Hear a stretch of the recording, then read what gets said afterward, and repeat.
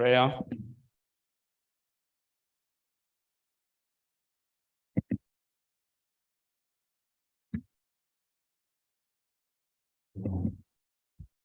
Almighty God, who in your wisdom and goodness has appointed the offices of leaders in parliament for the welfare of society, good of all human lives upon it, and the just government of its people, we beseech you to look with your abundant favor upon us, your servants, whom you have entrusted with the performance of such important trusts in this community.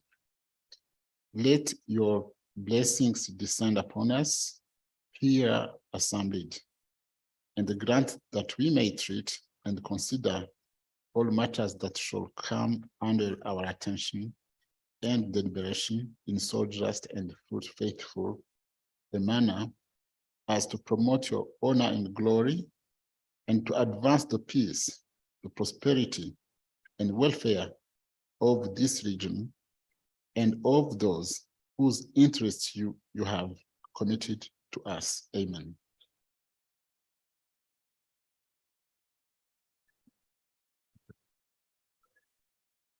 Communication from the chair. Good morning, honorable members. I hope you are ready today. Today will be a very busy one, and I invite to be always on time to start our business. If we have put our meetings to start at 10, it is because we wanted everyone to be there. Of course, we know that we have this sport training every morning. For some, we're still waiting for others. We hope that tomorrow we'll see them on the field. 6 morning, they'll be welcome. So I have to recognize we have visitors in the gallery, visitors from the East African Community Life and Family Coalition, who came to grace our sittings. We have Father Jonathan Opio, Dr. Antonios Seum, Mr. Richard Kaketo, and Dr. Wahome Ngare. Father Jonathan Opio is the leader of the delegation. Please join me to welcome them. Thank you. You are welcome. Karibu. There are some others that I don't recognize. Who are them? Ah, okay. These are our ambassadors in Arusha. And I have received a request from the GP committee. They need more time to consult with ministers and SG. Okay. I think they have to go to, they have a virtual meeting with the ministers. That's why I now use my prerogative as a presiding officer of this meeting to proceed to the other items on the order of paper. Clerk can proceed to item number 8. Agenda item number 8, the order paper. Report of the Committee on Regional Affairs and the Conflict Resolution on the oversight activity to assess the progress made by the EAC partner states in the development of the draft EAC refugee management policy. Honorable members, when I adjourned the House yesterday, the chairperson of the Committee on Regional Affairs had moved the motion, and he had presented his report, and we were to start with the debate. The motion on the floor was that the report on the Committee Regional Affairs and Conflict Resolution on the oversight activity to assess the progress made in the development of EAC refugee management policy be adopted. So now the debate is open.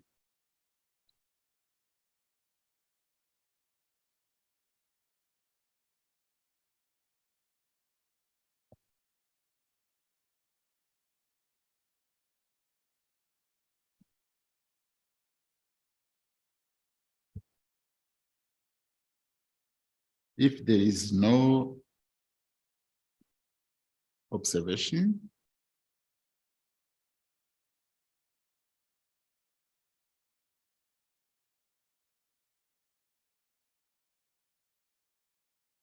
that's what we were yesterday.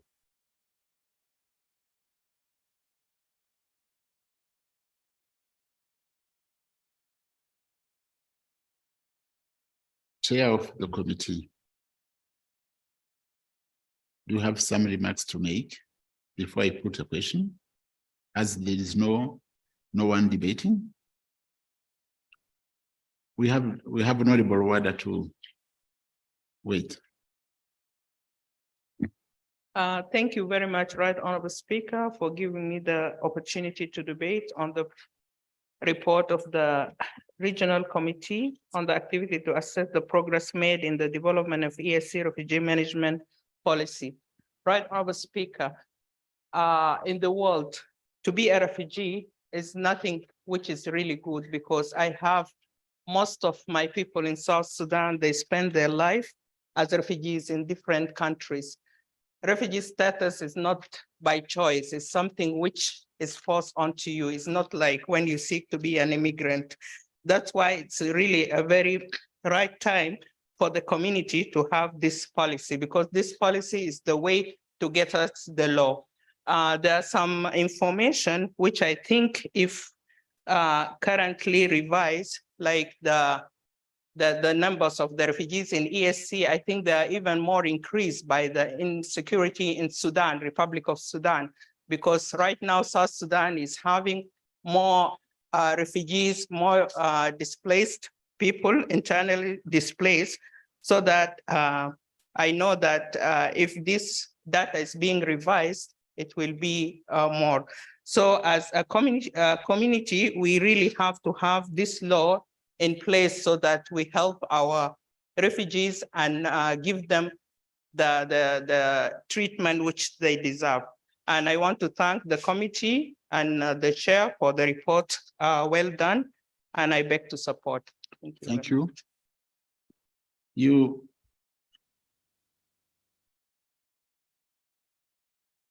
You are very right, because I don't know if we have some colleagues, some MPs who have been refugees in their life.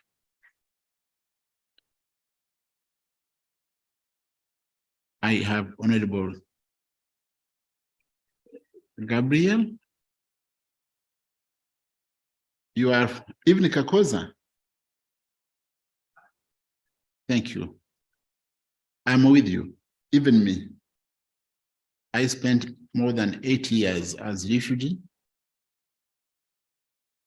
I was in Europe, but when you are a refugee, being in America, Europe, or everywhere, I think of course, you are a human being, but you realize how a human being can be degraded, dehumanized. That's why this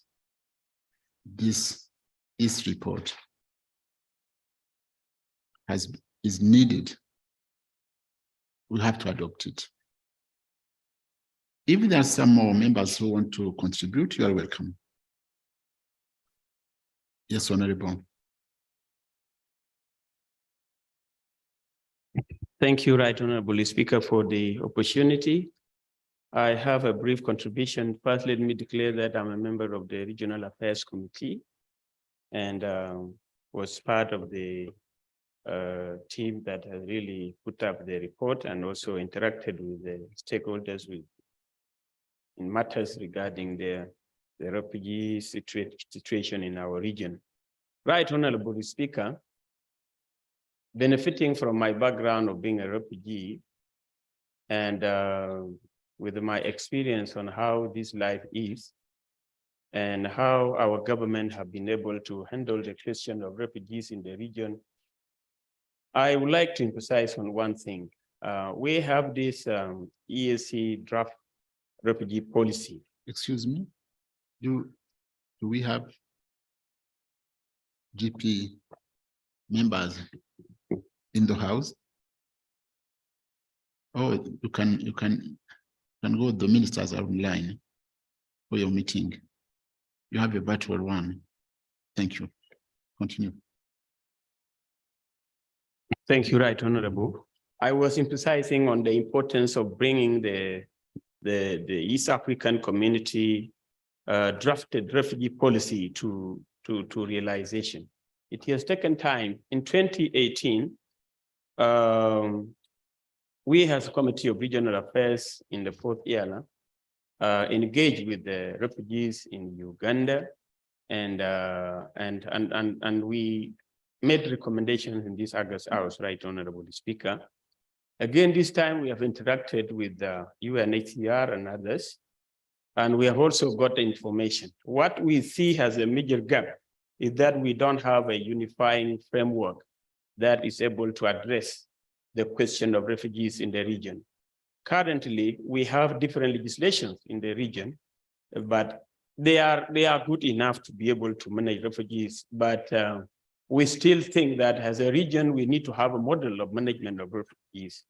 There are questions that we find that we encounter when we interact with refugees and other stakeholders who are taking care of refugees, is whether East Africans who have moved to a different East African country can still be called refugees in their own region, as we are working towards trying to collapse the borders to become East Africans without those kind of borders. Will this question continue? These are things, Right Honorable Speaker, that we think if we have a refugee management framework, we can be able to provide East Africans with information on how this question is addressed. So with these few remarks, Right Honorable Speaker, I want to support the report and thank you. Thank you. Honorable Kakoza.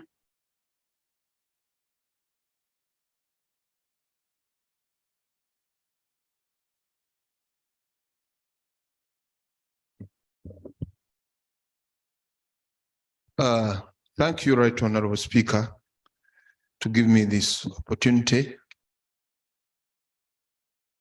I want to add my voice to the previous speakers, but also to support the report. If you look at Right Honorable Speaker, paragraph 5.6, challenges identified by the committee in developing the policy. Roman 3, lack of uniformity in implementation of international instruments on refugees across partner states. I think, Right Honorable Speaker, we need seriously to implement this uniformity, because some of us who have been victims of being refugees, like Honorable Dr. Wada said, it's not an idea. And the framers of the treaty, when you look at Article 154,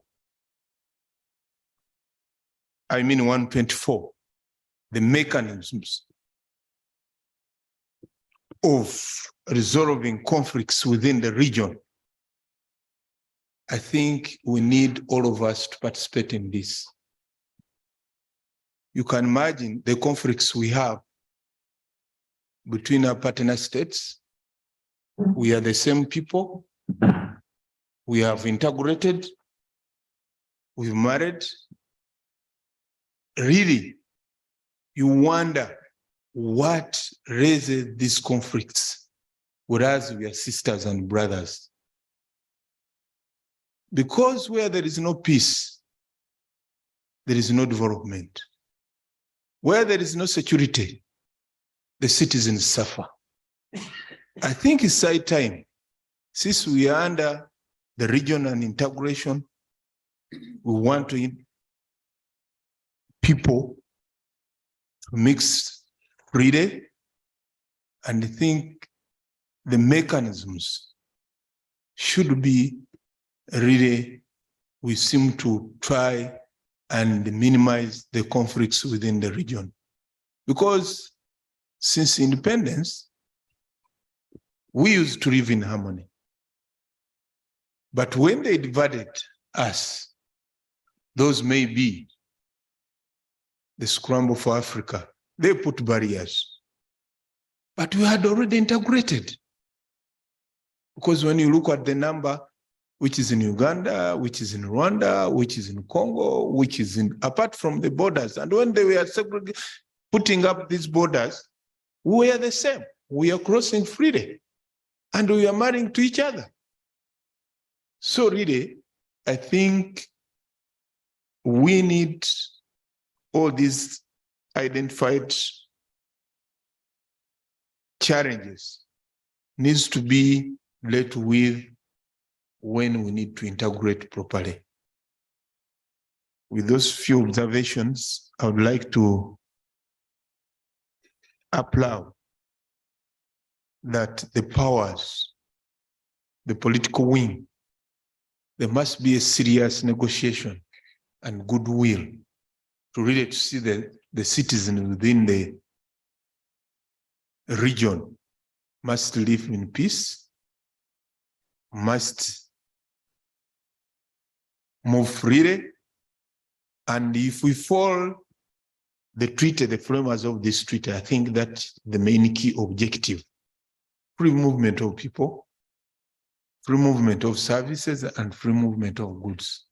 And all those barriers that really are impeding or are impediment to people to move freely, to integrate, to deepen and widen and tighten the objectives of this treaty, I think need to be dealt with seriously. Being a refugee person, Right Honorable Speaker, you know the conflicts all these countries have been all over the world. It's not the best idea. You can see how now the conflicts between Ukraine and Russia, how it's affecting the whole world. And it has pushed our presidents in Africa to go and intervene. I think within the region, and really I applaud the standby force now, which are within the region, try to minimize the conflicts. We should support that group fully. We should sensitize our people that we are the ones, we are one. We are the same people, despite of these borders. I beg to submit. Thank you for contribution. I think that we can, Honorable Zipporah.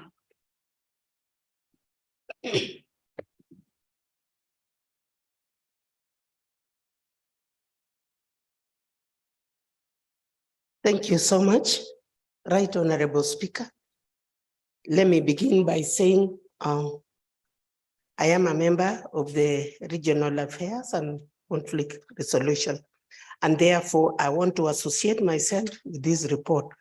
First, I want to thank our very able chair who gave an elaborate report that everyone was able to understand. And Right Honorable Speaker, this is a very touchy issue. As you saw in the beginning, it was like nobody wanted to debate. That was not the case, but this is a touchy issue that when the chair gave the report, it sank into our hearts. I want to say I've never been a refugee, but I've hosted refugees in my own house. At that time, Honorable Speaker, I didn't understand what a refugee means, but I associated myself with the verse in the Bible where it says, I came to you naked, but you didn't clothe me. I came to you hungry, but you didn't feed me.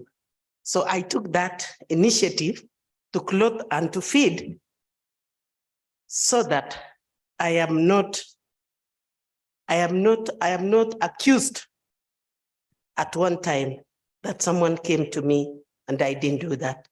Right Honorable Speaker, the management policy on refugees, we need it like yesterday.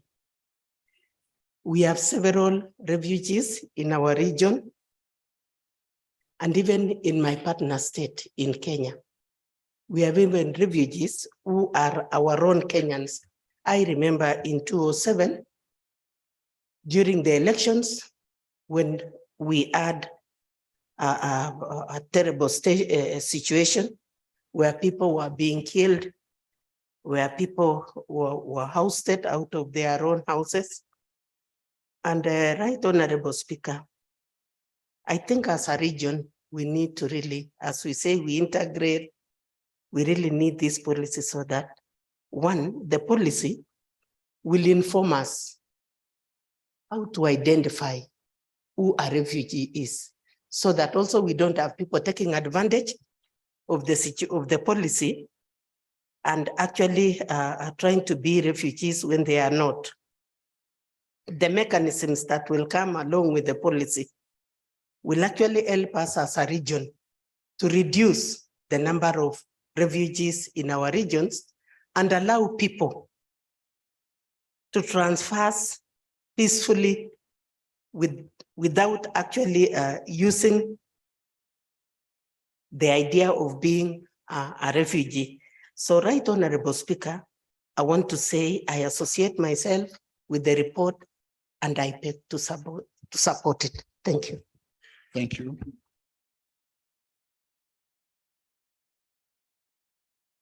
Good. So now I call the chair of the committee to give his remarks.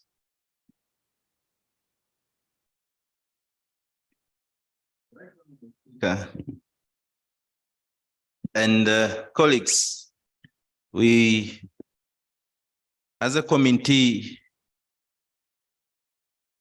we realize that everybody is a potential refugee.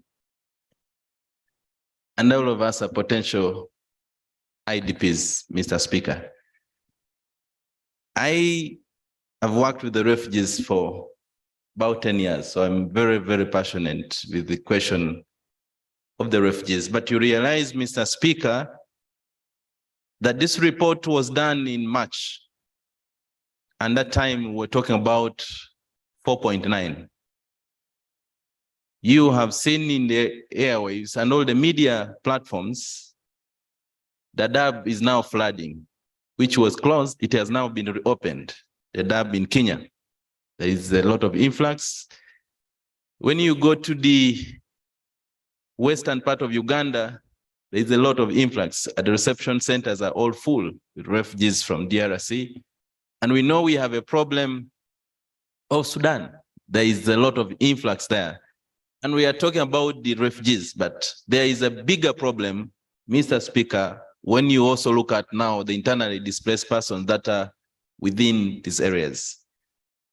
As a committee, Mr. Speaker, we feel that we need to attach a lot of attention to this policy because it should have passed like yesterday, like colleagues have said. Because from 2018 up to today, we think that council should prioritize putting this question of the refugee policy within the next on their order of business. Mr. Speaker, I associate with all the contribution from the members, and we recommend that they should be added to this report. But we also, as a committee, suggest, Mr. Speaker, that we start modalities for coming up with a bill that will help in the implementation of this policy, because a bill is much bigger and more, it enforces. And we think that after the policy, we must come up with a bill that will govern and pretend over the partner states in terms of this question of refugee management. And of course, we will go deeper to start defining on whether if I move from Uganda to Kenya, I become a refugee, or whether I move from Kenya to Rwanda, I become a refugee. But for now, the international instruments governing migration are still at play, because if you move from your country as an asylum seeker, definitely you're going to use the very instruments that are used in terms of managing the question of refugees that we have. There are different instruments on IDP, there are instruments on refugees, and we are not reinventing the wheel to define who a refugee is. But what we are trying to cure is to come up with a law that is going to help us as a region. Mr. Speaker, as per 2018, I mean to March 14th to 17th, when we did this report, you realize that 2.8 refugees are East Africans. 2.8 are East Africans. So the problem, Mr. Speaker, is a bigger problem that we think as a region we must take a stand, and we want to request this House we request that, of course, we've asked that we start, this bill is going to be a bill of the committee that will come up with a law to govern the implementation of the refugee policy. But we also think that the House will recommend that the next council sitting should add this matter on the agenda for it to be disposed once and for all, Mr. Speaker. Mr. Speaker, I want to appreciate all those that have contributed. First, we appreciate all the committee members. We enumerated their names yesterday and they are on the answered. But we also appreciate the contribution of Dr. Woda. We appreciate the contribution of Ndugu Gatpan Gideon. We appreciate the contribution of Honorable James Kakoza. And we appreciate the contribution of Honorable Zipporah to be added as a very important contribution for us. Mr. Speaker, I beg to move that this report be adopted by the House and all the recommendations and proposals in here be urgently taken on by Council. Sorry? I beg to move, Mr. Speaker.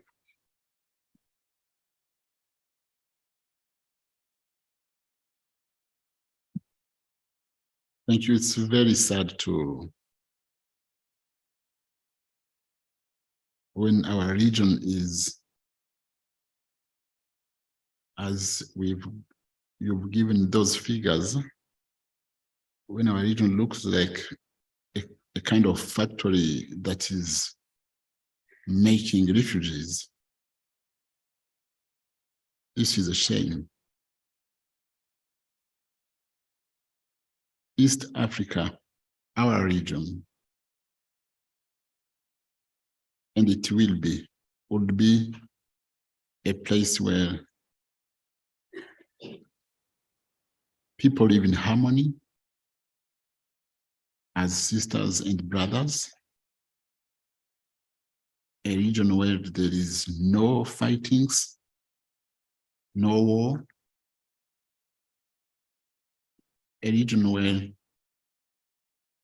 there is We have enough food.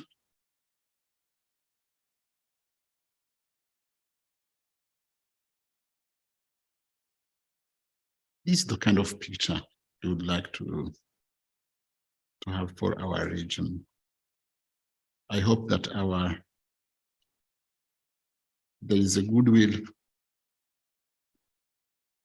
from you, from me, from all of us, from our leaders.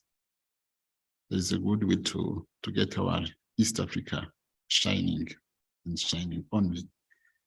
With that, I put this question, that the report of the Committee on Regional Affairs and Conflict Resolution on the oversight activity assess the progress made in the development of East Africa refugee management policy be adopted.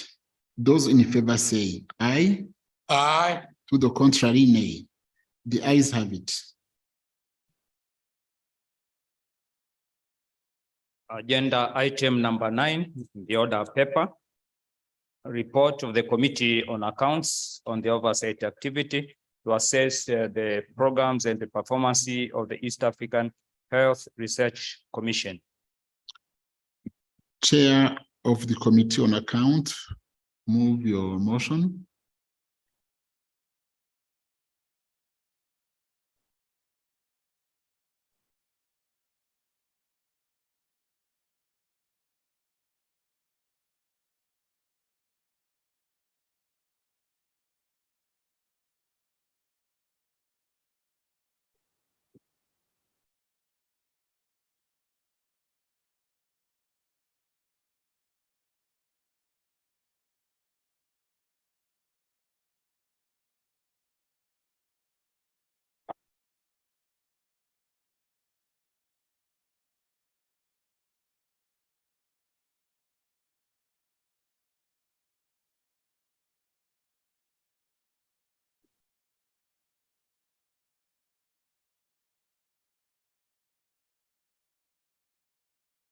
Honorable Speaker,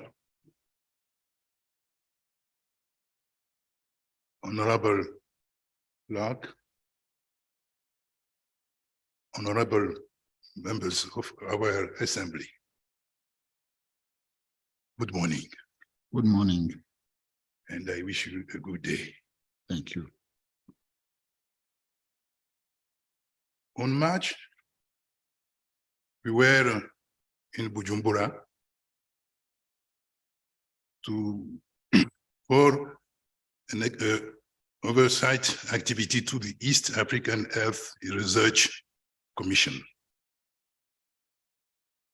Most of us discovered that this commission is very important. But for the moment, it is untidy. That is not normal.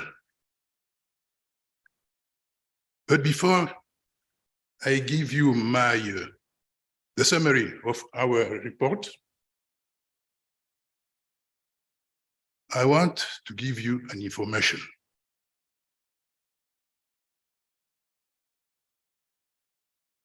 You probably, or certainly, heard that in the previous month, 2 countries of our committee were affected by the landslide, Rwanda and DRC.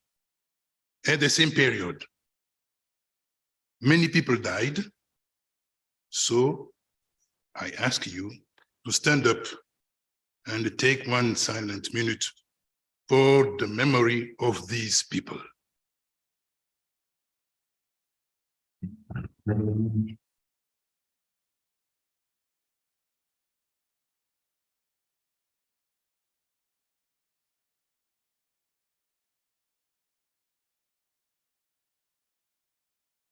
Thank you. Sit down.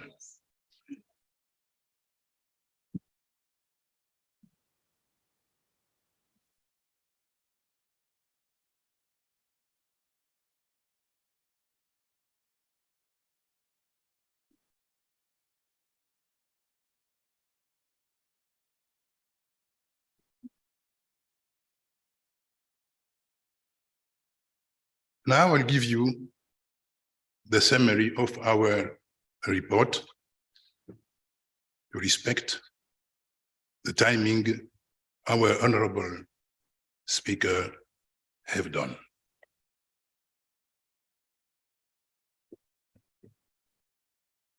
The Committee on Accounts undertook an oversight activity in Bujumbura, Burundi, from 14th and 17th March 2023 to evaluate the governance and management systems at East African Health Research Commission and assess the performance of the Commission's programs and projects. The following are the highlights of the activity. The first point, untransferred contributions from partner states.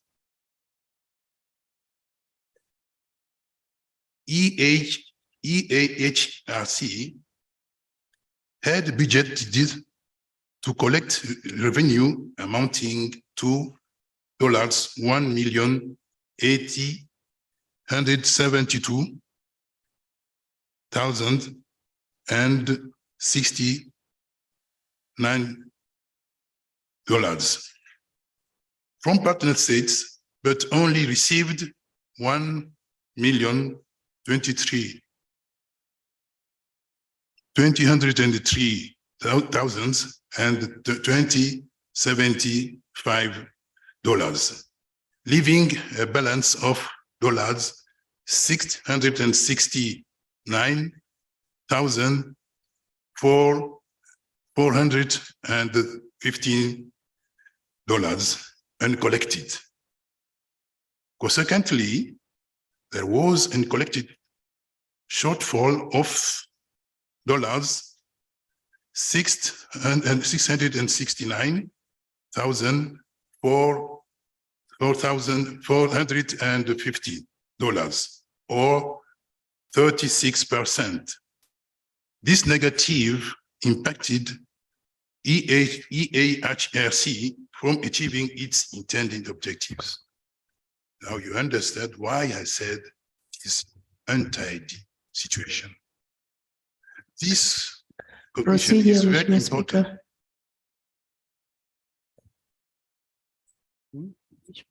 Honorable Speaker, in due respect for the purpose of records, I would like to declare that I'm a member of the Accounts Committee.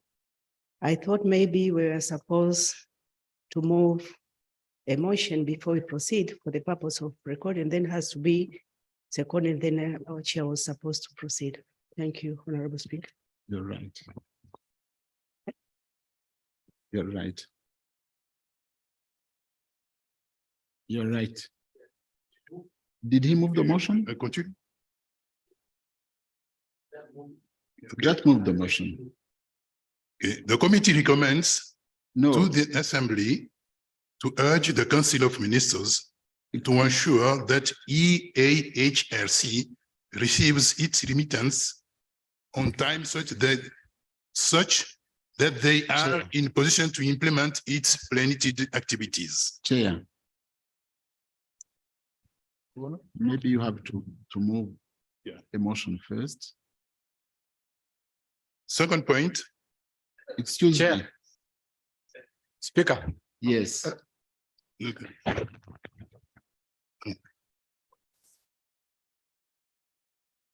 Speaker, I think the clerk should guide our chair to move the motion first, and then we can second. So the clerk should do their job with a lot of respect for the record. Thank you. The motion, maybe he has to move.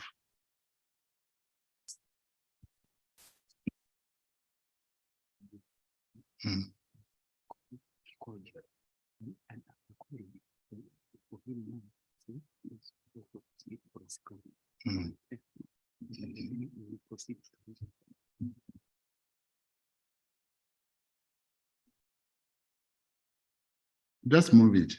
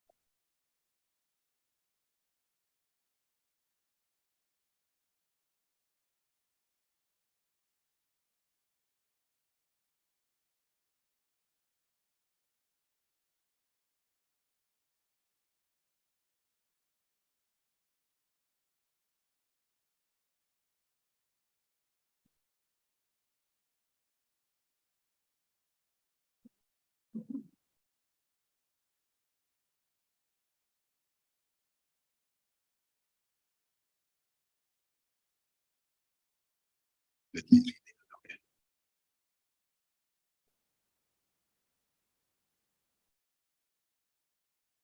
I move the report of the Committee on Accounts on the oversight activity to assess the programs and performance of the East African Health Research Commission be adopted.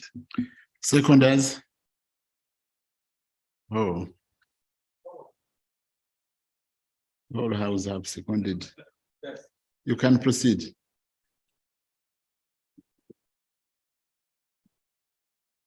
Continue. You can continue where you were. Yes, you can. Okay. The second point, understaffing. When the committee reviewed the organizational structure of EAHRC, it relieved that the approved staff establishment of EAHRC has 24 established positions. However, when the committee scrutinized the staff list, it relieved that there were only 6 filled positions with staff on contractual basis, while the other 28 positions were vacant as analyzed below. I ask you to refer the report, and I will not read all that. But when we consider the total numbers, there is only 6 filled positions. It's very small. And the committee recommends to the Assembly to urge the Council of Ministers to ensure that the management of EAHRC to strive to attain optimal staffing levels sufficient to enable it to deliver on its mandate. Priority should be given to the recruitment of the executive director. Point 3, budget execution. When the committee analyzed the strategic plan and the annual operation plans for EAHRC financial years 2021-2022, it observed a number of critical operational and strategic areas that are either unimplemented or partially implemented. The failure to implement the planned activities were attributed to funding challenges, which left most of the activities underfunded as analyzed below. I ask you to refer to the figures on it. And the committee recommends to the Assembly to urge the Council of Ministers to put in place strategies for funding EAHRC, since it is one of the critical institutions of EAC. And now you understand why, as I said, it is for the moment, this commission is untidy. This is not normal. The point 4, budget performance and underspending. When the committee analyzed the budget performance of the EAHRC, it observed that the total expenditure budget amounted to $1,992,516, while total actual expenditure for the year amount to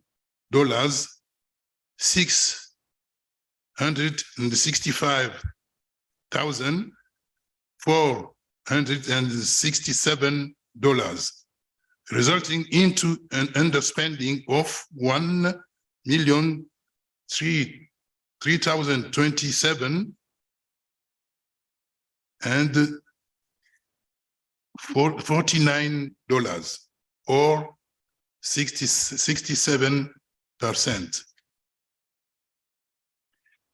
Point 5, strategic plan 2021-2026.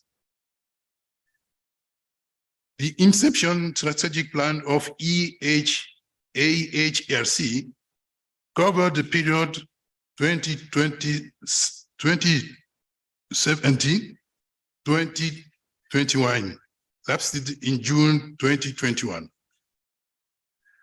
The committee was informed that drafting of the new one of the period 2021-2026 is underway, but the processes of approving it was postponed to incorporate inputs from Democratic Republic of Congo. A consent was procured and is in DRC collecting data to incorporate in the strategic plan. The committee recommends to the Assembly to urge the Council of Ministers to ensure that the process of finalization of the strategic plan of EAHRC is expanded. Point 6, the protocol of establishment of the EAHRC. The protocol of establishment of the EAHRC was concluded in 2007. It was established as a mechanism for making available to the community advice upon all matters of health and health-related research. However, the current protocol does not reflect the mandate, vision, and mission of EAHRC, and certain aspects within it have become difficult to implement, like the big urge governing boards, which cannot be funded. The committee observed that certain aspects within the protocol were incorporated in 2007 and were overtaken by events, for instance, the big governing boards. The committee recommends to the Assembly to urge the Council of Ministers to urgently expedite the process of amending the protocol to suit the prevailing circumstances. Point 7, the bill establishing the EAHRC. Initiated in 2015, the EAHRC bill was developed to coordinate health research and subsequently translate the results of such research finding into policy and practice within the partner states. Since its initiation, Council directed the EAHRC to pursue the amendments of the protocol before embarking on the bill to avoid contradictions between the two instruments and create harmony. Ever since the Council gave the guidance, the process of amending the protocol has been slow and characterized by numerous setbacks. The committee recommends to the Assembly to urge the Council of Ministers to expedite the amendments of the protocol such that the proposed amendments to the bill can be concluded. Point 8, EAHRC land donated by the Burundi government. The government of Burundi donated land to EAHRC to build the permanent EAHRC headquarters. The land is located at Kizingwe, Bihara, Bujumbura, with a total acreage of 6 hectares. This came against the backdrop of the fact that EAHRC HQ is currently renting office premises at Quartier Igobe Avenue des États-Unis, number 71, where it's paying an exorbitantly monthly expense of 4,060 and the 5,000 US per month. You say? Okay. $4,500. A part of its oversight activities during the committee visit, the committee visited the area and noted that the proposed site is still undeveloped with no infrastructure facilities such as water, electricity, internet service, and so on. Other key issues hindering the commencement of the construction of the headquarters include absence of the land title. This is attributed to the policy of the government of Burundi, which issues that titles when construction works are commenced and have reached at 50% phase. However, the government of Burundi has given the EAHRC attribution letter for the land. Point B, prototype building plans. This awaits the finalization of the reports from the regional experts steering committee and the host expert steering committee. In addition, the committee observed that EAHRC had budgeted for 66,020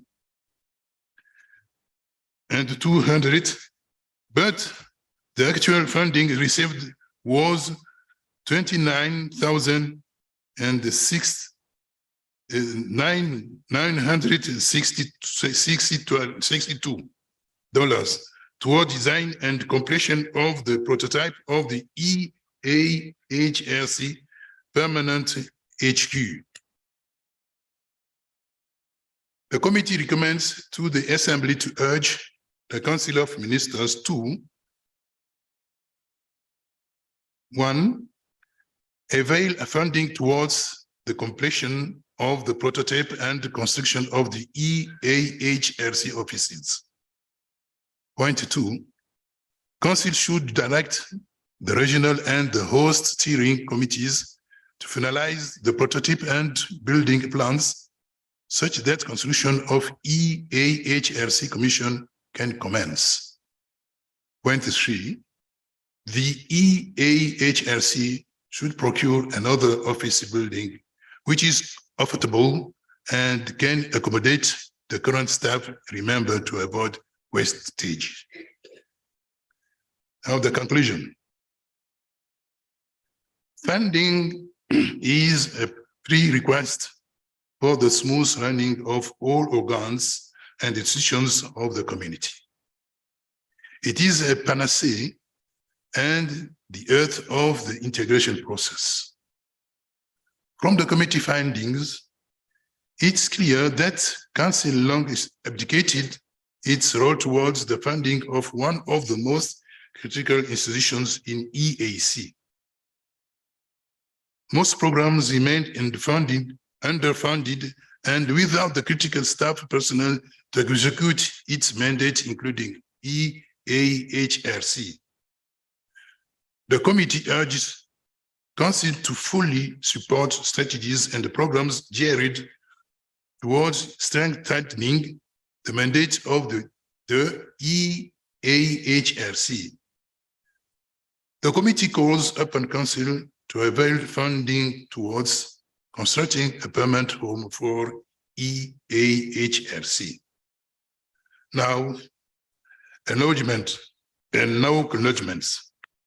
The committee wishes to thank the Honorable Speaker, the clerk, and the management of EAHRC for the excellent facilitation accorded to it while executing its mandate. Thank you. I finished.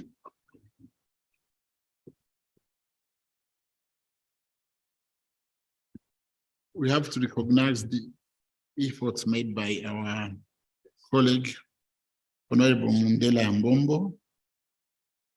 Thank you. from a French-speaking country and being a chair of this committee, we have to congratulate you.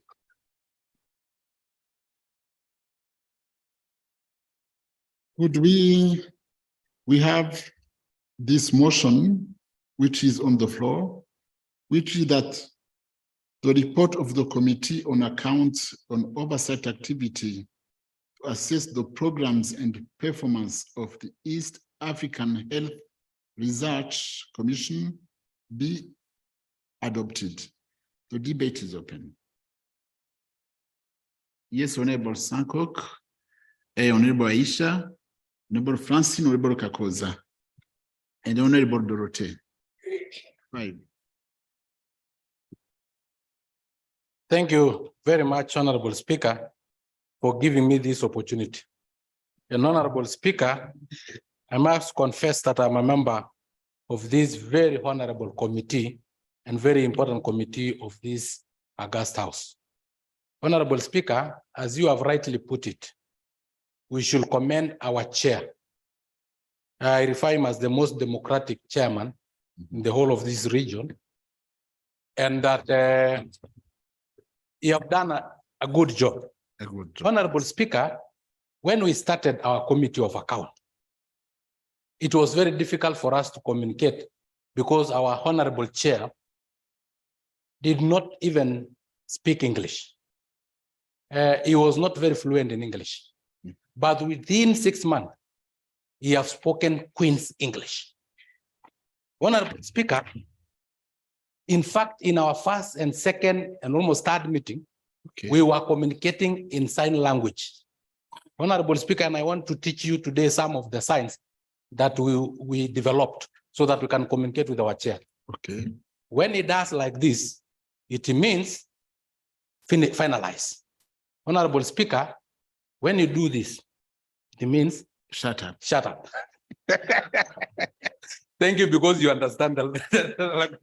Having said that, Honorable Speaker, I really commend our chair. Thank you very much, Honorable Chair, and thank you very much, members of this esteemed committee. Honorable Speaker, there are a few things that we found in the East Africa Health Research Commission that are very important to note. One, Honorable Speaker, only 3 staff, I think it was 3 or 5 staff, and the house that is rented for them is a 3-story building, a very huge, with a huge compound, bigger than this house, only for 3 staff. We are really misusing our resources. Honorable Speaker, secondly, the cost of rent is $4,500 per month. That means $54,000 per year. Honorable Speaker, that is 7 million Kenya shillings, 138 million Tanzania shillings, 62 million Rwandan franc, 200 million Ugandan shillings, 8 million South Sudan pounds. That money is enough.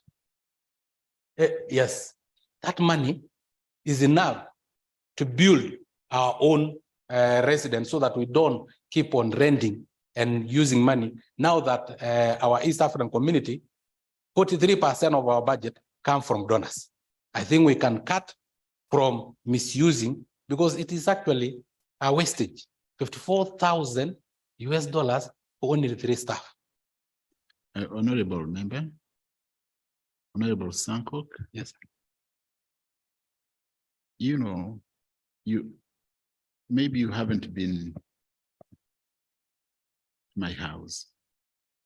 I live at the same avenue des États-Unis. I am on number 101. And these offices are on number 70 something. They are my neighbor. We are on the same street. I know this building, but I didn't know that we only have 3 staff members. And I didn't know that we're paying a rent of 4,500 per month. This is a shame. Continue. Thank you very much, Honorable Speaker. You know, when the Speaker speaks, the second most powerful person in East Africa after the chairman of the head of state summit, then I have to sit down. And I thought maybe you are censoring me. Thank you that you are supporting me. Honorable Speaker, we paying that amount of rent in such a building and for only 3 staff is a waste of money. So we recommended that meanwhile, the 3 staff can be host within East African Community headquarters here in Arusha as we prepare to build on the land that the Burundi government have given us. And at that point, we must thank the Burundi president and the Burundi people for giving us land. Now we can even construct prefabs, which are normally constructed within 2 months or 3 months. And I'm sure the $4,500, if we can save that one per month, totaling to $54,000 in a year, just 1 year, we are able to construct enough offices for the 3 staff. Honorable Speaker, and it will be our own building. Honorable Speaker, something again to note, the East African Health Research Commission does not have a strategic plan. It is on autopilot. It does not know where it is coming from or where it is going to, because a strategic plan gives you a roadmap of where you are going to and where you came from. Honorable Speaker, it does not have. The strategic plan expired, I think, 1.5 years ago.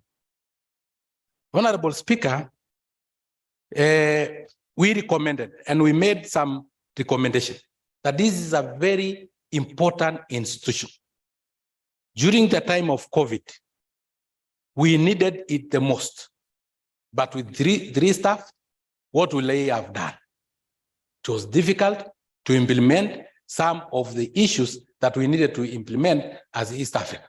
That is why we ended up importing vaccine worth billions and billions of dollars, while with such an institution, we will have been able to develop our own vaccine. Honorable Speaker, with those very many remarks, I thank you for giving me this opportunity. And once again, Honorable Mundela, our chair, hongera, pongezi, and we are very loyal to you, Honorable Speaker. Thank you.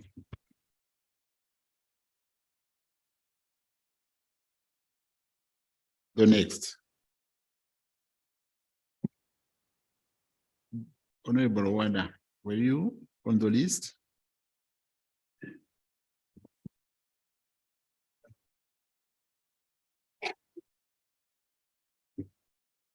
Thank you, Right Honorable Speaker. Also, I'm a member of the committee. And also, I want to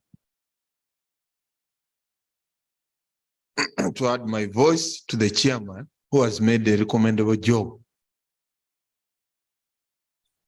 Honorable Chair, Honorable Speaker, this report, when you look at it, really, it does revolve itself on the amount of money we appropriate in agencies.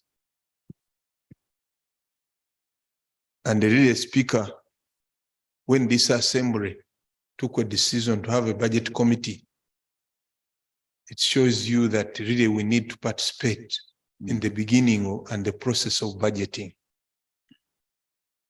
When you look at page 14 of the report, there is a table of 4.25, the low budget execution.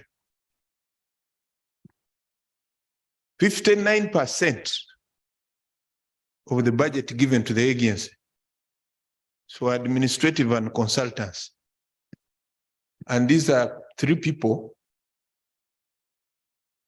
in the management of EAC HR who come already for pre-budgeting conferences. 3 only. That means in appropriation, we could have done the annual estimates and find out and give priorities among priorities. Because I'm arriving informed that this institution has an organogram of 34 people, which the Council of Ministers directed that should be implemented. But since 2017, that directive has never been implemented. And what is happening? The administration of EAC does allocate money for recruitment, but they don't recruit. What happens? The money comes back. It comes back to the center, and even they reserve the balance on budgeting process on the balance sheet is not reflected where it is. And that's a serious anomaly in budgeting. Because in budgeting, you give priorities among priorities. So if we knew 2017 that we couldn't utilize money, why should we continue sending money every budgeting time when you don't recruit staff? When you look at consultancy, I think there is another table on page on budget execution. To attend pre-budgeting conference, that is on 4.24, also they consumed 85% of the budget. A pre-budgeting conference is just picking a ticket, coming here and attend and go back. Why do you spend all that resources? Whereas in the budgeting system, where we have a speaker of this assembly, when you look at the budget estimate they gave us, they gave a speaker, which is the highest office in the region, $8,000 only. Can you imagine? Can you imagine? It's a shame. How do you budget of the whole institution a speaker where ambassadors come, where he meets heads of state, and you budget for him for $8,000? It can't be possible. This is an assembly, an institution, which is trusted by heads of state to be there. So you can see that we have a problem in the budgeting system. I'm happy that this assembly, this financial year, we are going to take a stand and resolve all these leakages of money, and we give them to the assembly. I want to associate with my colleague Sanko to thank the government of Burundi who gave us land. Because this is the spirit. This is East African integration. This is in good faith. But they gave us land, it's not yet developed.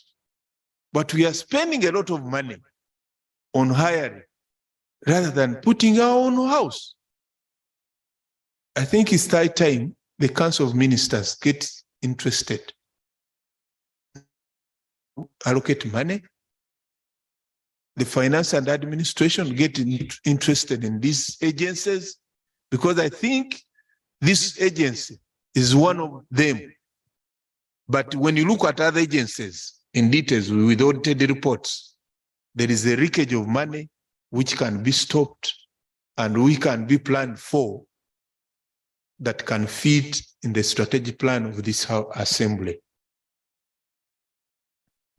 Last, Honorable Speaker, I would like to comment on page 9, table 422. I think for record purposes, the untransferred contribution from partner states, I think it was March. I think the update now, according to the information I have, according to the information I have, the table could have been changed. It could have been updated, but since that time, we couldn't change a report. But the only main principle that we need to do more, but putting into account a big picture to find out why these partner states are not contributing, and there is always areas. So when you put into a bigger picture, I think we need now to plan and know the money, the receivables every year, so that we plan according to the money which you can get in the budget and we appropriate it properly. Because according to the untransferred contribution from partner states, there are some, and for me, it's not a problem because the countries like our brothers in Congo, our brothers in South Sudan, Burundi, they have been facing a problem, but we have, if you have a brother who is in problems, you don't think him hard, you just uplift him to come on board. For me, it's not a problem. For me, my problem is the small resources we get. How do you prioritize and work within the means so that the activities of assembly are carried on? And I'm sure, despite of these receivables which come late, but we can work within the means to push the activities of the assembly. With those few remarks, I want to thank my colleagues in the committee that this is a report where the Council of Ministers could get interested, and the finance administration to get interested the way how they strategically plan for the fiscal year. I thank you. But I had Honorable Aisha and Honorable Francine and Honorable Dorothée. Yes, you will be the next one. Thank you, Right Honorable Speaker, for giving me this opportunity. I would like to first of all thank the committee for the good report, even if there are some mistakes, maybe they want to see how to review the report. But my concern is I am basing on the objective of the committee. One of the objectives for the committee is to conduct health research for the improvement of health and the well-being of the people of East African community. Right Honorable Speaker, now we're talking about the life of our people, and as we are observing today, we have to see how people are dealing with non-communicable disease. Here we're talking about the cancers, diabetes, and etc. And why we're looking today with the climate change, it is really expected that we are going to see other many diseases. But unfortunately, as he has been talking about my colleague, this committee have many challenges, and two of them, they are key for research. One is the fund, but also the staff who's not sufficient. So I would like to add my voice on the budget, as we are talking about budget today. So the Council of Ministers can take it in consideration and give enough budget, because we cannot do research without having budget. And this is a very, very relevant while we're talking to the health of our local people. But also, this is very, very important. They have to see how the climate change is impacting the life of people by looking for some disease which can happen anytime. So I would like to add this voice for this committee as we are talking about budget, and give them a sufficient budget, and there they can do research, maybe a regional research to see how our people are dealing with all those diseases I was talking about, and maybe see how we can save the life of our people. So by this, I would like to support the report, and I submit Right Honorable Speaker. Thank you. Now, Honorable Francine. Thank you, Right Honorable Speaker. I first thank my chair committee for a good job well done, a good presentation. And I'm here as a member of the Committee on Accounts. Right Honorable Speaker, when we went to Burundi for such an oversight, we were expecting having an institution which is delivering for a mandate which is beyond what the Department of Health is doing here at the Secretariat. But scrutinizing what we have as a document and what they are doing, it seems really they are not at a level to deliver at such a level, because they don't have staff.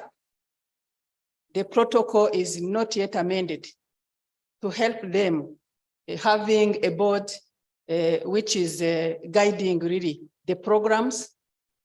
The strategic plan is not in place, not yet.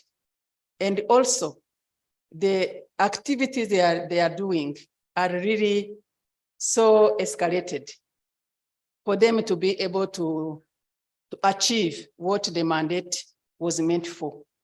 So, Right Honorable Speaker, when we discussed, we reached the level to say that if the situation is as it is, the community can't continue to waste even the little resources we have. For the Health Research Commission to be at its own building where they are. Our proposal was meanwhile to let them move from such a place which is really highly costing to come and be located here at the Secretariat, because they are not really doing separate mandate as what the Health Department is doing. Then now when the council will see that the institution is ready to be moved to go again for its own institution and mandate, they should now move. But now really what we see there is a wastage of resources, is a wastage of even time, and we don't see any outcome from them to contribute to what the institution has been meant for. Right Honorable Speaker, unfortunately, we are discussing these important matters when the council is not here, at least for them to understand and feel what we have seen there, so that they can take the right decision right now. Right Honorable Speaker, maybe from the record, we can make a good and a substantive report for the council to understand, then to take a right decision now, because really we are here to represent our people as members of the parliament. We can't allow that those resources could continuously be mismanaged, not really mismanaged, because they don't have those resources even. But if we have such amount for renting the house, such amount should even be used for them to deliver for other programs. Why continuing to spend such an amount when they can come here, then use that money for widening the program they have? So, Right Honorable Speaker, I support the report, but I would like really to help the council to hear what we have discussed here, so that they can make these reports at a level where recommendations should be implemented at the right time. Thank you, Right Honorable Speaker. Honorable Dorothy, and maybe stop there because we are very busy today. Honorable Momamo, my goodness. Thank you, Honorable Speaker, to give me the floor. I congratulate my colleague from DRC, Honorable Mundela, for the presentation of the report, and congratulations all colleagues of Account Committee. We do a good job. Right, Honorable Speaker.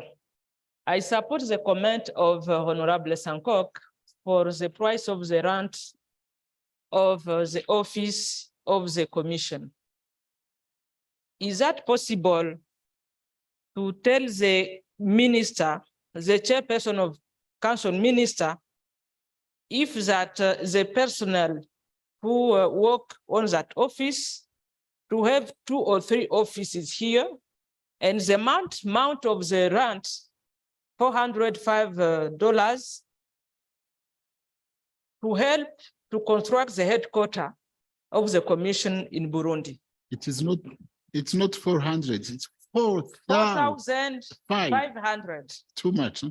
If we can take that amount to do times 12 months, times 2 years, we can have $100,000. One.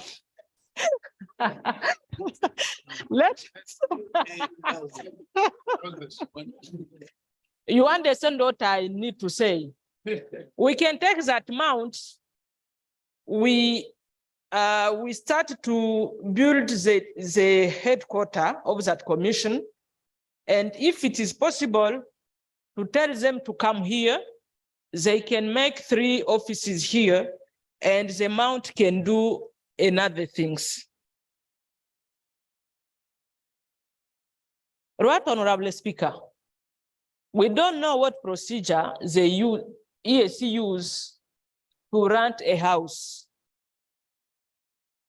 They look for 3 pro forma or 1 pro forma to rent a house. Right, Honorable Speaker. To rent a house of $4,500, very expensive in Burundi. Everybody know Burundi, the life in Burundi is very cheaper. And right, Honorable Speaker, vous n'allez pas me contredire, vous savez le loyer au Burundi coûte combien par mois? I think you can translate to the house, to the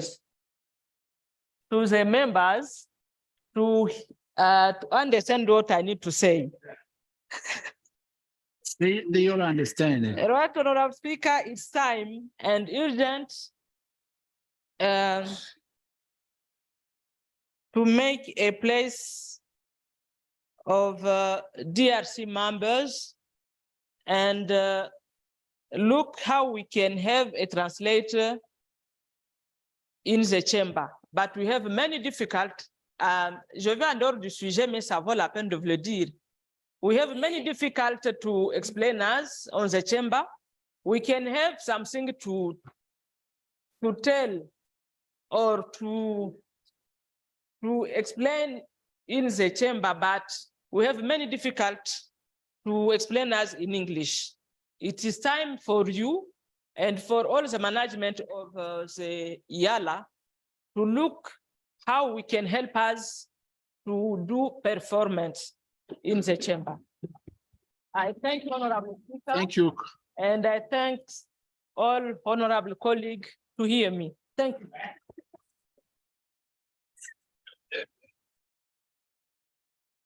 Thank you. Thank you. I think that everyone have understood that we have to support our colleagues from DRC who are trying to speak and speak English and follow us. We promise you that we'll support you. We are supporting you. And with that, I now invite the chair of the committee to give his remarks. Mama is here.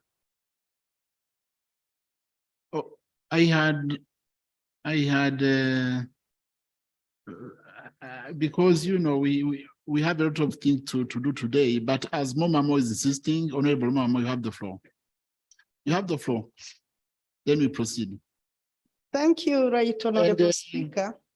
And as you had the note spoken before, you also have the floor, the two. Thank you. No, Right this is Honorable the only. Speaker. Two are enough.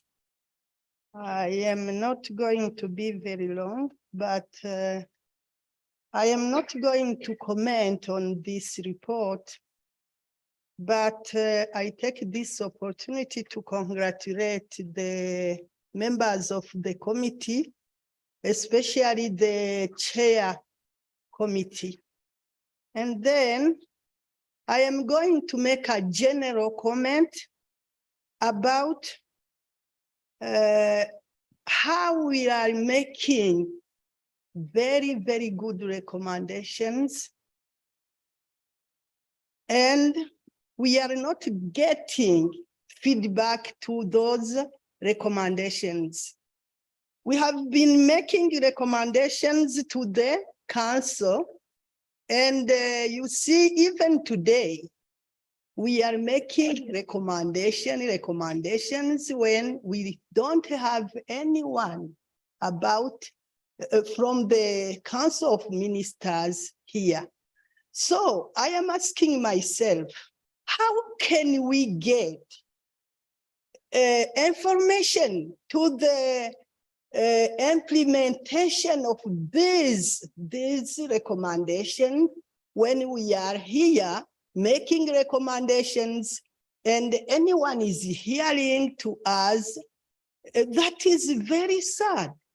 So, Right Honorable Speaker, we would like to ask you to do something so that to make our Council of Ministers to attend at least one meeting or two meetings. There are some ministers we even don't know.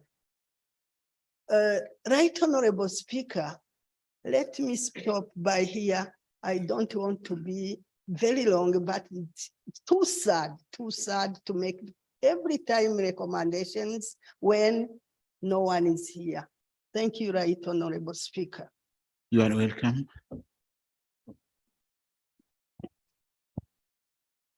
Honorable Speaker,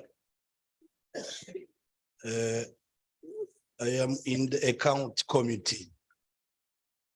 We have all been affected by the 4,500 rental pay for only staff of 4 persons. But what we did not accept was to bring the staff back here in Arusha, but rather to look for another cheap house in Bujumbura. I say this because Burundi will not be happy at all to see this office of this commission closed. Yes, that is my remarks. Thank you. Clarification, Mr. Speaker. Clarification Clarification here from myself, Mr. Speaker. Yes, Honorable Mary. Mr. Speaker, sir, would Burundi be unhappy if the money was saved as proposed to be able to put up a permanent home in Bujumbura?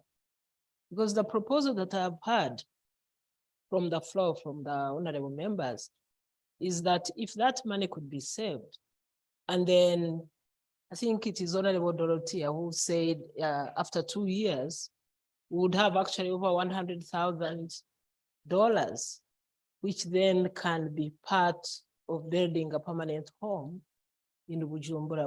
Wouldn't that be more sensible and more pleasing to Burundi than renting continuously? I thank you, given the fact that Burundi has already given land to this research commission. Thank you. That's the clarification. You are welcome. Thank you, Honorable.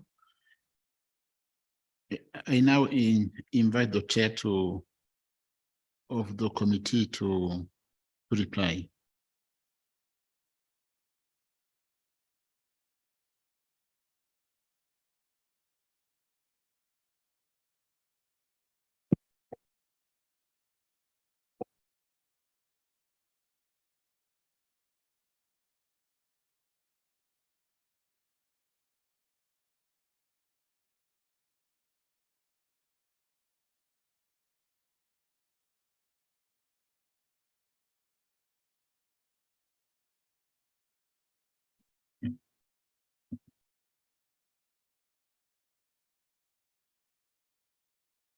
Honorable Speaker, Honorable Clerk,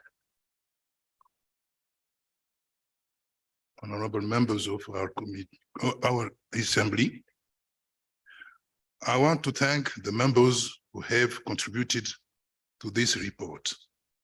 Honorable David Sankock, Honorable James Kakoza, Honorable Aisha Nyiramana, Honorable Francine Nkutozamana, Honorable Dorothée Masirika, Honorable Moumano Karereya, Honorable Olivier Kurunziza. Honorable Speaker. There is also one. Honorable Mary. Honorable Mary. Honorable Speaker, I beg to reply. Well, thank you. Thank you. I now put the question. It's good, thank you. I now put the question that the report of the Committee on Accounts on the oversight activity to assess the programs and performance of the East African Health Research Commission be adopted. Those in favor say aye. Aye. To the contrary, nay. The ayes have it. Adopted.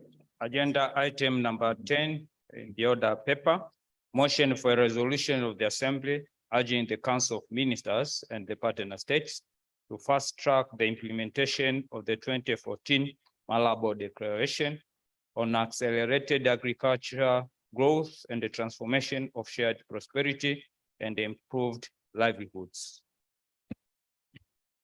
Honorable Dr. Weda, move the motion. Right, Honorable Speaker, I rise to move a motion for the resolution of the Assembly urging the Council and partner state to fast track the implementation of the 2014 Malabo Declaration on the accelerated agricultural growth and transformation for shared prosperity and improved livelihood. I beg to move.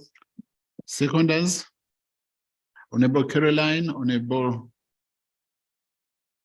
Clement, Honorable Kadaga, Honorable, the whole members standing.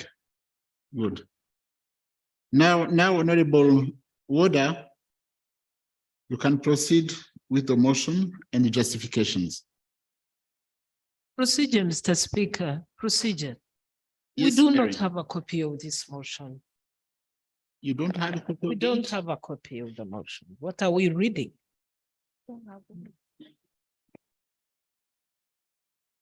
But others have was it. given yesterday. The copies were given yesterday, but also, yeah, yesterday everyone was given a copy. Okay, okay. There is a copy here. Who else? Yes. This motion was on the agenda for now 3 days. I go there. And do you don't have copies? You have them? Good. I have it now. Mr. Okay. Proceed, Honorable. You can proceed when they are disputing.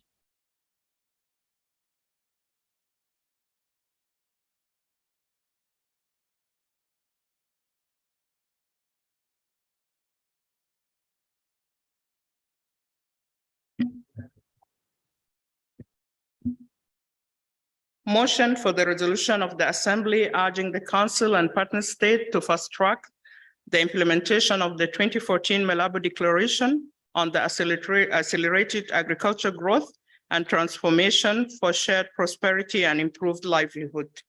Moved under the Article 49 2D, 59(1), 105, and 110 of the Treaty and Rules, 26 of the Rules of Procedures of the Assembly.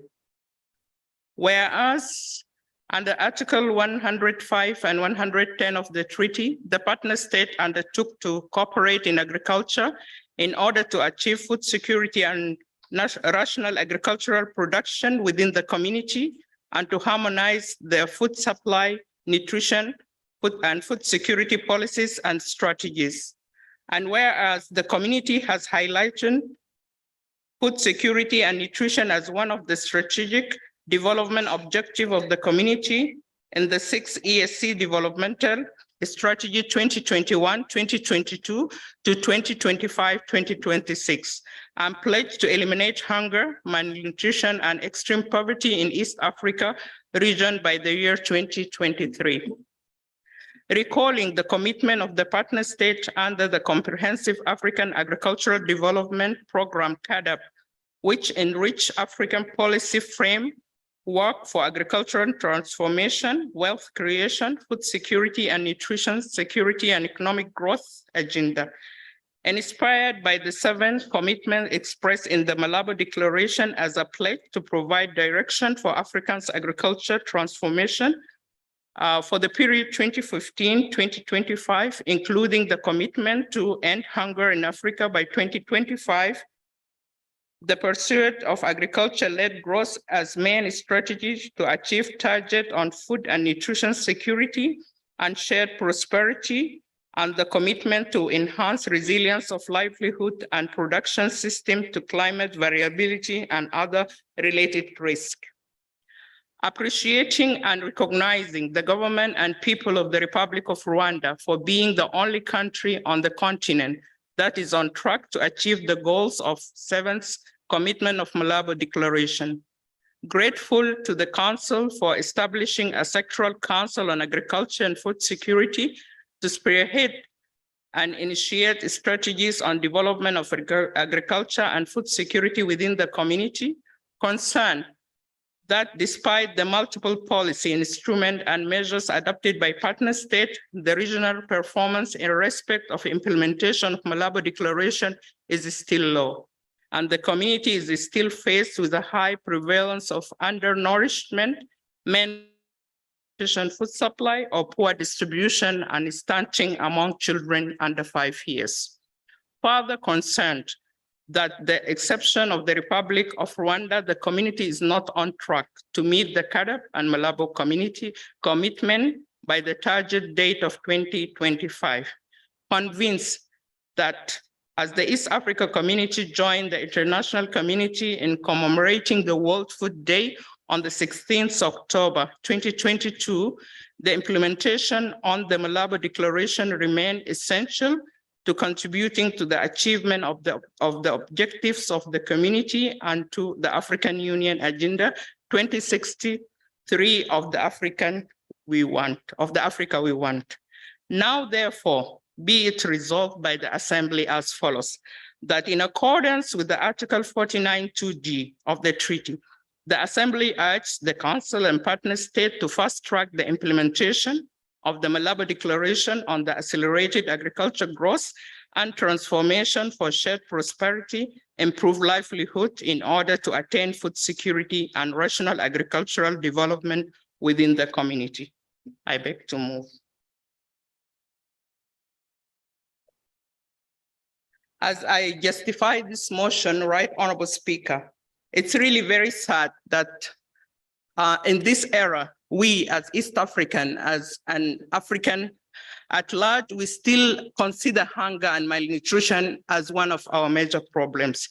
It's really a pity and it's a shame for us as leaders when our communities are crying of hunger, while for us as leaders, we can afford to eat 5 meals a day, yet our constituencies are not even affording one proper meal.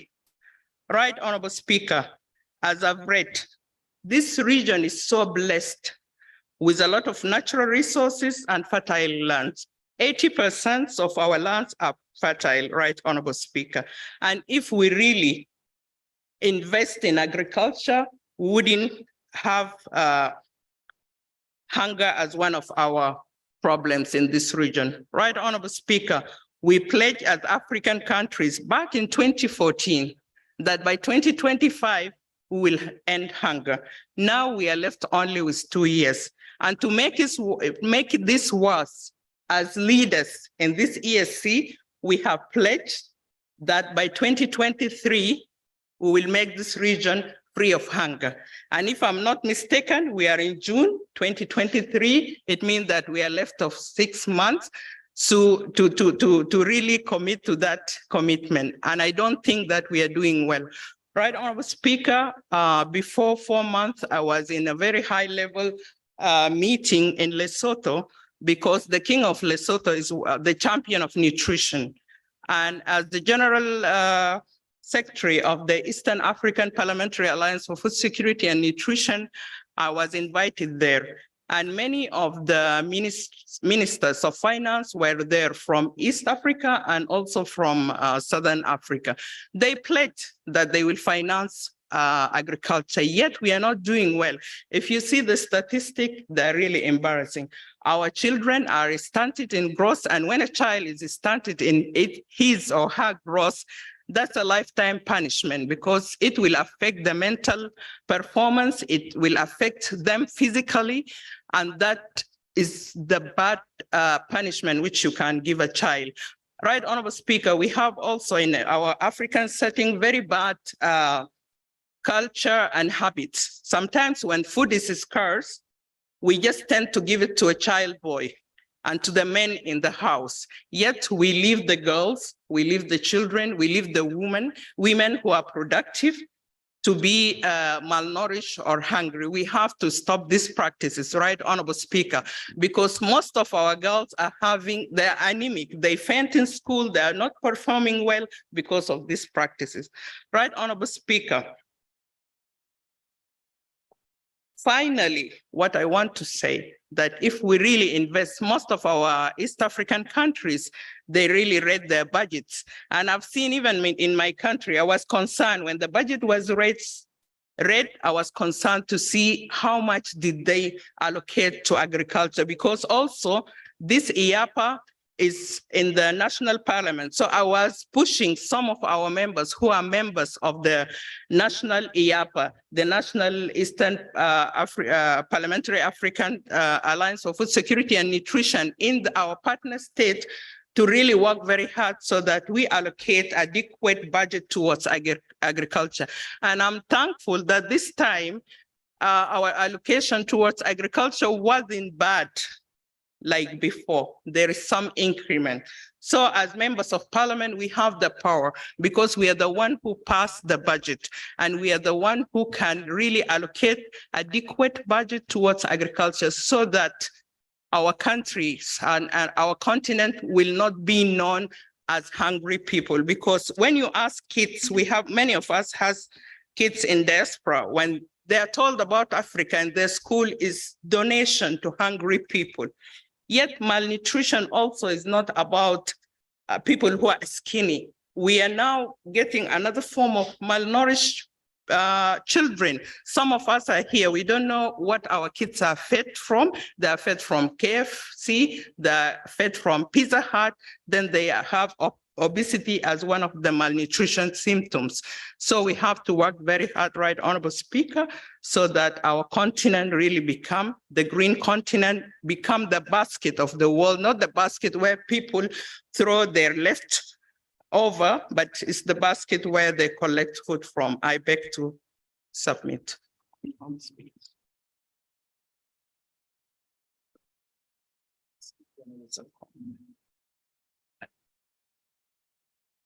We have all been following news yesterday. We've been following this KTN news from Kenya. All of these Kenya TVs.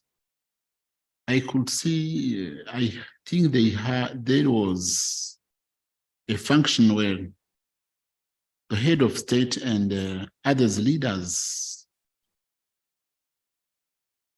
they were together there, and it was about schools, primary schools, and of course, food. I could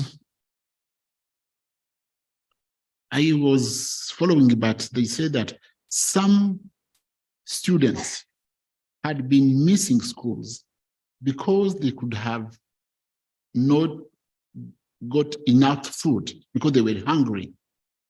And one of those leaders who were there, he couldn't really retain his tears. He was weeping as a little boy. All of the TVs were showing him weeping. This is very sad. Who was that? Governor of Nairobi. You can go on these social networks, you'll find him crying as a baby, meaning that it's emotional. This motion is touching everyone. We have lands, our lands are fertile, and we could do something as leaders. That's why I'll give the floor to 2 or 3, then we will vote. Honorable Amongin, those who have. Hello. Okay, yes, but those who didn't speak, for example, Caroline and Honorable Zerana, let's give the vote to 3 people, then we proceed. Thank you. It's very clear. Okay, thank you so much, Right Honorable Speaker. And already from the expression, from your communication, it shows that you're already passionate about this very motion that has been raised by the Honorable Member, Honorable Dr. Awoda, on urging member states to fast track the Malabo Declaration. Right Honorable Speaker, I stand in support of the motion, and I would like us to refer back to 2014, when all our heads of states from the 54 countries declared and adopted this declaration, which was tagged the Malabo, in order to champion food security in the continent. Right Honorable Speaker, as you are aware, Africa is one of the arable lands, and it is one of the fertile land with the potential to fill the whole world. Our comparative advantage as a nation and as a continent is in agriculture. But this has not been fully harnessed to be able to sustain the people of Africa and also the outside world. Therefore, this motion is very paramount in terms of taking stock on what has been done from the onset. From 2014 to today, we are talking about 2023 today. And I remember in Malabo, it was agreed that 10% should be annually on the national budget be put into agriculture. So this is a time for us, the East African countries, to look at whether we are walking the talk in terms of allocation of our national budgets, in terms of putting 10%, because to me, I think that we are not there. Most countries are putting instead more percentages. I will not name the countries, into other sectors other than agriculture. And then when we're talking about stuntation, I stood with Honorable Ken, and someone was saying I was short. And I'm like, maybe I was not well fed when I was young. I could have been what? Taller. But that's not the case. There is a lot of children who are going without food in schools. And then also you find that there are areas which are faced with conflict whereby there's no possibility of having food. So the Malabo Declaration, if well implemented, it would be a good direction for our country, our continent. But within the EAC, we cannot talk about availability of food. We cannot talk about food and nutrition without talking about the changing climates. That is an issue that we have to talk about when we are looking at fast tracking the Malabo Declaration, because this is a generation whereby the globe is hustling with the climate change. And there are so many frameworks that have been put in place, but implementation in terms of addressing climate change, resilience is still missing within our member states. So as this motion states that we have to urge member states, our Council of Ministers to fast track the Malabo Declaration. Malabo Declaration was emphasizing on food and nutrition. We would like this Malabo Declaration be fast tracked, but bringing the component of climate change, which has affected also agriculture in our member states. When we have droughts, when we have hurricanes, when we have floods, we cannot cultivate. Even all our cultivations are lost because of the climate changes. So honorable members and the honorable speaker, I would like to, in a strong way, support the motion. And if we move a motion, I don't know, I'm new in this parliament. When a motion is moved, the Council of Ministers is urged to take action. I would love to see a time frame of reporting to see whether action has been taken. And that's what makes our legislation very effective. I would like to submit, Right Honorable Speaker. I support. Okay, thank you, Speaker.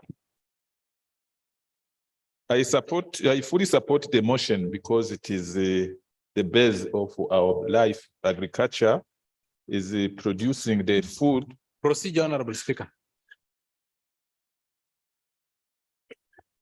This motion as it stands have not been seconded. It must go on the answer that Caroline have seconded. Can Sime please second the motion? Okay, proceed. Right, Honorable Speaker. For the purposes of the records of this house, my name is Jacqueline Amongin, and I'm not Kansime, neither am I Caroline. So Honorable Sankok, just from today onwards, just address me as Honorable Jacqueline Amongin. And I stand once again, although I've already seconded, but I want to put record straight. I stand to second the motion as moved by Honorable Warder to urge member states to fast track the Malabo Declaration that was adopted in 2014. Right, Honorable Speaker, I stand to second.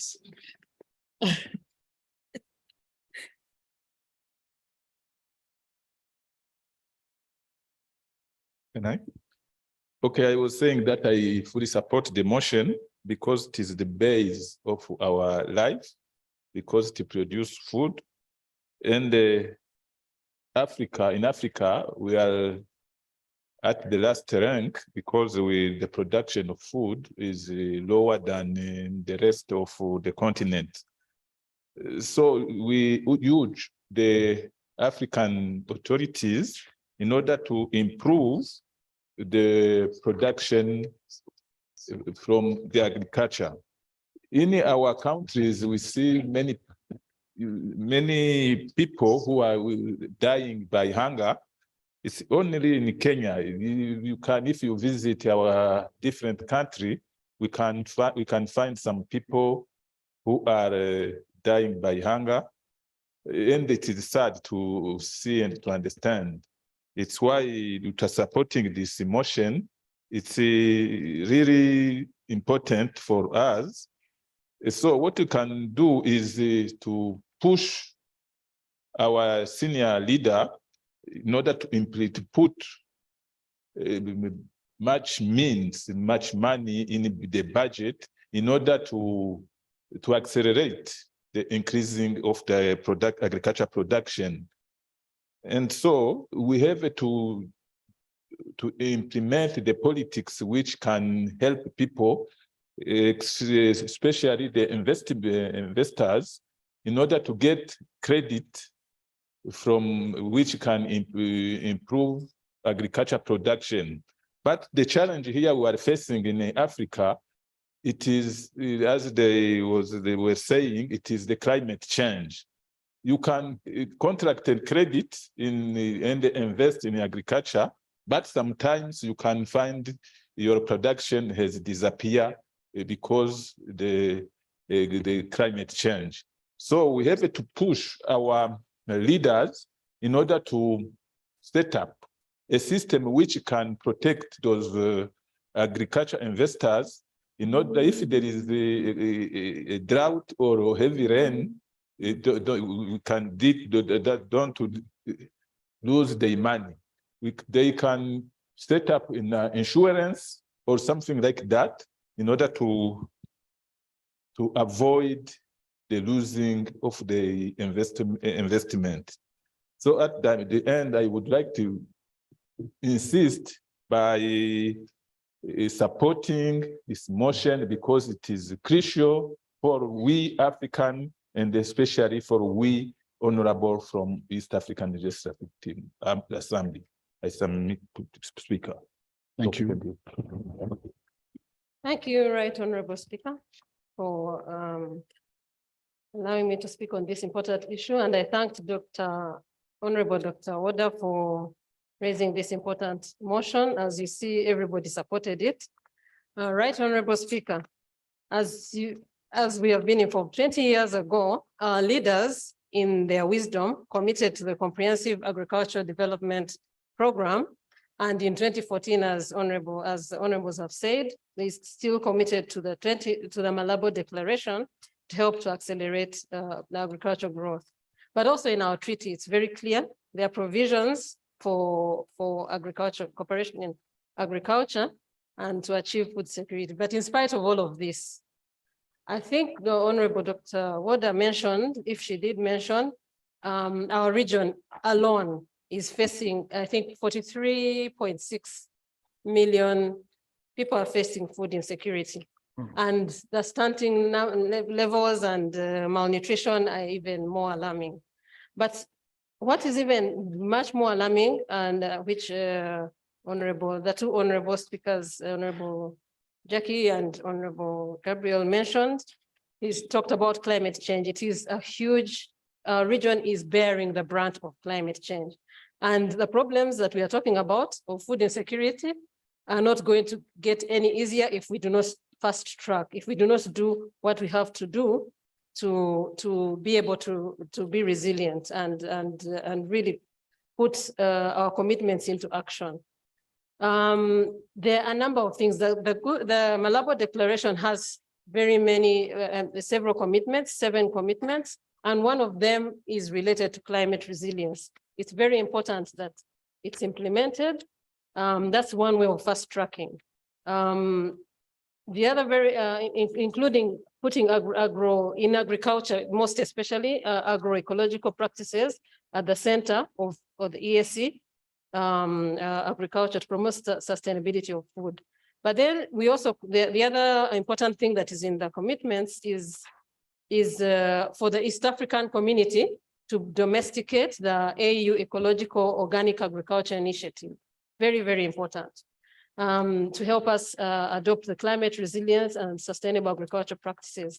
The third very, very important thing, we would really like to urge the East Africa, the Secretariat and the EAC partner states to operationalize the East African Community Joint Agriculture Sector Review, which was approved by the EAC ministers in 2022 to provide a platform for stakeholders to review and monitor progress towards the implementation of the Malabo Declaration goals and to facilitate coordination and collaboration among stakeholders.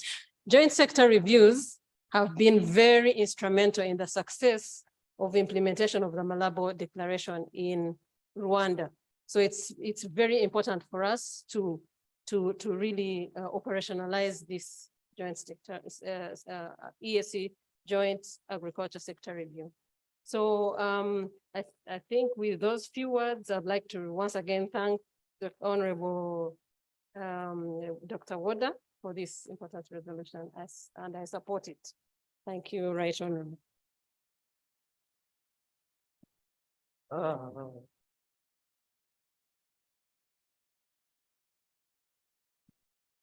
Honorable Papa, Honorable Kadogo, Honorable Mary, Honorable Sadia, Honorable Dorothea. But please remember that you have only from 2 to 3 minutes because we have another business.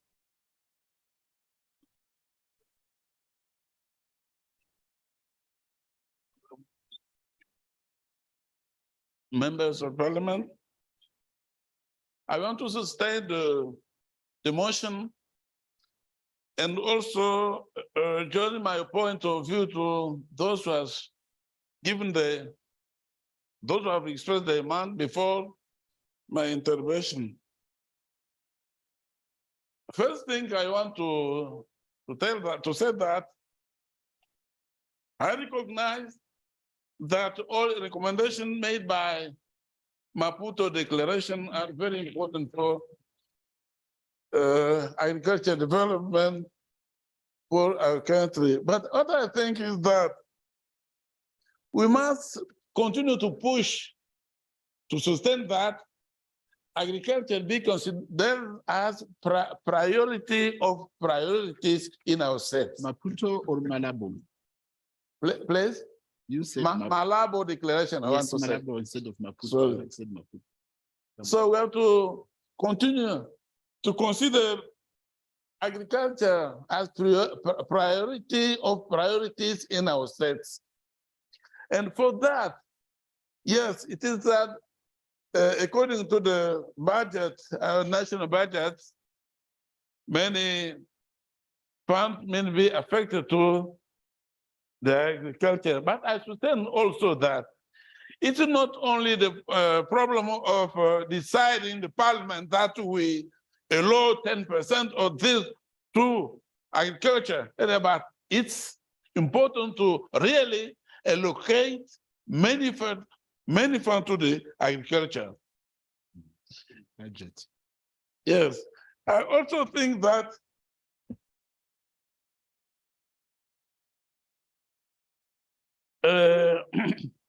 it is also important that it can push that our states assume or maintain the role, the regalian role, which consists in controlling, certificating, and that the role of producing must be led to the social society.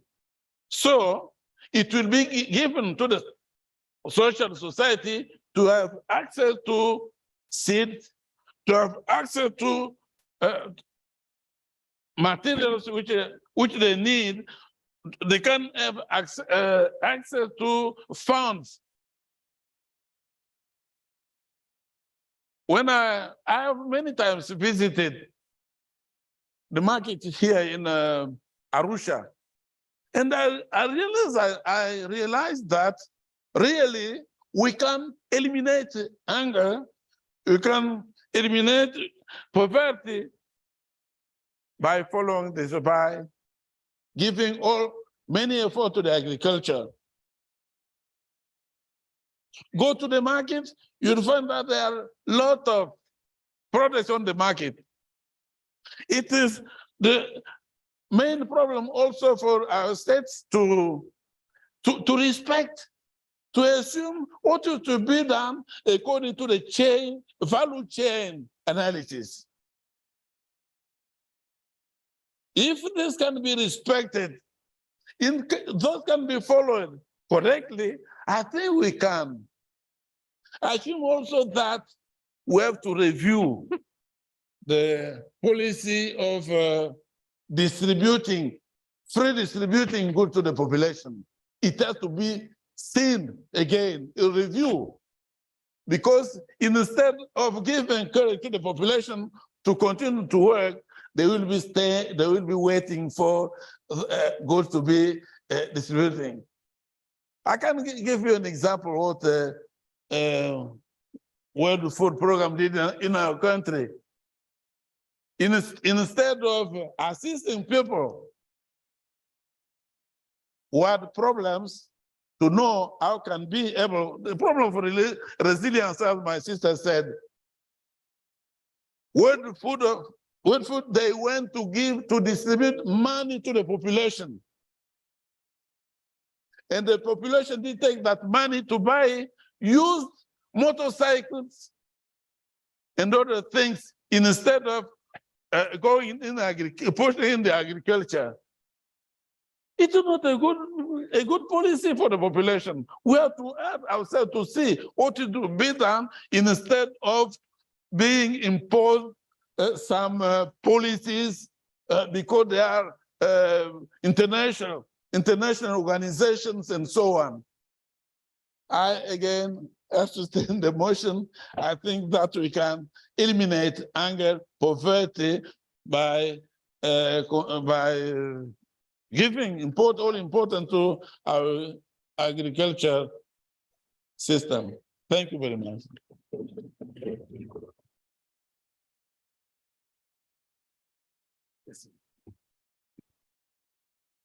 Thank you, Right Honorable Speaker. I stand to support the motion of implementing the Marable Declaration in our states. Agriculture suffers the lowest budget in the East African community. Therefore, I would suggest that we support the commitment of having 10% of the budget of our states. The reason why I would request that we support the 10% of the budget in our state as per Marable Declaration. We need to have the money for the agriculture bank. We need to mechanize the agriculture, and we also need to fight the climate change. Right Honorable Speaker, as agriculture faces so many challenges, including climate change, we need money which can help in the irrigation. We also need money to fight diseases, and we also need continuous money for farmers to get money from the agricultural bank. Right Honorable Speaker, as you know, that our farmers cannot ably get money from the commercial banks because of the interests. So we need to have money in the agricultural bank so that the local farmers can easily access money from the agricultural bank. So for those reasons, Right Honorable Speaker, I support the implementation of the Marable Declaration in our partner states. Thank you. Well, welcome. The next, Honorable Mary. Thank you, Right Honorable Speaker. Right Honorable Speaker, I intend to move my position in future and sit right in front of you so that I can catch your eye, given the fact that sometimes I'm forced to bring in my point as clarification, yes, so that you can catch my eye. Okay. So, but thank you so much for this opportunity. Mr. Speaker, I stand to support the motion and thank the mover of the motion, Dr. Warder, for this important motion that touches the lives of the people that we represent here. There's no doubt that East Africa needs to leverage its natural resources where we have talent. So we are privileged to be in this region with very rich soils, good rains most of the time. Some areas can actually plant and harvest more than 2 times a year. So definitely there's no doubt that we don't need to see our people hungry. We should not be talking about that.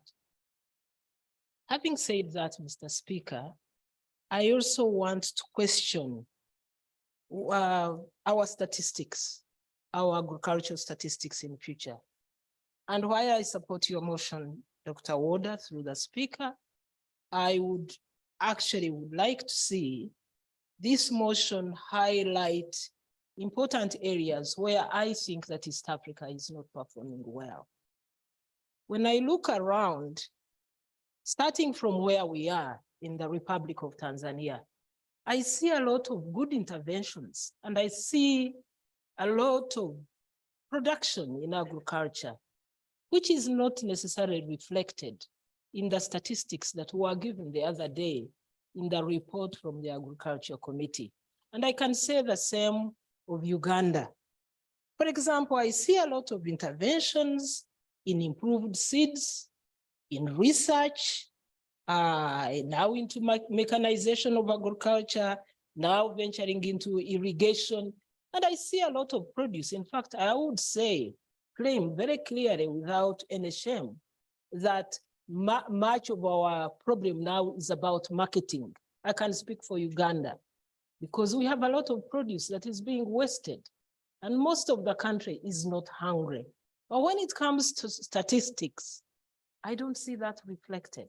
So maybe one of the areas that the region needs to improve on and put these statistics on record is that area of being able to collect data from the producers who are mostly rural-based producers. I think there is a gap there. Secondly, and I'm glad Honorable Caroline has talked about the joint sector review. Why am I talking about that? There are cross-cutting investments like in infrastructure, roads, rails, those areas, markets where they are not necessarily seen as part of the 10% into agriculture, but definitely which have an impact on agricultural production. So that joint review of the sectors is also very important. Then lastly, it is the issue of distribution. I think East Africa needs to be able, first of all, to distribute food that is being produced within the country more effectively, but also to be able to market freely without non-tariff barriers to the different parts of the region, so that East Africans, wherever they are able to consume food that is affordable. And again, I can take an example of products from Uganda to Kenya, where maize from Uganda would be cheaper and more affordable for Kenyans to buy and feed on. Same thing as milk.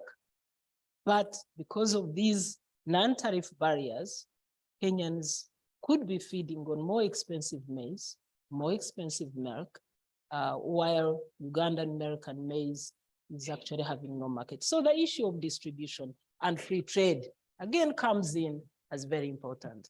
I want to end by once again thanking Dr. Warder. Thank you for a good motion, and I support it. I beg to move, Mr. Speaker.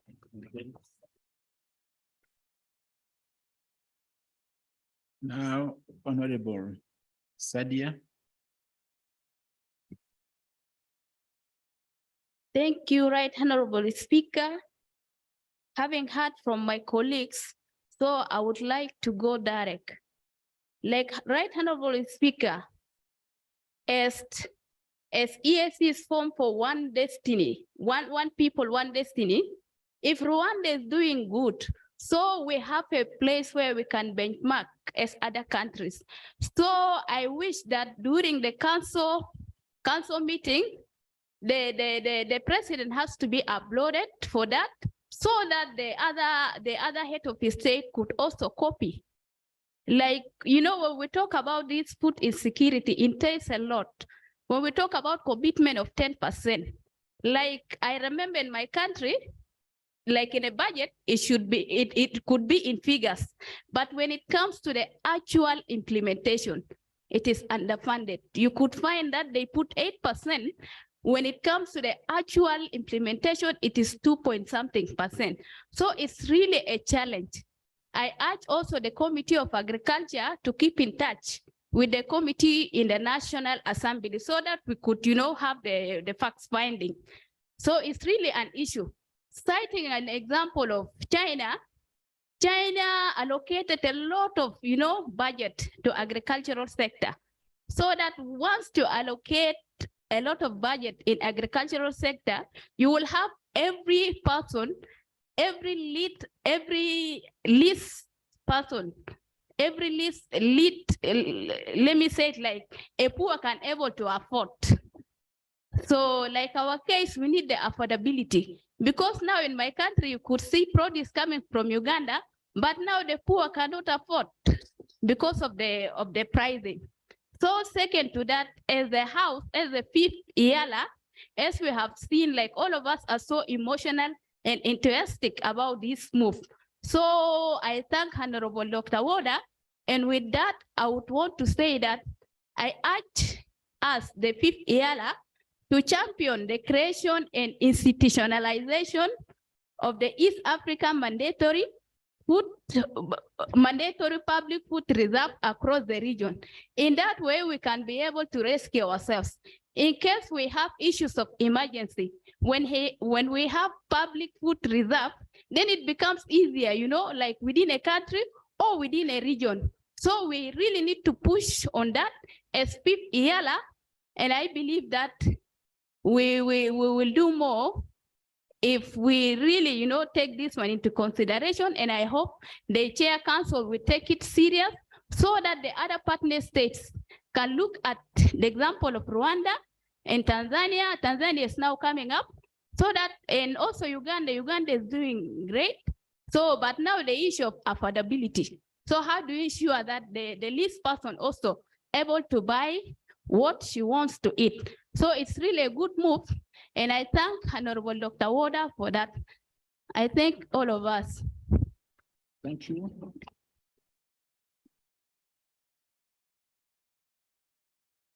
Mary Buderote.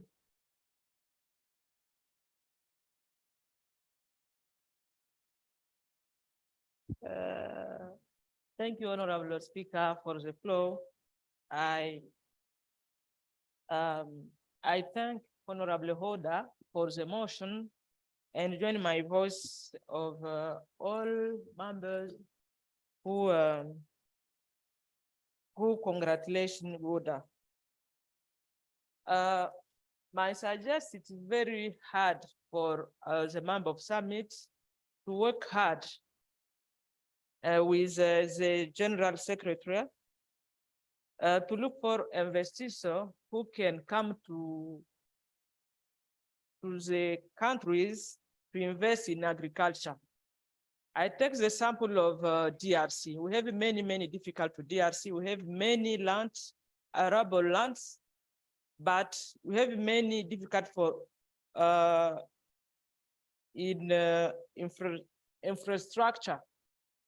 It is a barrier, but we can transform it to opportunity. We have not many roads. We have not good roads in DRC, but if we have investors to come to invest in agriculture, they can take that barrier of no road, they transform it to opportunity to make roads firstly and do the agriculture after. East African people have many talent in agriculture, and we have many lands who can be the grenier. I don't know, grenier means what in English? Who can be the stocks. As countries of East African community can be the grain of Africa and can be the stock of the world. If the summit can work hard on the matter and look for investors and put on place political to attirer les investisseurs to come and invest in agriculture and infrastructure in own country. I submit. Thank you. Honorable Papa, you had. Yeah, I want to complete the. Okay, you have the floor. Okay. She said we have a lot. I cannot explain. I've been working in agriculture ministry and in EFA also. I think we have more than 80 million of hectares of agriculture. We have a lot of land.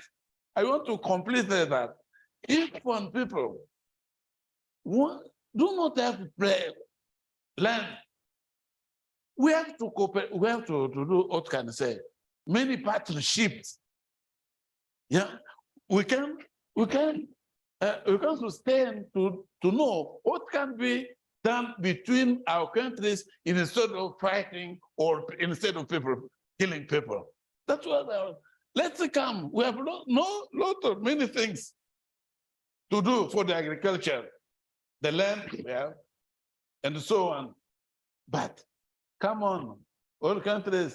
I said, talking with my colleague from Tanzania, they told me that you can find a solution, especially for Kinshasa, who has more than 50 million citizens in Kinshasa. They said, as she said, it's a problem of infrastructure. And my colleague suggests, one of my, I don't want to tell his name, he suggested we can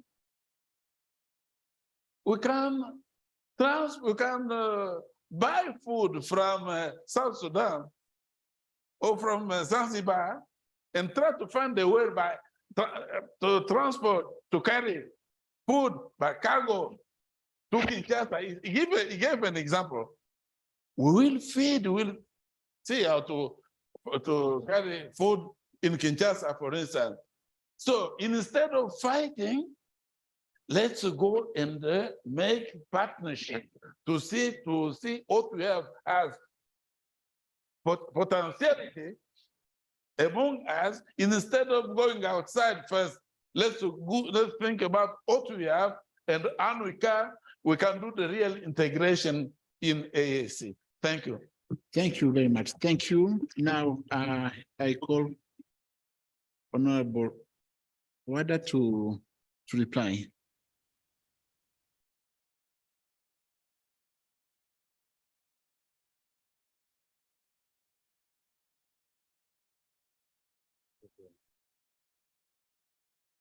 Thank you very much, Right Honorable Speaker. And I was really overwhelmed by the reaction of my colleagues, because they really have a very, they are passionate about the topic. And Right Honorable Speaker, I want really to agree with most of the members who said that we have to bring the component of climate change. Of course, climate change really has affected us, especially the East African countries. And I remember that by 2019, I brought a motion for the ESC climate change bill to be brought. Otherwise, if they're not bringing it, we as members will bring it. And if this bill has been brought by now, because we got the promise that by 2020, we will get the draft bill and work on it. Until now, there is nothing. I think it could have even saved some of the life of the East African who really died because of the landslide, because of the land erosion, and because of the floods and the droughts. And you know that farmers are really affected by the climate change, because now the rainy seasons are changed, and they're confused. When will they dig? When will they not dig? Some even think that they're being bewitched, because now they can't harvest, they can't do many things. So climate component is very essential. And it was in my debate, it was in my defending of this motion, but it was an oversight. The other thing which has been brought also is the ESC Agriculture Joint Sector Review. It's very important. And I'm really very sad that we are talking to ourselves. I know, and I'm made aware to know that the Council of Ministers are meeting with the other committee, the general purpose, but we could have at least have one of the ministers to be here, the members of the Council of Ministers, so that they take our views, because it seems that we are like talking to ourselves. And even I have some of the points which I wanted to inform them, because most of the reports which have been read here as one member of the fourth Eala, these are repeated recommendations. So I think on the long run, we will need to have a Council of Ministers addressing us on how they have implemented this recommendation. Because when I've seen the account committee and the other committees, these are things which we have done in fourth Eala, and we are just repeating them. We are wasting resources. Right, Honorable Speaker, also I've seen the passion of Papa towards this motion. And I think he has been a Minister of Agriculture in his country before. I don't know, but he has been passionate, and I'm very happy that members of the Republic of Congo were able even to participate, because you know, when you are passionate, right, or speak about something, even language barrier will not be a problem. You have to speak. Also, Honorable Mary has mentioned the importance of the figures. Figures are there, but also there is a problem. You can find a country producing, but there's a problem in distribution, because in the same Republic of Kenya, there is food, but the people of Turkana are dying of hunger. In the same country of Uganda, there is food, but people of Karamojong are dying from hunger. So it's the issue of distribution and how the country can distribute it, and how us as East Africa, and even there are countries who which really produce food, magnitude of food, they can distribute to the other countries. The other last point, which I'm taking from Honorable Sadia, is that we have, it's very important, the ESC food reserve. And on this juncture, I would like to say that with the passion which I got from the honorable members here, I think it's the time to start the Alliance for Food Security and Nutrition of Eala, because we will be able to push and coordinate with our national parliaments to increase the allocation towards agriculture. Having said this, Right Honorable Speaker, I would like to thank everyone, even those members who were constrained because of their time and they couldn't participate and contribute and give their views. I'd like to thank on the onset, the seconder, Honorable Jackie Amogin. I want to thank also Honorable Gabriel. I'd like to thank Honorable Caroline and Honorable Papa. Thank you very much. Merci beaucoup. I want to thank Honorable Kadogo. Yeah. Honorable Mary Mugenye, Honorable Sadia, and Honorable Dorothy. Thank you very much. Motion. Motion, yes. Honorable Amondin.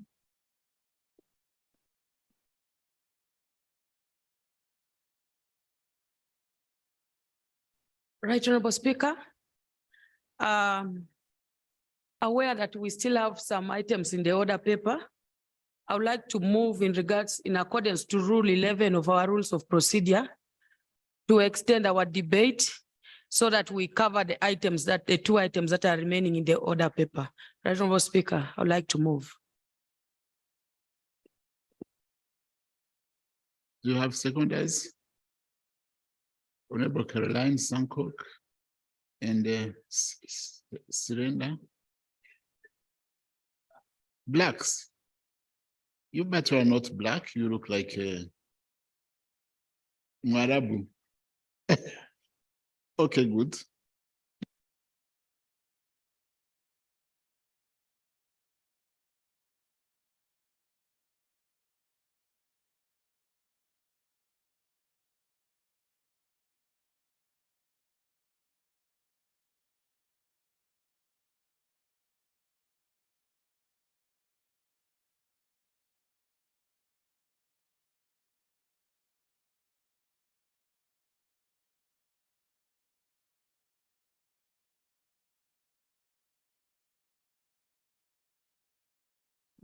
Very good. So I now put the question.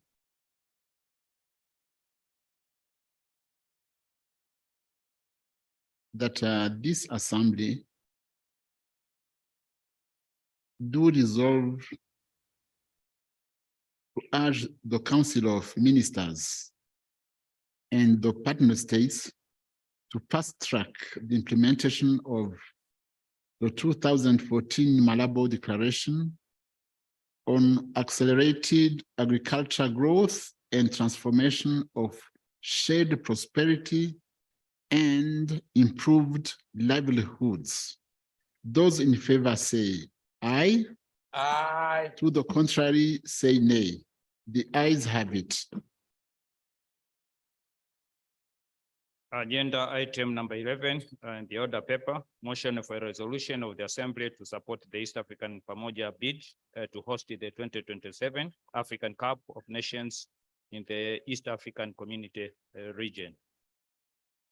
Honorable Dr. Black, move the motion.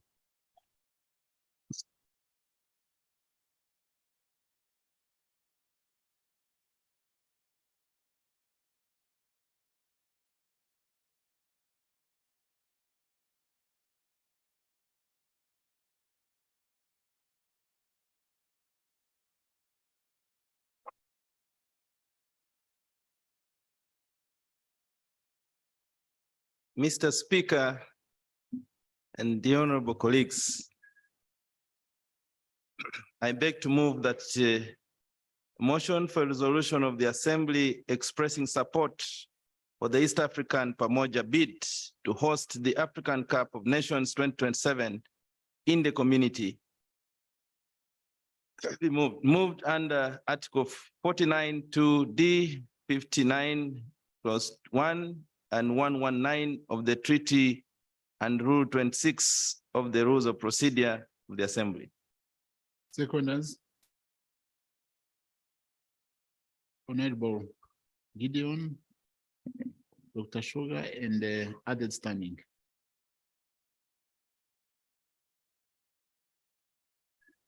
Now you can justify your motion. Whereas the partner states undertook in Article 119 of the treaty to promote the closer cooperation amongst themselves in the culture and sports. And whereas the African Cup of Nations, AFCON, is the main international men's association football competition in Africa that is organized by the Confederation of African Football, CAF, since 1957 and held every 2 years. Aware that since 1957, when the tournament started, the African Cup of Nations has never been hosted by any of the East African Community partner states. Recognizing that 3 partner states, Kenya, Uganda, and Tanzania, have submitted a united bid known as the East African Pamoja bid to host the African Cup of Nations 2027. Acknowledging that the 3 partner states have an outstanding track record of hosting the regional and international sports competitions, including the Confederation of African Football, CAF Under-17 football competition successfully hosted by Tanzania in 2019, the 4th All-Africa Games hosted by Kenya in 1987, and the Under-19 Boys Championship hosted by Uganda in 2018, the Under-17 Girls Championship hosted in 2019, and the CAF Under-15 Schools Championship held in 2022. Nothing that according to the East African Pamoja AFCON 2027 will be co-hosted in the largest capital business and diplomatic and tourist cities in the East Africa, including Dar es Salaam, Arusha, Zanzibar, in Tanzania, Nairobi and Eldoret in Kenya, Kampala, Eala, and Hoima in Uganda. Aware that besides the football-related facilities and infrastructure, the respective cities are blessed with the conducive geographical conditions and have first-class tourist attractions and promotion for players, officials, fans, and partners, medias, and other key stakeholders attending AFCON 2022 to enjoy. Appreciation. The political will and unconditional support given to the East African Pamoja bid by their Excellencies Samia Suluhu Hassan, President of the United Republic of Tanzania, William Samoei Ruto, President of the Republic of Kenya, and Yoweri Kaguta Museveni, President of the Republic of Uganda. convinced that hosting the African Cup of Nations in 2027 will understandably benefit the community through collective initiative to promote the community as a tourist destination, gifted with enormous opportunities and natural resources for the football players, officials, fans, partners, media, and other key stakeholders to enjoy, including the national parks, mountains, wildlife, and beautiful beaches in all the partner states, in all the partner states, our 3 host countries. Further convinced that hosting the African Cup of Nations in the community has enormous social and economic benefits for the community and will provide the partner states with the platforms to showcase the natural resources and the beauty, culture and hospitality, tourism and investment potential for the partner states.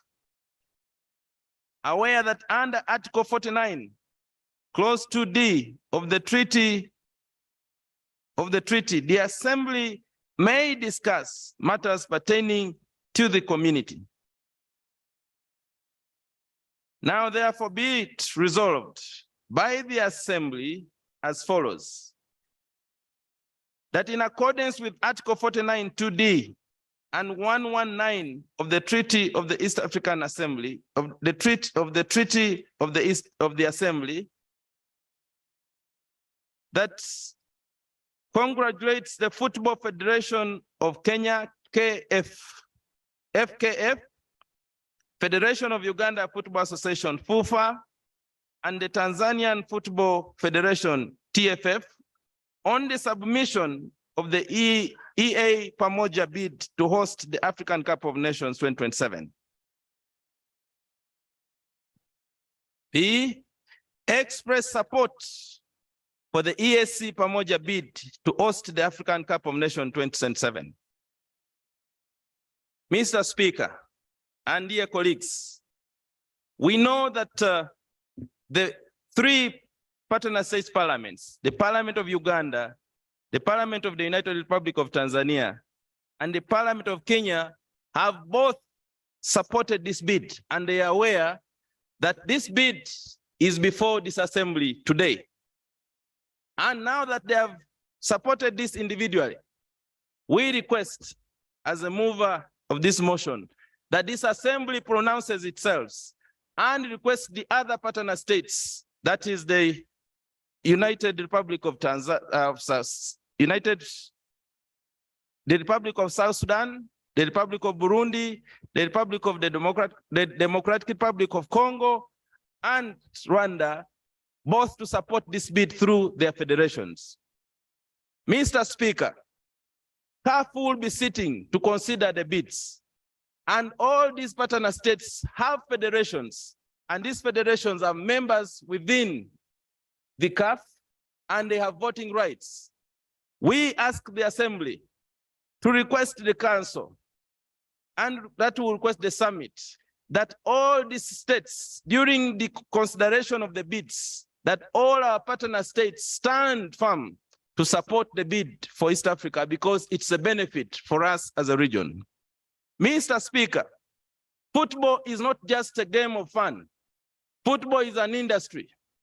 It's an investment.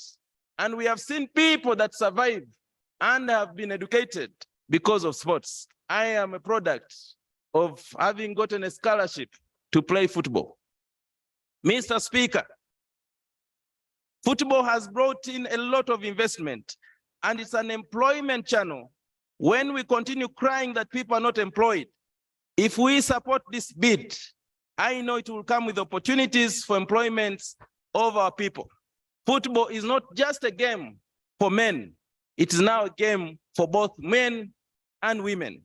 Mr. Speaker, President Museveni, during the receiving of the bid, he said, if we host and take on this bid, it will help us to refresh our minds, but it will also help us to grow our physique as a region.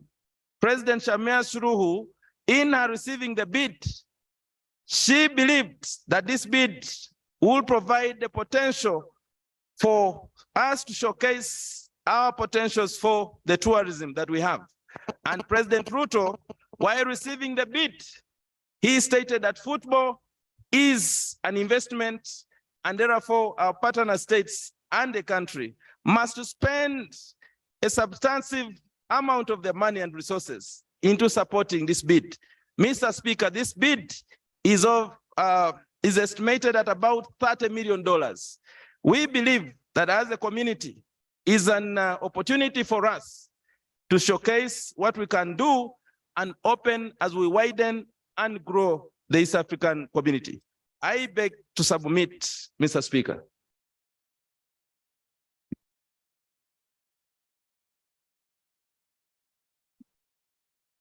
The motion on the floor is that the Assembly do resolve to support this East African Pamoja bid to host the 2027 African Cup of Nations in the East African Community region.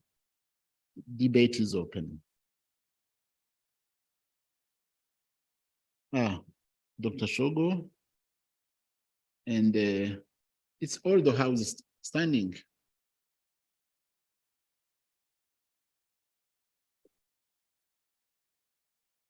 You can, it's okay. You have seconds. Do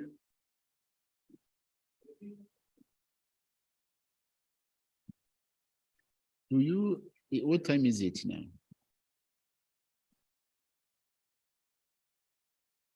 When are we?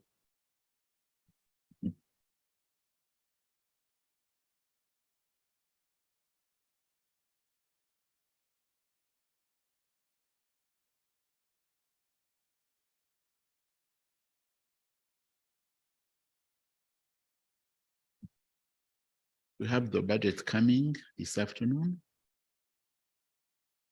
Maybe for debating, you can allow 3 honorable members. Then we put a question. Good. Who want to say? Honorable Francis, Honorable Sanko, Honorable Clement. Sorry?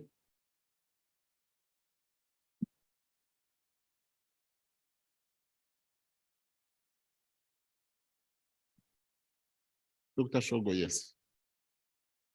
Thank you, Right Honorable Speaker. I stand in support of the motion. First, I want to thank the heads of states of 3 partner states, including Tanzania, Uganda, and Kenya, for welcoming the EAC Pamoja bid to host the African Cup of Nations in 2027. Second, I want to thank Honorable Dr. Siranda for bringing this vital motion before us. Right, Honorable Speaker, I'm in support of this motion because there's a lot of advantages that will contribute to a successful bid. Allow me, for the sake of time, to mention a few of the advantages. The first one is Pan-African unit. The African tournament brings together the African nation, and therefore, the bid for the 3 countries will enhance this unit.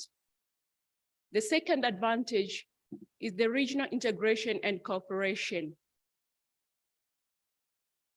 The joint bid actually demonstrates a commitment to a regional integration and cooperation. As a result, this will help these 3 countries to pool resources together for a successful hosting experience. Number 3, Right Honorable Speaker, is a strategic location. The 3 countries are strategically located in the East African region, and therefore it will ease the travel logistics for the officials, for the teams, for the funds, and other stakeholders. Right, Honorable Speaker, also there is an issue of infrastructure development. These 3 countries have the sports infrastructure in place. They have stadium, they have training facilities, they have accommodation facilities, but also it will give an opportunity for them to upgrade the existing facilities, but also it will give them an opportunity to construct the new facilities and infrastructure to enhance the tournament experience. But also there's an issue of tourism growth. These three countries has the most natural and cultural attraction in the East African region. Therefore, it will give an opportunity for the whole world to know what East Africa is made up of in terms of tourism. As well, it will promote tourism in the region, and also it will leave an everlasting experience beyond the tournament itself. And the last one, Right Honorable Speaker, is the economic stimulus. This tournament will generate substantial revenue, but also will create employment, will support the local businesses, as well as will attract investment. Therefore, Right Honorable Speaker, I would like to urge my colleagues to support the EAC Pamoja Bill to host the African Cup of Nations in 2027.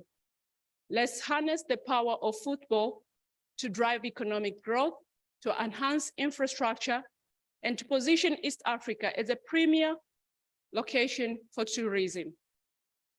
Right Honorable Speaker, we together can create an unforgettable experience and leave a lasting experience after this tournament. I thank you and I second the motion. Thank you.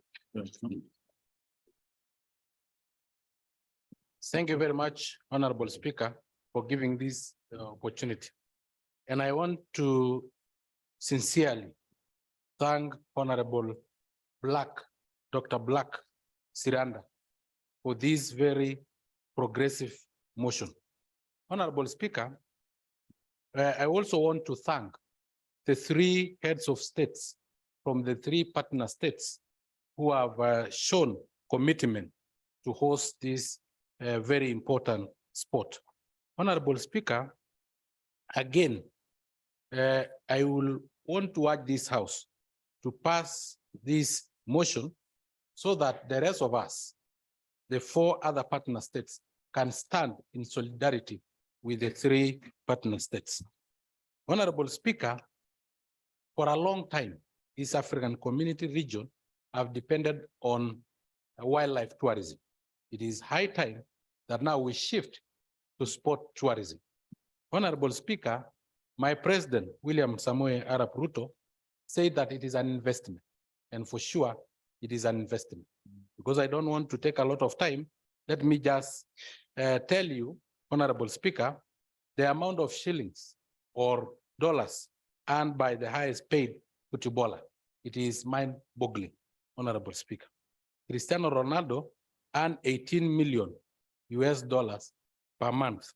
That translates to 640,000 US dollars per day. 26,000 US dollar per hour. Honorable Speaker, 26,000 US dollar per hour. How much do you earn for the entire 5 years of being a member of?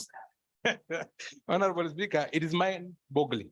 If we can motivate through hosting this important sport, motivate even 3 or 4 footballers from our region, you can imagine the amount of money that will come just because of 2 or 3, Honorable Speaker. That is why I 100% support this motion. Thank you. Honorable Francine. Thank you, Francine or Honorable Speaker. Clement? Were you on the list? Maybe it was Clement. It was Clement. Had you okay, come, you have the floor. Thank you, Right Honorable Speaker. I'll be brief. I thank Honorable Siranda for this motion.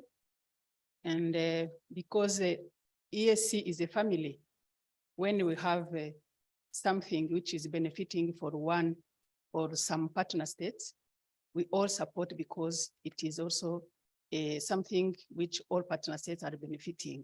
So I totally support the motion, but I'm going beyond this to request, because we have one single tourist visa, which is really something which will help the community for all people who will be gathering in the region to be able to enjoy, not only for the three partner states, Uganda, Tanzania, and Kenya, but also to be able to go in other partner states.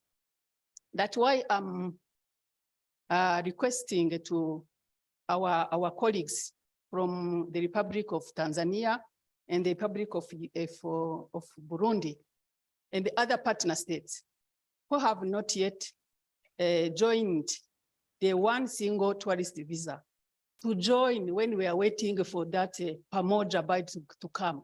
So that when those people will be here, they'll be able to go in Burundi, to go all over our partner states to see what we have as a beauty. So that is my request for members here from other partner states who have not been joining the one single tourist visa to do the advocacy so that in 2027, all partner states will be ready to receive our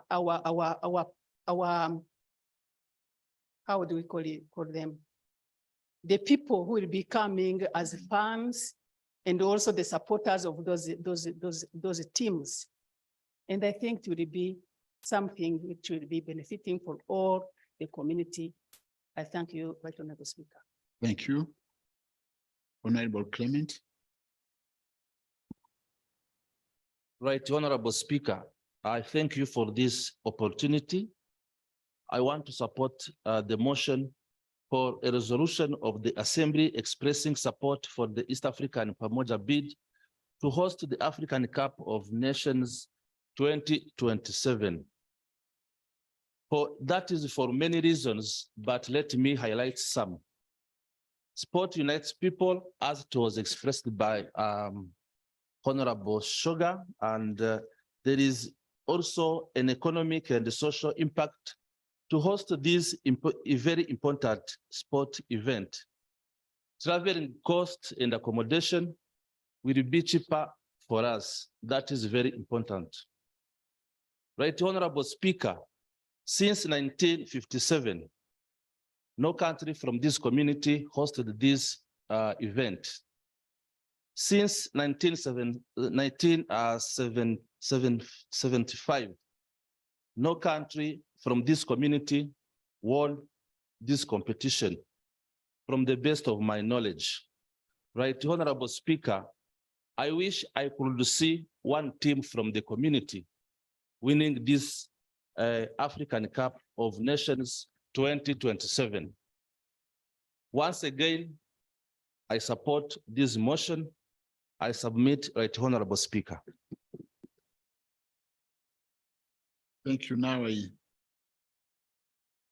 Honorable Black.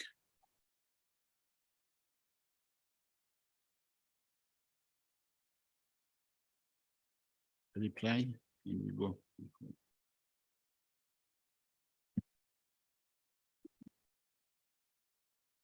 Thank you, Mr. Speaker. Sometimes when you run and you weigh your running on the dark and you think you run faster, you may not be a faster runner just because you've beaten the dark in running. You must assess yourself if you're really the fastest runner to real athletes, not the dark. And what am I trying to say is that the contributions from our members is a clear sign that we are ready to take on the giants and that we are ready to host this AFCON Cup in 2027. It is enough time for us to do preparations. And I want to agree with the contributions from all members.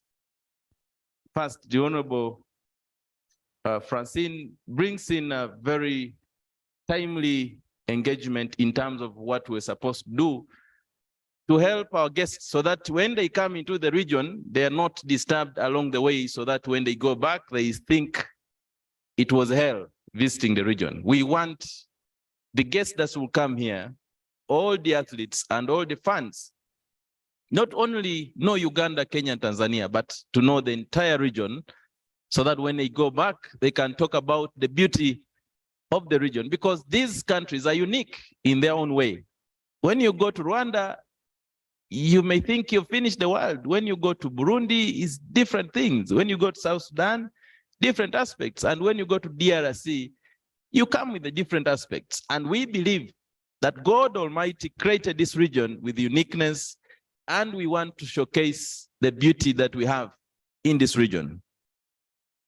Mr. Speaker, I agree with all the contributions, and because this will be used for us to enrich this resolution, and I know that the council members are not here, but this debate and the outcome of this house is translated on the answered.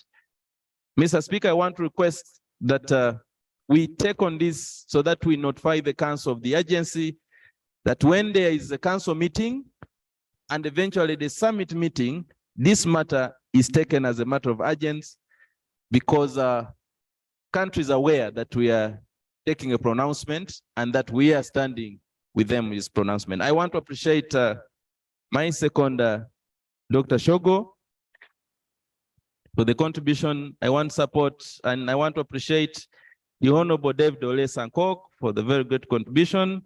Thank you, Honorable Francine, for this great contribution. Thank you, Honorable Clement, for the great contribution, and the entire House, because this was a unanimous support entirely for us to host this bid. Mr. Speaker, I beg to respond.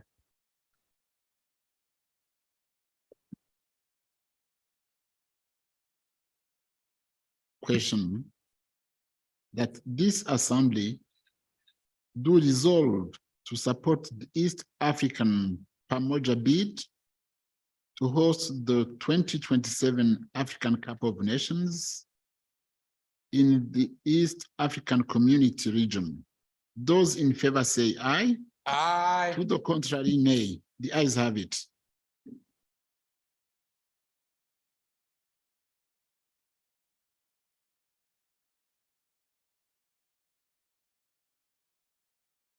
Item number 12.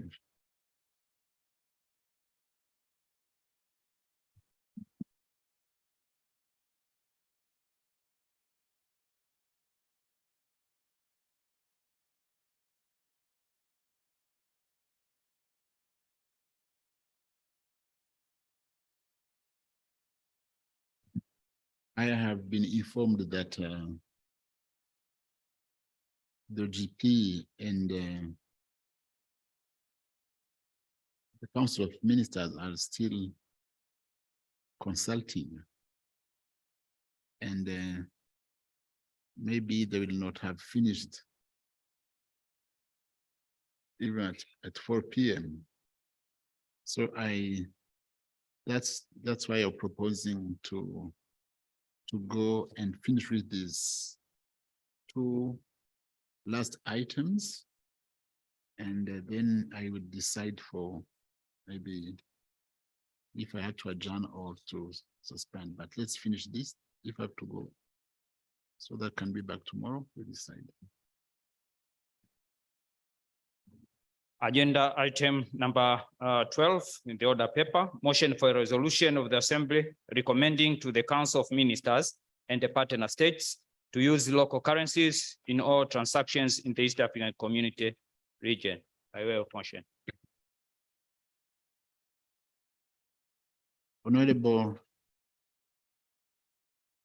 David Ole Sankok to move the motion.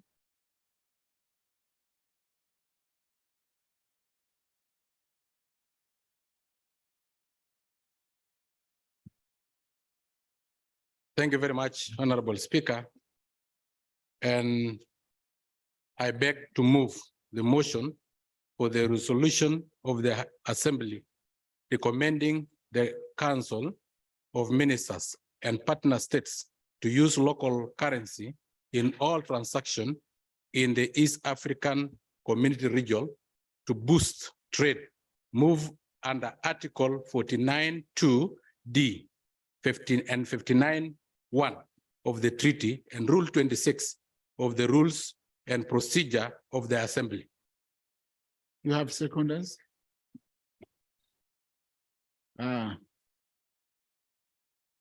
Honorable Olivier, Honorable Zipporah, and others standing.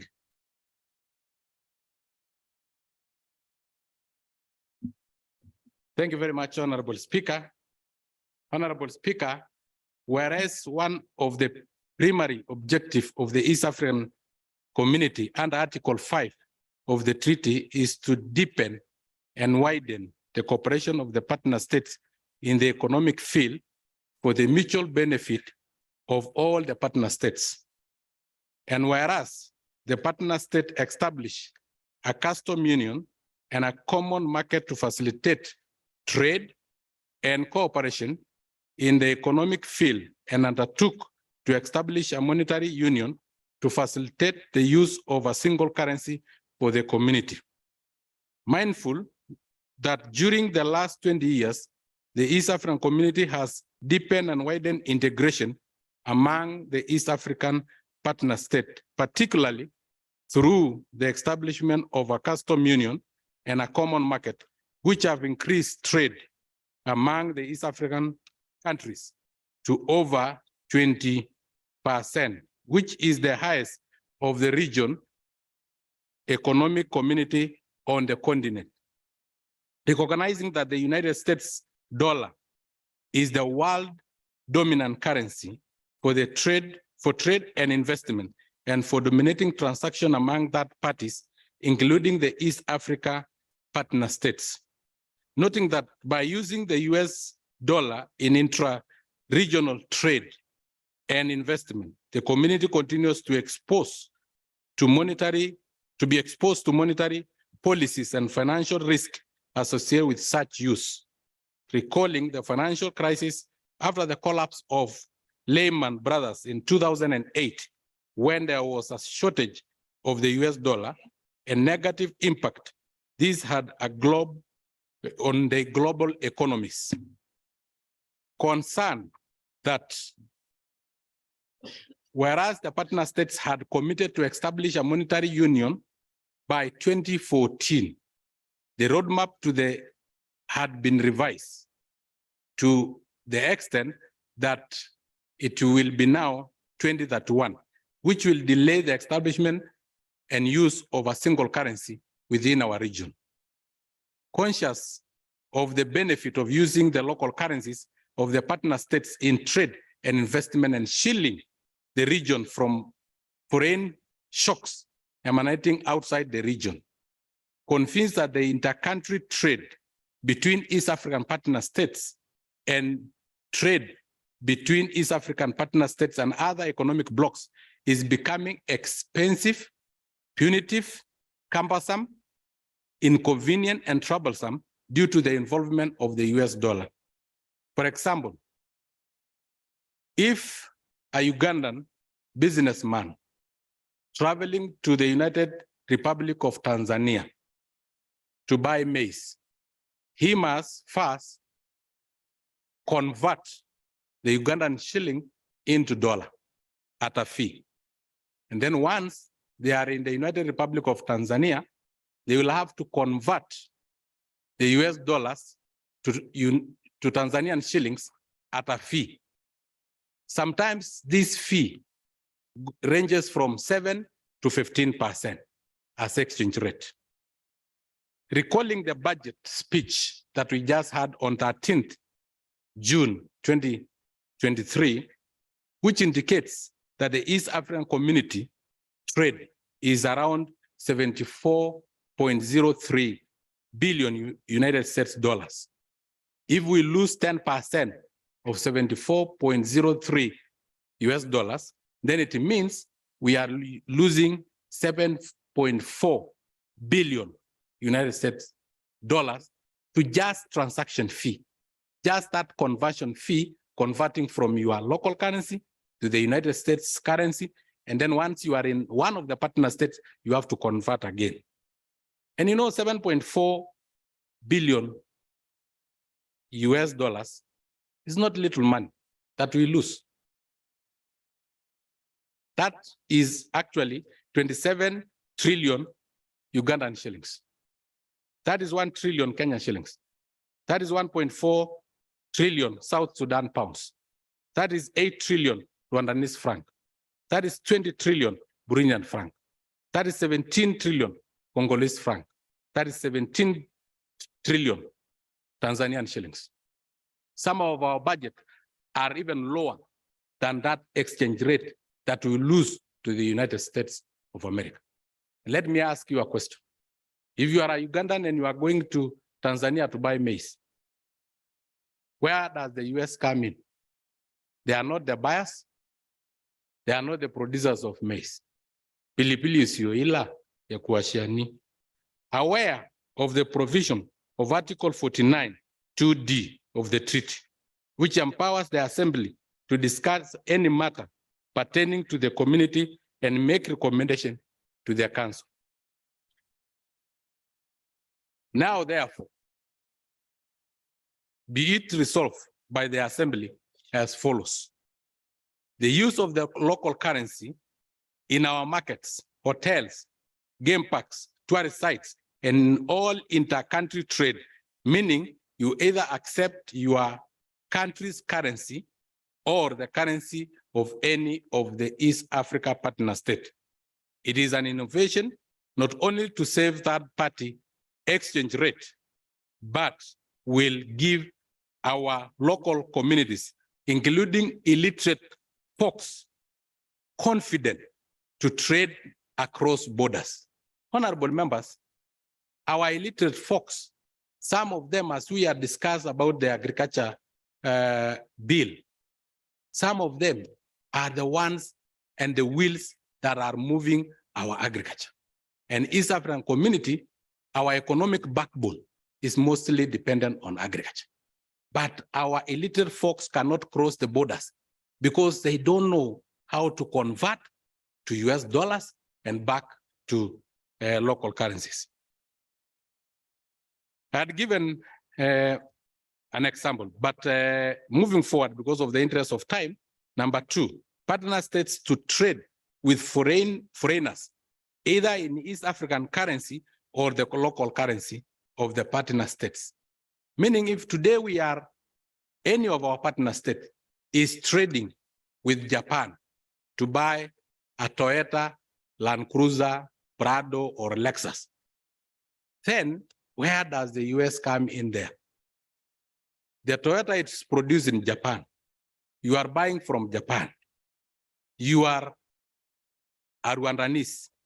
Why do you have to buy in US dollars? Why don't you just buy directly using Japanese yen or Rwandanese franc or any local currency within our 7 member states? Meaning any trade between any of our partner states with the outside world, then they have to accept our currency, the 7 of them, or their currency. Honorable Speaker, 3, partner states to take loans either in local currency, any currency of the East African partner states, or the currency of the loanee. Honorable Speaker, to support this point, these loans are becoming very expensive. Not necessarily because you took a huge amount of loan, but because of the fluctuation of the dollar. I give an example of 2013, when Kenya took a loan from China of 10 billion US dollars. At that time, the exchange rate of the shilling to the dollar was 95. That was 950 billion at that time. But today, because the exchange rate is 140, we owe China 1.4 trillion, 450 billion extra Kenya shillings, not because of interest, but because of the fluctuation of the dollar. Then, why don't we resolve that if we take a loan from China, we either take from China currency or our own 7 local currency. They can pick the one that they trust. If you take a loan from Japan, we either take the loan in terms of Japanese yen or in terms of any of the 7 local currency. The East Africa Councils to fully implement the East African Community Payment System as a precursor of the East African Monetary Union pillar. We have the Monetary Union pillar. There was a bill, I think, in the 4th Assembly, or I don't know, that was supposed to give birth to East African Payment System, popularly known as EAPS. It have not been implemented. So we need to implement.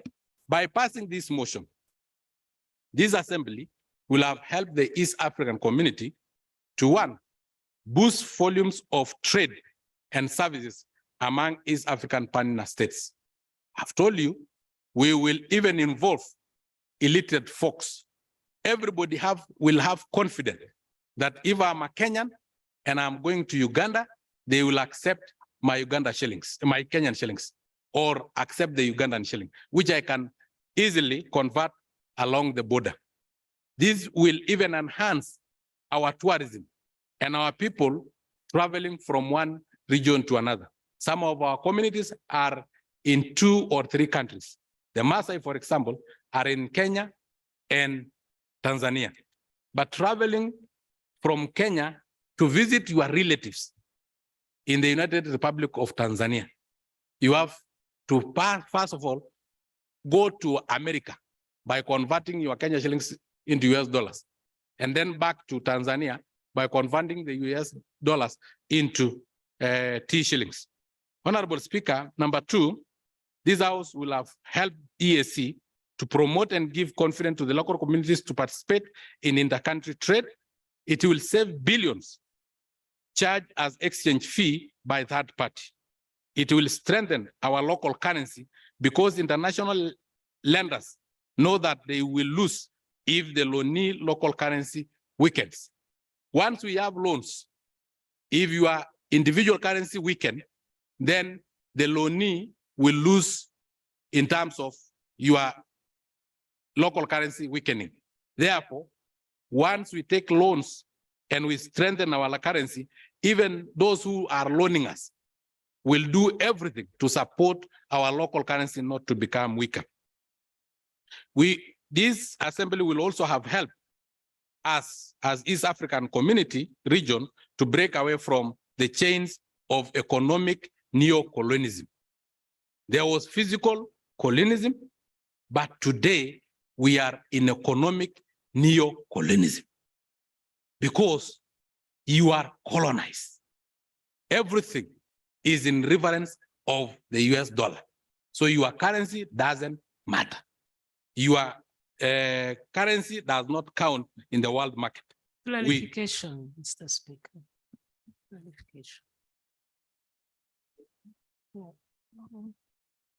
Mr. Speaker, I would like the presenter to tell us, as a matter of fact, when I am going to Kenya, for example, from Uganda, as your neighbor, do I have to change my money into dollars and then revert it? Are you telling us facts or not?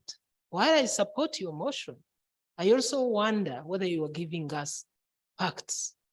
Because even at the borders, even in our foreign forex bureaus, I go and use Uganda shillings and buy Kenya shillings, or buy Rwanda francs, or buy whichever currency to go to the neighbor and trade and transact business. So it looks like the information you are giving us is not purely true. I would like some clarification on that, unless I'm missing something. Let me clarify. In fact, as a matter of fact, some of our hotels in our region charge us in terms of US dollars. A hotel here in the United Republic of Tanzania will give you their rates in terms of US dollars. And if you find bulk of business people that I've interacted with, because I've done some little research. They actually convert, first of all, their local currency into US dollars before moving to the country, and it is within the region. So that once they are in that country, they can easily now purchase using either the US dollars or again convert the US dollars into the local currency of that country that they want to trade in. These are facts. They are there. Probably, of course, across the borders, you can convert Kenya shillings into Ugandan shillings if you are traveling to Uganda shillings, but people prefer converting first of all to US dollars and then back to Uganda shillings. So, Honorable Speaker, the last point is that this will be a precursor of the the East African Community single currency in line with the East African Community pillar of monetary union. Honorable Speaker, with those very many remarks, I beg to move and ask Honorable Falahada to second.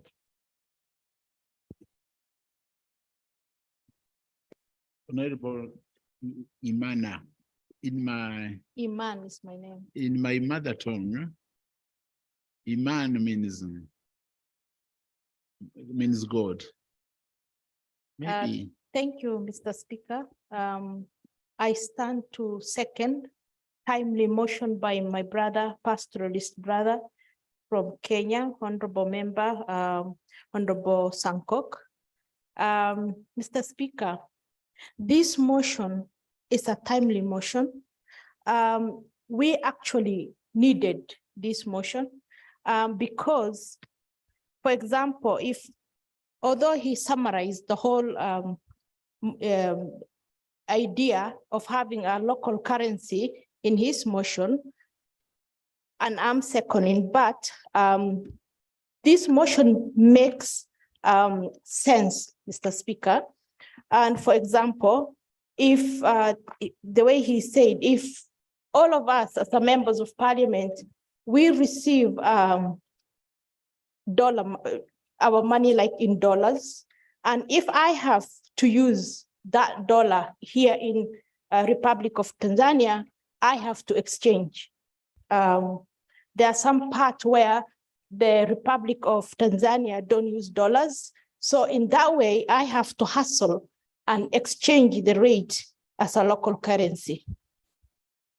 And if we are East African community, as it suggests, the reason as to why East Africa community is all about widening, deepening, and strengthening, so be it then. This currency, the local currency that we supposed to use, we supposed to embrace, we supposed to actually feel the value of our currencies. There's a say that goes, if you don't know your own value, somebody will tell you your value and it's gonna be less than what you worth.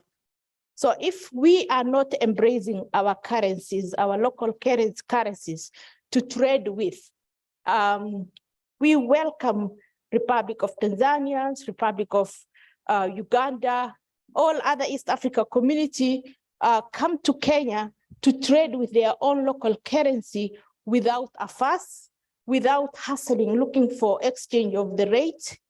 And in that way, we can move smoothly and we can trade smoothly. I stand to support and second, sorry, Mr. Speaker.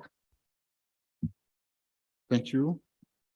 But remember that we do not have Republic of Tanzania. We have United Republic of Tanzania. And, I'm sorry. It's fine. And the motion on the floor is that this assembly do resolve to urge the Council of Ministers and the partner states to use local currencies in all transactions in the East African Community region. Debate is open.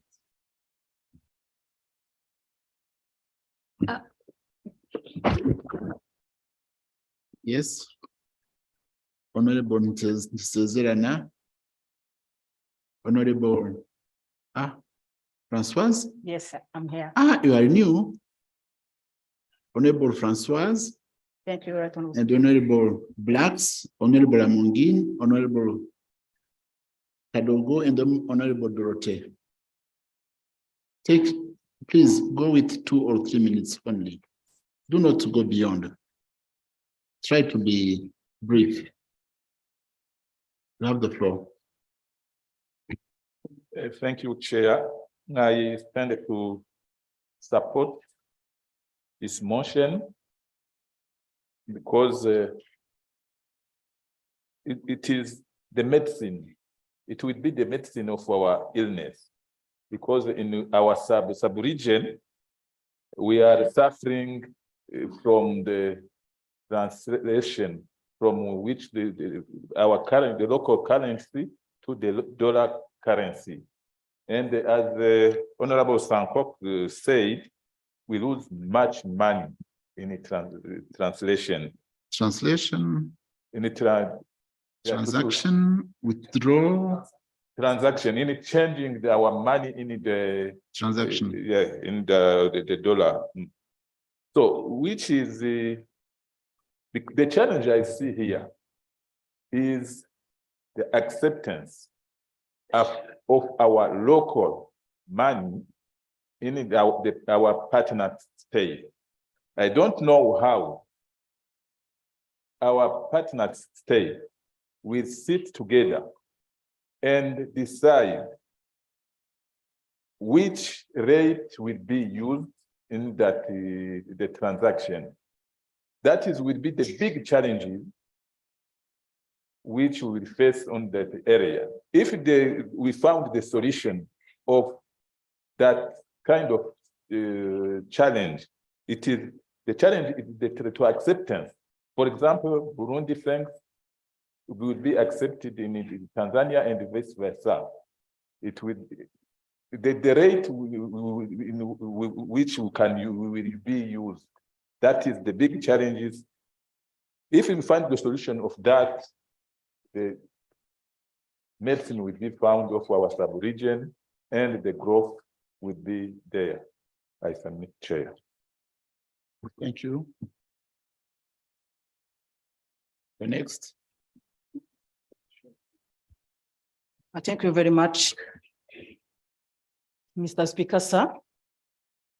I really raise not to support the motion because I have some reasons. First and foremost, the motion is kind of against the treaty provisions.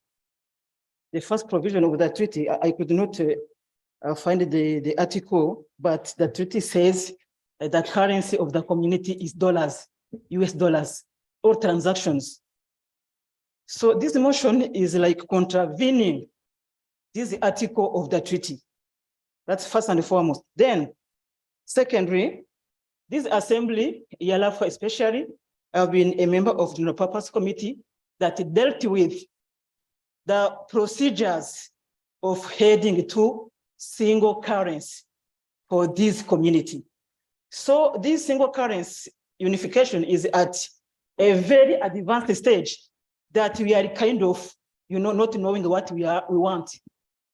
Eala 5 is a continuation of Eala 4 at the previous assembly's provisions. Information. EAC monetary, I'm not taking the information, let me finish. EAC Monetary Institute Bill 2019 is being supported by 3 institutions. EAC Financial Services Commission Bill 2022, this is last year. East African Statistics Bureau, East African Surveillance, Compliance and Enforcement Commission. These are institutions that are supporting the smooth transition to the single currency. And that is single currency will be in agreement with what EAC wants. And what EAC wants is also registered under Article 135 of the treaty about financial rules and regulations, that the council shall make financial rules and regulations of the community, and self-accounting institutions of the community shall make their own financial rules and regulation in line with the provisions of their respective enabling legislation. Here, we can't have a rule or a resolution that is contravening with what is going on in support with the Council of Ministers. You have to agree with the Council of Ministers about what we want, and what you want is, of course, what can facilitate intra-trade. You know, as members of parliament, we're also paid in dollars. So we're saying now, our salaries are going to be shifted to be paid in what? In Tanzania shillings, I'm Rwandan. In Kenyan shillings, I'm still Rwandan. So the mover was trying to refer to currencies, different currencies of partner states. So it'd be very hard unless we started by amending the treaty. And we say that the provisions that will allow the free movement of capitals, the free movement of all of those things are no longer dollars. Thank you very much. I'm not supporting the US. I'm not supporting anything. I support the law. This is the House of Laws and Rules. Thank you, Mr. Speaker, sir. I beg to oppose the motion. Thank you, Mr. Speaker. No. Seranda and then Jackie. I think that Do you still have the information, Honorable? Yes, Honorable Speaker, I wanted just to inform the presenter that the financial provision she was talking about is Article 132, item number 6. Thank you. Thank you, Mr. Speaker. And Mr. Speaker, the Honorable Sankok raises very, very interesting things and very good to hear. Surely very good to hear. And earlier, I was for the motion, but I think we should improve the motion if that's what we want to do. I think the first thing we should do, he would have moved in a way of fast tracking the question of common currency. That's the line we should be chasing. We should just argue council, take a resolution to argue council that this is an urgent need needed. Even if they are looking at 2031, maybe we could do a proposal that is urgent. I agree that our people are losing. If you come from Uganda and you're trading in all across these countries, you'll change the money in everywhere you go as a local trader.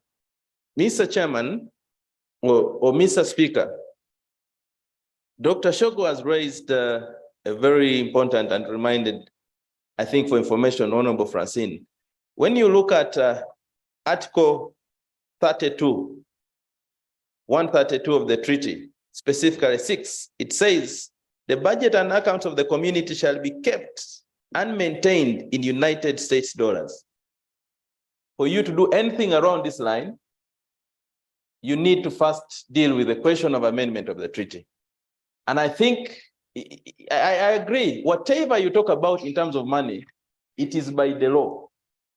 And the law that we use is the treaty that is above all our constitutions because they submit to this one. Mr. Speaker, the idea is good. And my proposal is that we should improve it by fast tracking the question on the monetary common currency, which is key, and also maybe references that we have always made in terms of amending this treaty to meet the current times. Mr. Speaker, I beg to move in that spirit. The next I had. Thank you, Mr. Honorable Speaker. I had right. I had given You had- the members who will have the floors. Very good. Thank you, Right Honorable Speaker. First of all, I want to thank my good friend, Honorable Sankok, for this motion. And I will also would like to concur with Honorable Seranda. Perhaps we need an amendment in terms of the naming of the motion to urge the Council of Ministers to expedite the process of fast tracking the use of single currency. Because, Right Honorable Speaker, we're not going to deviate from the treaty. It's the treaty that enables our modus operandi when we are carrying the activities of the East African community. And the East African Legislative Assembly is not any different. Right Honorable Speaker, it's also in black and white that the EAC stayed the use of a common currency to 2031, which is really a long time. And to me, the issue of having a common currency would rather be finalized earlier than us having disaggregated currencies used locally. So in support, in regards to this motion, I would support that we change the heading of the motion to read urging Council of Ministers to expedite the process of a single currency, rather than saying that we now adopt a local currency. It may not be workable because still the East African Treaty, as raised by Honorable Francois, still prevails all our activities within the EAC. So I think we have to revisit this motion. Thank you, Right Honorable Speaker. Who's the next? Kadogo, then Gideon, then Angela. Thank you, Right Honorable Speaker. My concern with the motion was about a member bringing a motion when we already have a protocol which was passed, which is almost in the final stages in regard to the motion which he has brought, because we already have the monetary union, which is going to lead to single currency, and it is in its final stages. And the protocol talks about having EAC currency, which is going to be for the whole region. So when a member talks about that we should adopt using our local currencies, I think it interrupts with the protocol which is already ongoing. So, Right Honorable Speaker, I join my colleagues who have suggested that he should change his title by requesting for fast tracking the monetary union. Thank you. You're welcome.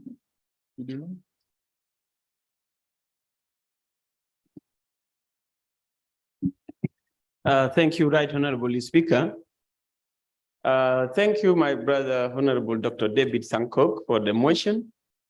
First of all, let me say I support the motion, but with really major amendments, as because amending a topic is a major amendment in the motion.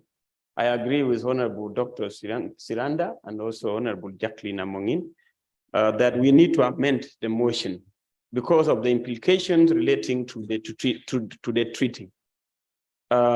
This treaty, many of us have come across many provisions that may need to be revisited and amended. And we know that the sectoral council on legal and judicial affairs is being tasked to see the proposals that have been done to amend the treaty.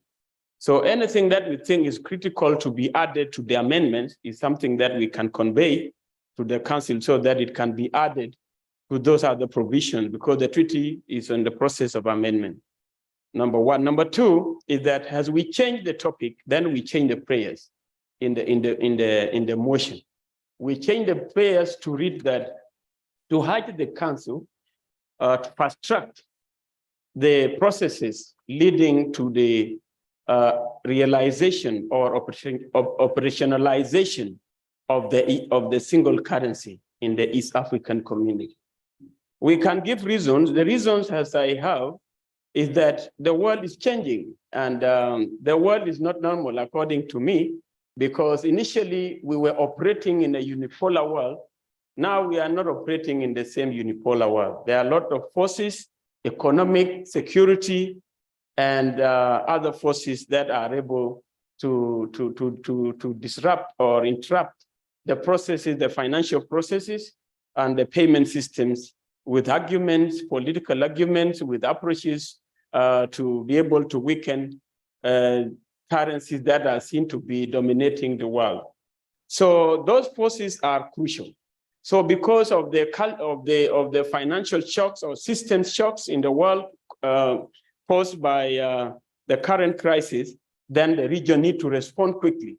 Respond quickly in terms of trying to find a common regional currency that we can be able to use as to safeguard ourselves or our trade and our businesses from being affected by international forces that are very detrimental to the progress or the trade in our region. So, Right Honorable Speaker, I want to beg my brother, Honorable David Olsankok, that we accept those major amendments. The bill should not, the motion should not encourage the treaty, because the treaty is paramount to any rule that or any resolutions that we are making in the House. I submit, Right Honorable. Thank you. Honorable Angela. I thank you very much, Right Honorable Speaker, for giving the floor. And I stand also to support my brother, Honorable Sankok. But after some few changes, which have been directed with this House, if you're going to make some changes, that we are going to support this motion. Honorable Speaker, the issue of US dollars vis-a-vis local currency is very controversial. As we are all aware that the USA is the one who leading the world. So if we are going to discuss the matter of US dollars vis-a-vis local currency, we should also consider the global issues. Honorable Speaker, our main donors within the community is USA and European Union, who are main donors who are supporting us. So we should be also be extra careful when we are talking about the US currencies and so many other issues in the aspect of maintaining good relations with the donors who has been donating for us for so many years. And not only that, Honorable Speaker, the shortage of US dollars within the region. For instance, we Tanzanian, we have decided to join with Indian with bilateral. So direct, you can see that we are buying currencies from maybe India or from Tanzania, but for both of us, it's just because of bilateral. So for some other countries within the region also, they can just doing bilateral just for the sake of maintaining the market within the community. So I urge that, Honorable Speaker, this motion of our brother is a good motion, but you have to make some changes over there so that we can move instead of going the way it is. I beg to submit, Honorable Speaker. Do you want to move the motion?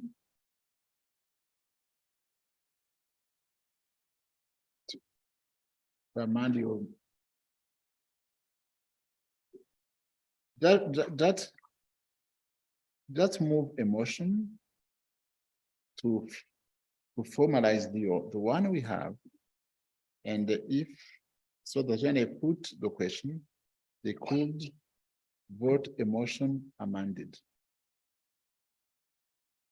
Is it possible? Procedure. Yes, Amongin. Mr. Speaker, I'm raising a procedural matter. Yes. Aware that majority, this motion was presented by the Honorable Sankok, and majority of the members have debated,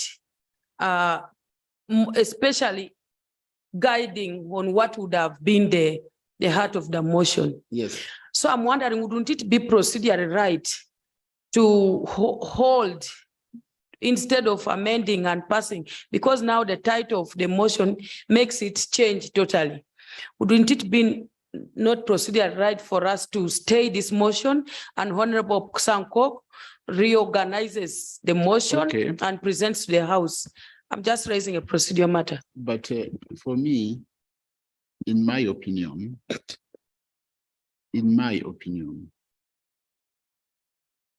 I have to refer this motion to the CTI to study it more and to advise us on what we can do.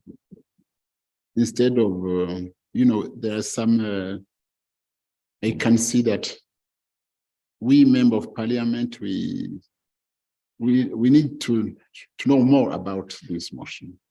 So I refer it to Honorable Chair, Honorable Speaker, allow me to say something. Yes, you can say something.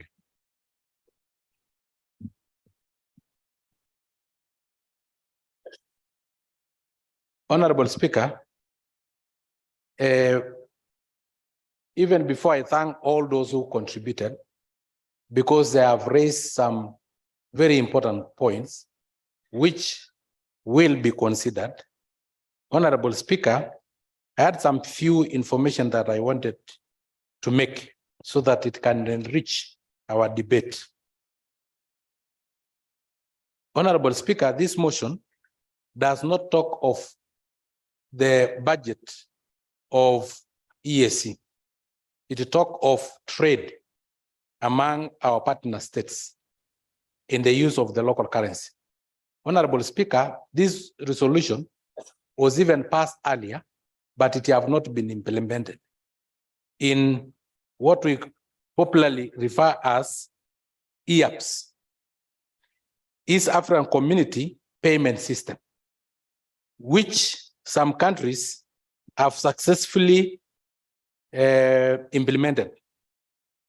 EAPS is currently operational between Kenya, Tanzania, and Uganda, successfully linking Kenya electronic payment and settlement system to Tanzania interbank and so on.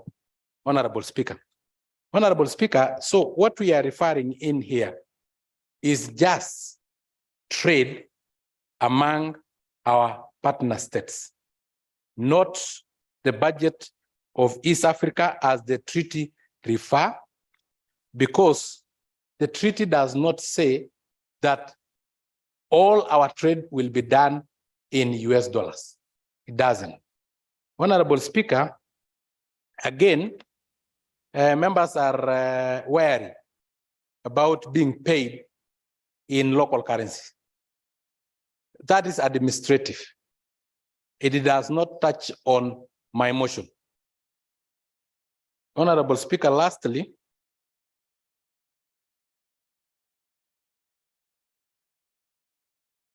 the issue of the single currency. Yes, it have been referred to 2031. And the use of our own local currency within our community in terms of trade will be a precursor, and a precursor to the use of the local currency. It's just a kind of creating a demand of our local currency so that we can strengthen our local currency before we go into the monetary union and have a single currency. So therefore, the fear that there is challenges of the acceptance of our local currency within our region does not arise, because we are the one creating the demand of the dollar. And we can as well create the demand of our respective local currency. Honorable Speaker, but guided by your advice, I agree.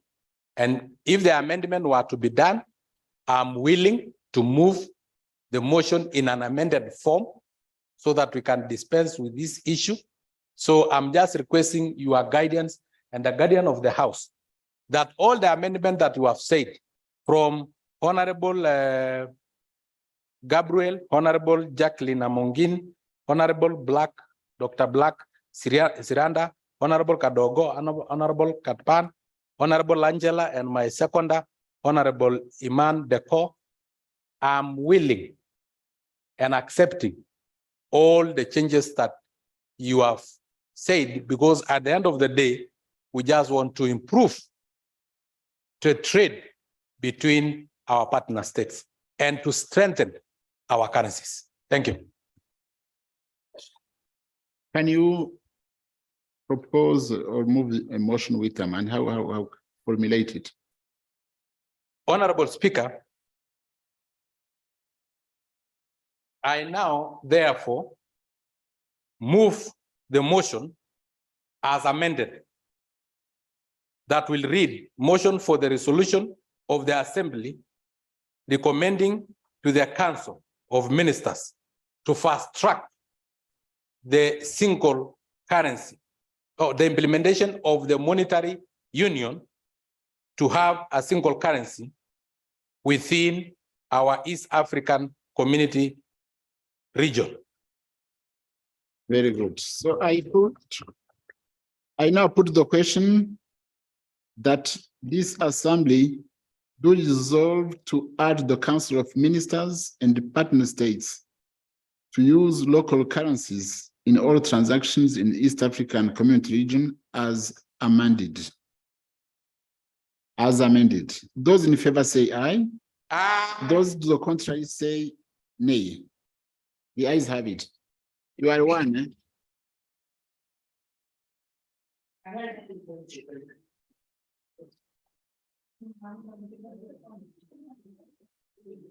Now we have the last item number 13. Well, proceed. Agenda item number 13 in the order paper. Motion for a resolution of the Assembly condemning the massacre and abduction of innocent students of Lubiriha Secondary School in the border town of Mpondwe and the destabilization of the Democratic Republic of Congo by the Allied Democratic Forces, which is an armed rebel group with the ties to ICS.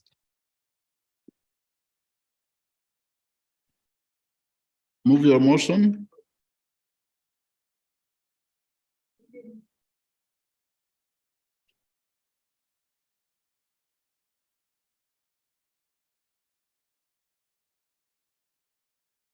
Thank you, Right Honorable Speaker and honorable members.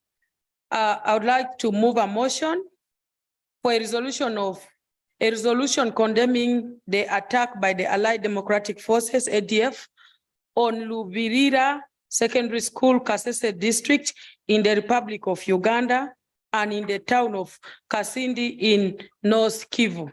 I beg to move. Have seconders?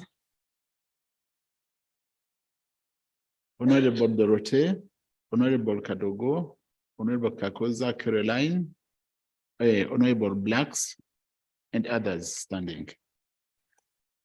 Okay, so Right Honorable Speaker and honorable members, this being my maiden motion, I move under Article 49(2)(d) and 59(1) of the treaty and the rules, Rule 26 of the Rules of Procedure of the Assembly. And it states, whereas on 15th January 2023, suspected Allied Democratic Forces, ADF, attacked innocent churchgoers in the town of Kasindi in North Kivu, killing over 17 innocent people and wounding over 36 people, and continue to wreak havoc in the DRC, displacing over 800,000 innocent civilians.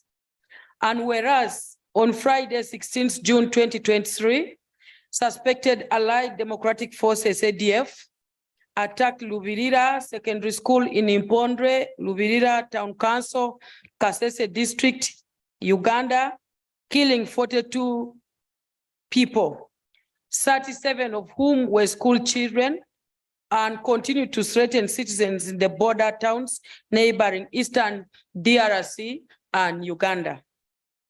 Aware that the Allied Democratic Forces is an Islamist rebel group affiliated to the Islamic State of Iraq and Syria, Democratic Republic of Congo, which is operating in the southwestern part of Uganda and the eastern part of the Democratic Republic of Congo, DRC, and was designated as a terrorist organization by the government of Uganda and the United States government. Recalling that Allied Democratic Forces has undertaken indiscriminate and targeted attacks on civilian populations and public infrastructure in both Uganda and the DRC, including the 1998 attack on Kichwamba Technical Institute in Uganda, wherein over 80 students were killed at the time and many were abducted. Further recalling that the same rebels in 1997 attacked St. John's Catholic Seminary in Chiburara, where the ADF abused 19 seminarians, all aged between 12 and 20. Further recalling that the ADF has also extended its operations in the DRC, specifically North Kivu and Ituri provinces, where the ADF has drawn worldwide condemnation for its brutal violence against Congolese citizens and regional military forces, with attacks have killing more than over 849 civilians. Concerned that the ADF specifically attacks vulnerable and unarmed civilians population in Uganda and DRC, and has consistently shown a complete disregard for the lives of civilians and the laws of war, which are designed to protect civilian populations in armed conflicts. Further concerned that the ADF has failed to disclose the reasons for its rebellion and also refused the amnesty proposed by the government of Uganda to end the rebellion. Recognizing that the attacks by the ADF have greatly disrupted promising economic activities through invoking sense of fear in the affected communities. Now, therefore, be it resolved by this House that this House strongly condemns the continuous and provoked wanton and unwarranted attacks by the Allied Democratic Forces on a church in Kasanda town in North Kivu in DRC and on Rubirira Secondary School, Kasese district in the Republic of Uganda, mostly on unarmed and vulnerable civilian population in the Republic of Uganda and the Democratic Republic of Congo. This House fully supports the EAC initiatives geared towards the pacification of the Eastern DRC to get rid of all rebel groups and their activities in that part of the country. Right Honorable Speaker and honorable members, I beg to move. Oh, Right Honorable Speaker, just briefly to talk about the motion. I am a mother, and it was very disheartening to learn very early in the morning that innocent children who were at a school in Kasese, in Rubirira Secondary School, were just murdered, some burnt in their dormitories. I really felt the pangs of being a mother. And these are innocent people who didn't have any, they had done nothing wrong to any community. And this issue of insecurity, despite the fact that our leaders of our member states are trying to put in efforts to end insecurities in our region, I want to commend all of them. And I would like also to commend, despite the background I've given while I was reading this report, the efforts of His Excellency Yoweri Kaguta Museveni for having been one of the peacekeepers that we have, not only in Uganda, not only in Africa, but also in the world. And I also would like to commend the other leaders who have played a critical role, right? His Excellency Paul Kagame, His Excellency, the previous head of state of Kenya, His Excellency, Her Excellency, Mama Salma Suluhu, the President of the Republic of Salva Kiir of South Sudan. Information. I thought I was still just fine. Then you can, yeah. Okay. Tanzania is called Samia Suluhu. So I always don't mention that name properly, but I know her as Mama. She's our torchbearer for almost the whole world and the women.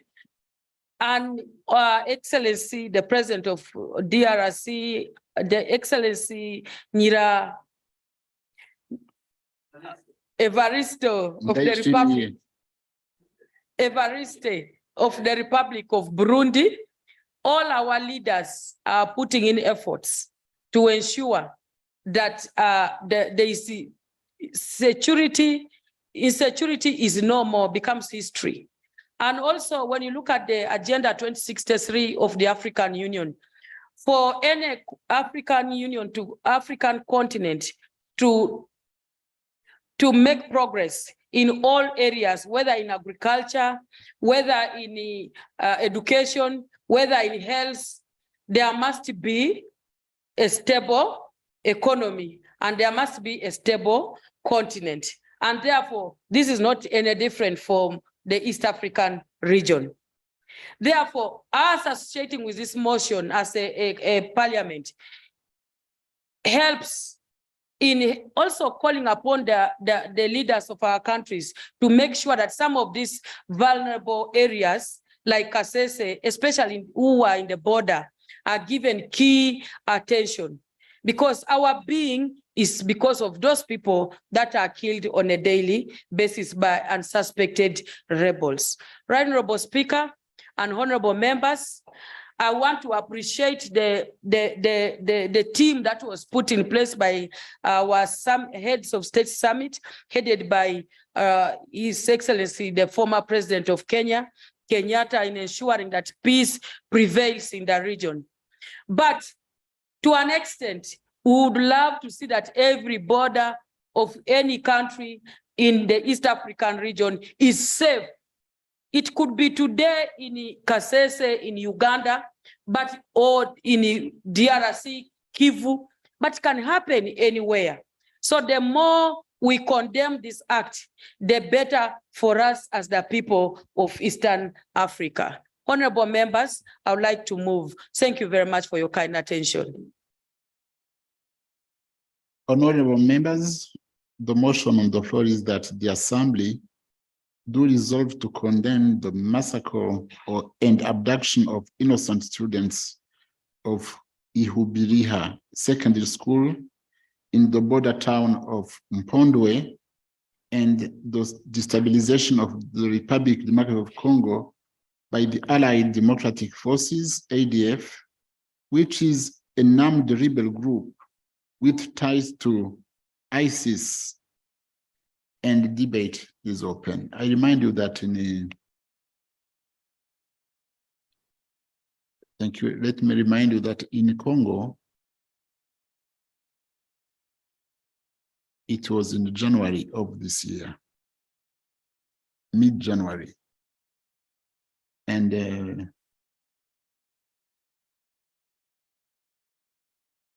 they were praying in a church, singing God songs. Then they came in, they killed those Christians. They injured maybe more than 80, maybe 800, meaning that this ADF is disturbing the entire region. With this word, the debate is open.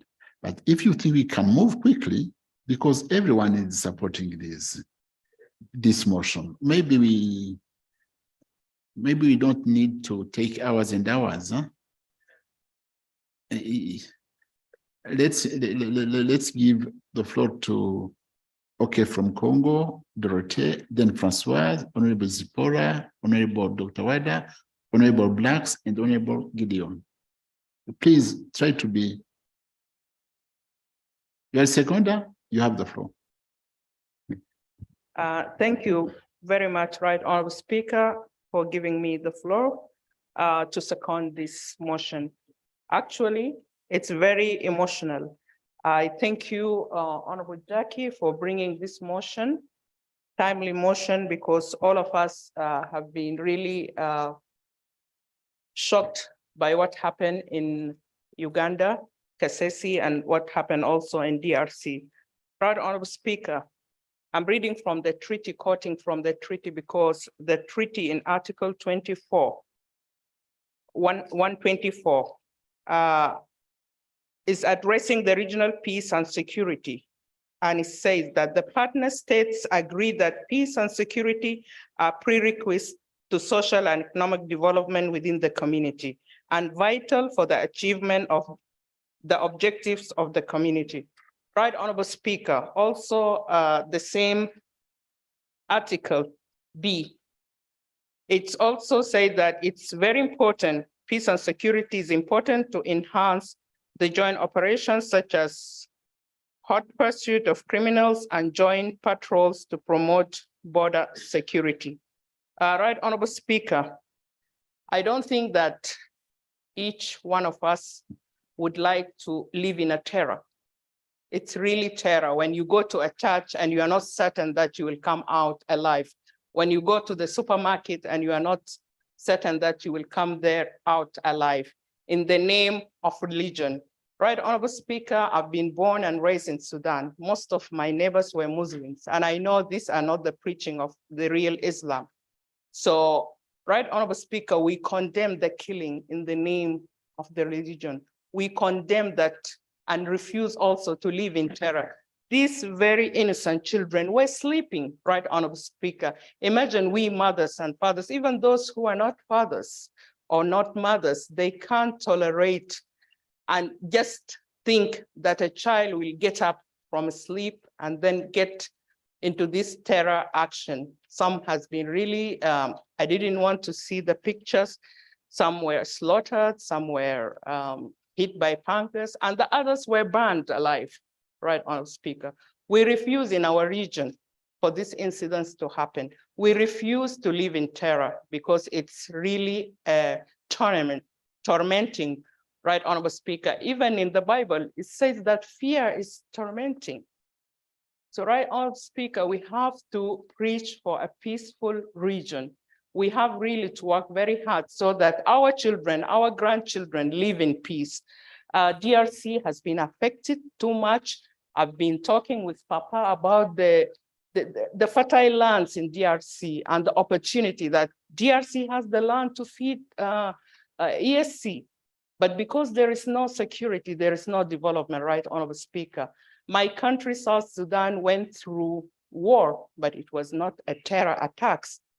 And I know and I feel how is it to live in the fear or live in fear of losing a child or a relative because of attacks, and they are attacks because you can't know when will they happen. So it's really, right, Honorable Speaker, very bad situation, and we condemn it, we refuse it, and we thank Honorable Jackie once again for bringing it so that we put our voice together and make our region a peaceful place for our children, for ourselves, and for the prosperity of all this region. I beg to second, right, Honorable Speaker. The next, who's the next? Dorothy?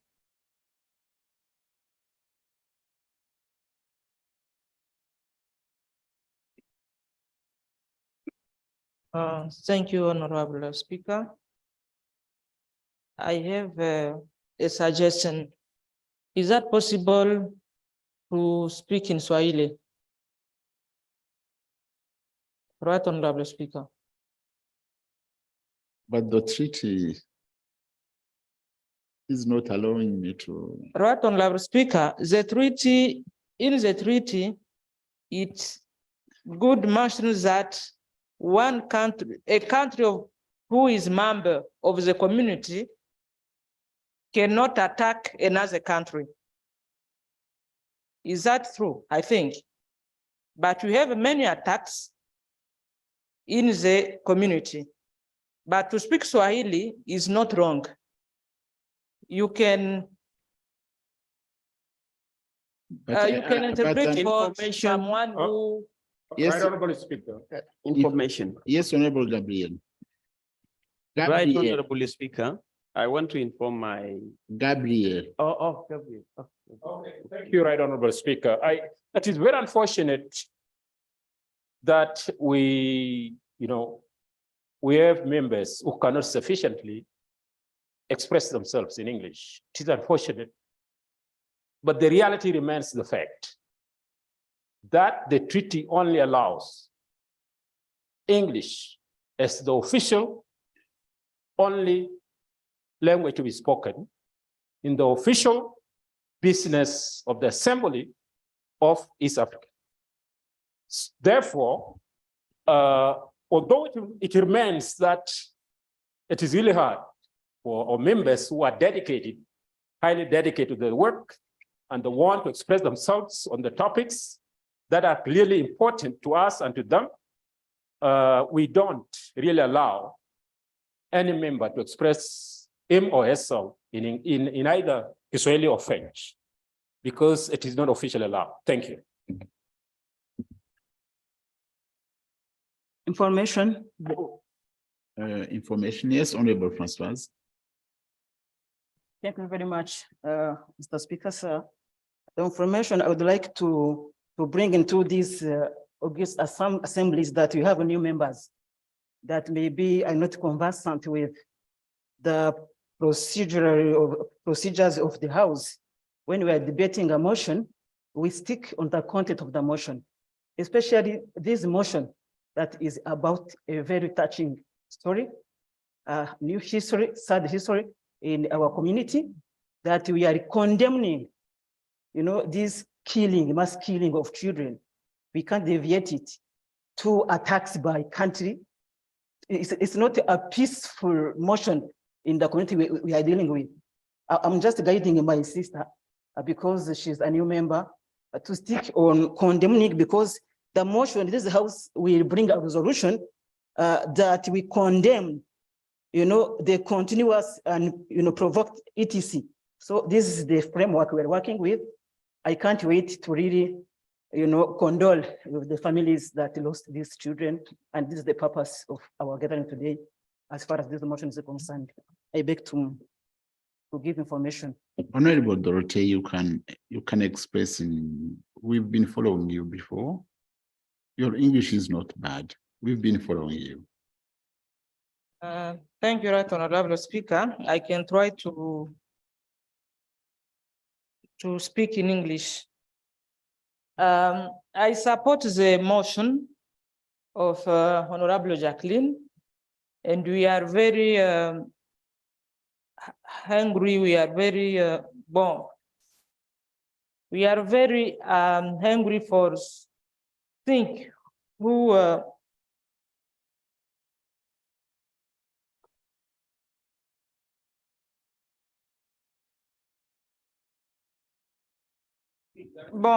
if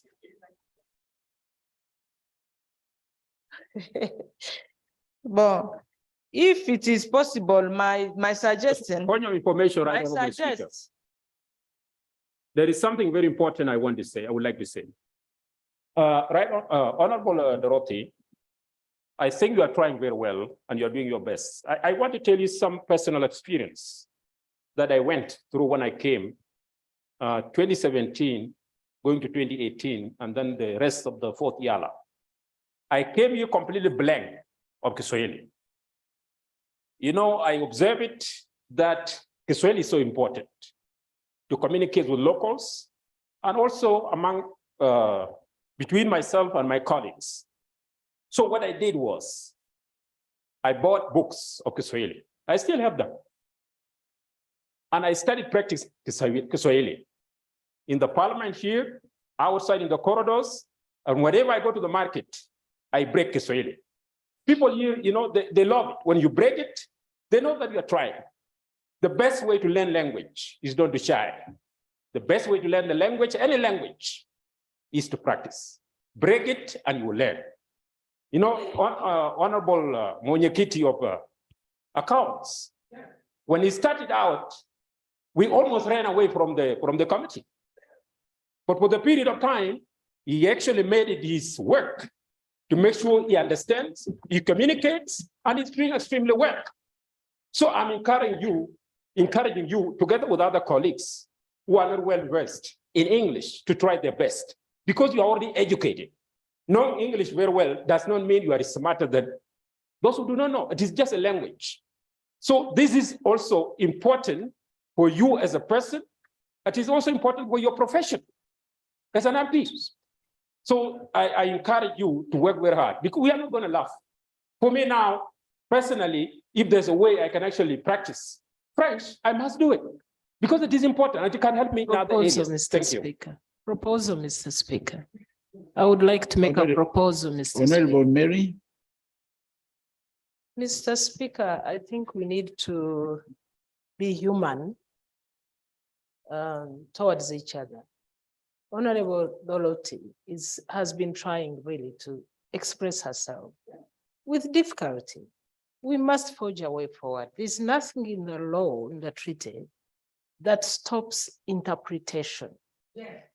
For example, is there anybody within this community, even the secretariat, who can translate what Honorable Dorothy is saying into English so that she can express herself in French and it is translated into English. And then her statement goes into the records in English. I think that should be allowed. Otherwise, it takes time to adapt into another language. She has a point to make. I wish to propose, Mr. Speaker. Yes, Honorable Doctor. Honorable Speaker, with all due respect to the House and to you, right, Honorable Speaker, we have really to help our colleagues from DRC. I've seen how they're struggling and how they have been quiet. We even don't feel good when we are the only ones speaking, and we know that they have very, very valuable views which they can contribute in this House. You have seen when they had the passion to speak in the motion for the Malabo Declaration, they really spoke and they tried. But sometimes to express yourself in a language where you are not that eloquent is somehow difficult. That's why we were proposing the translation gadgets so that we hear them, and even in committees, because in committees also, when they try to speak in Swahili and French, they're being told that the treaty, and it's a treaty thing. I respect the rules and the law, but I think we have to find a way. The same way during the COVID-19, we found a way how to continue our sitting in a virtual meetings, and we got some rules for it. So I think I'm begging the House that we see something for them so that we get from their views and we also learn from what they have. Right, Honorable Speaker, I beg to submit. Thank you, Clerk. Yes. Advice?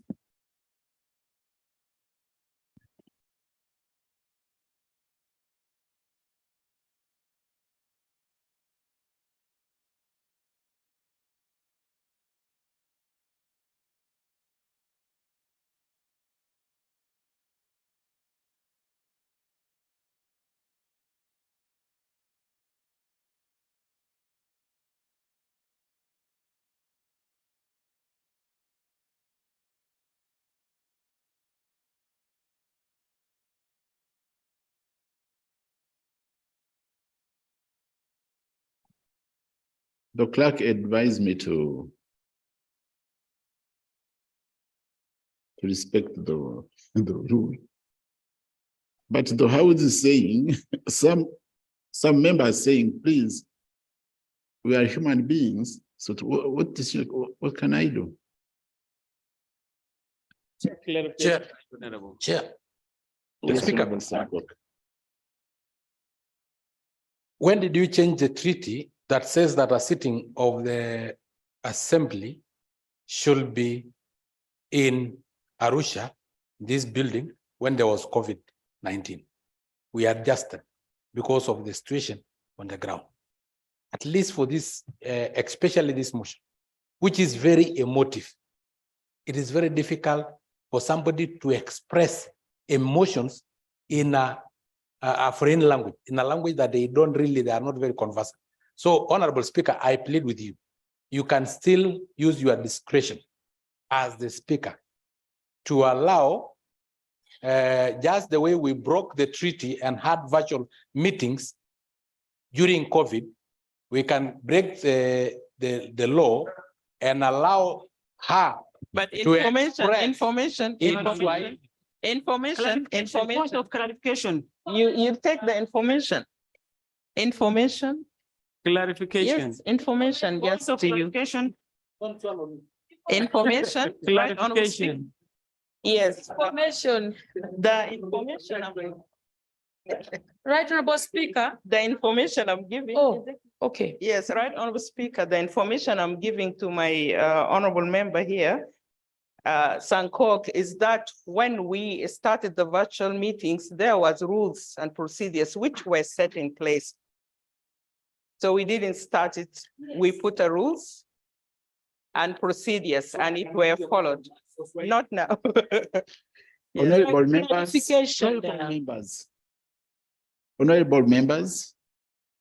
we will not spend 1 hour, 2 hours debating on what to do language. I invite Honorable Dorothée, as he had done before. We've been following you.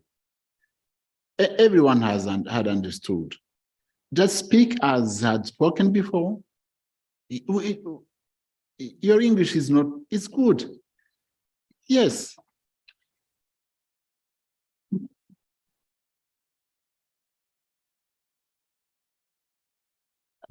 Thank you, Right Honorable Speaker, to give me the floor.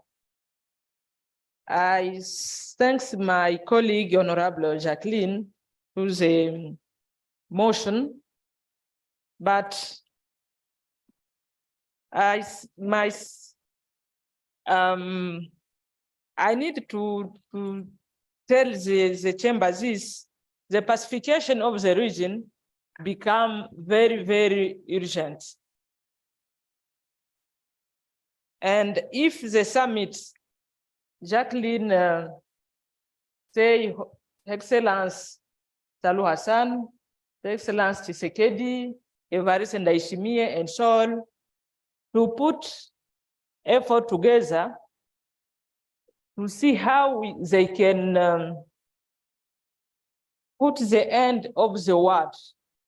Terrorist attacks is very bad for the community, because if people have no security, no investor can come to invest her money in the region.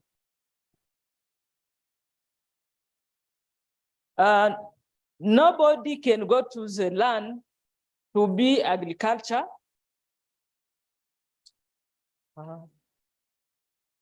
Nobody can go to the land to be agriculture because he can be afraid to go there.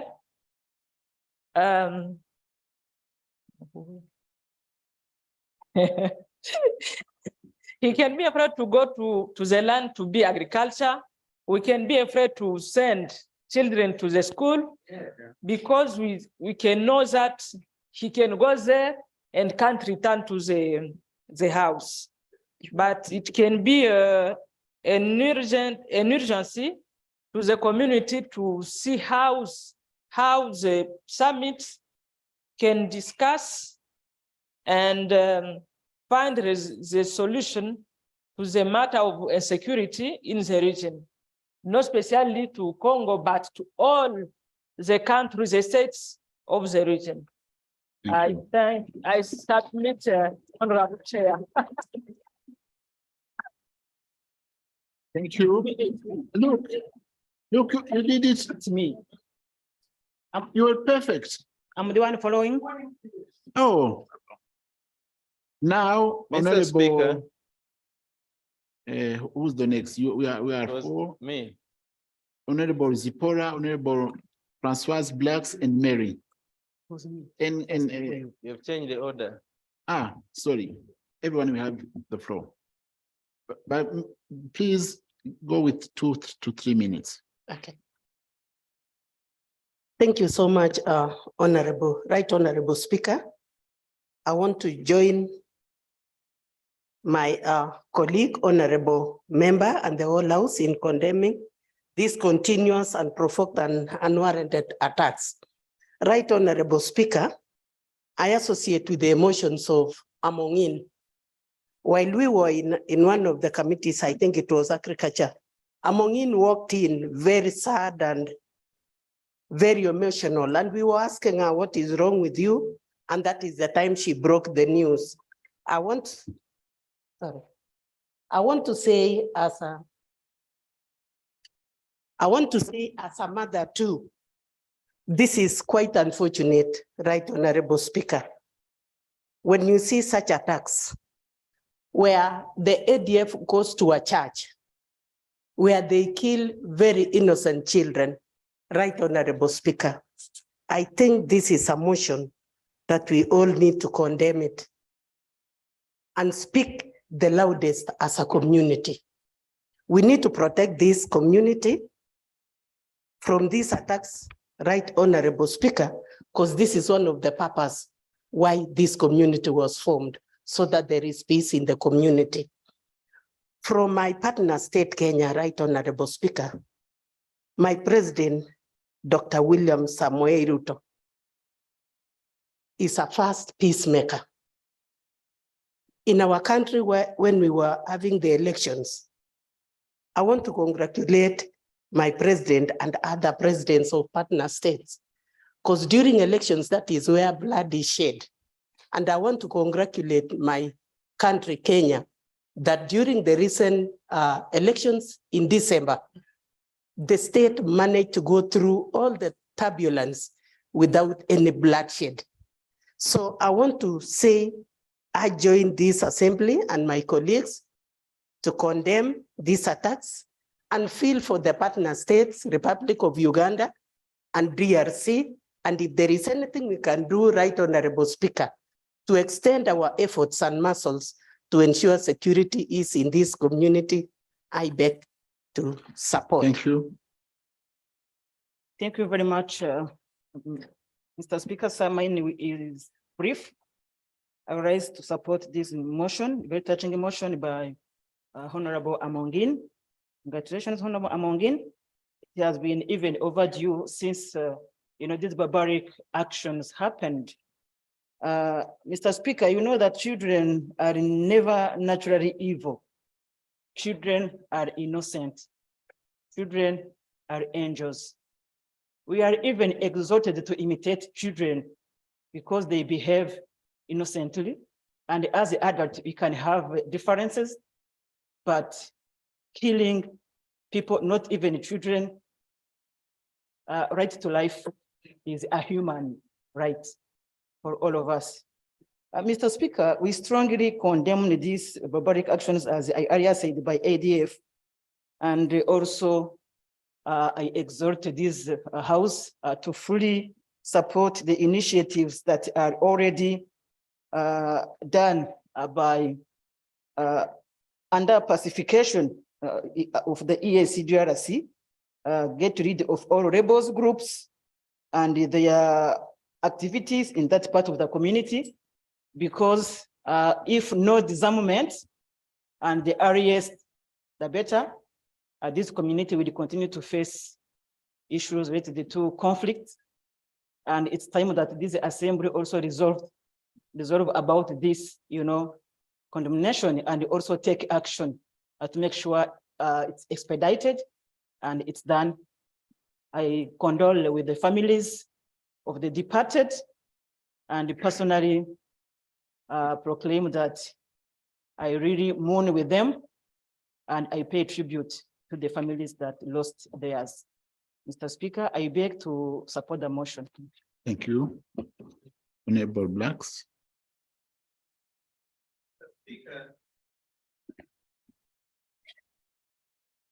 I want to appreciate my colleague, the Honorable Jacqueline Amongin, who you know is also a member of the Regional Affairs and Conflict Resolution Committee. I was burning to say something as a chair because this is a matter that is within the docket and mandate of our committee. Mr. Speaker, when you look at our treaty, 124, specifically A, and I want to, it says, there shall be enhanced exchange of criminal intelligence and other security information between the partner states and Central Criminal Intelligence Information Centers.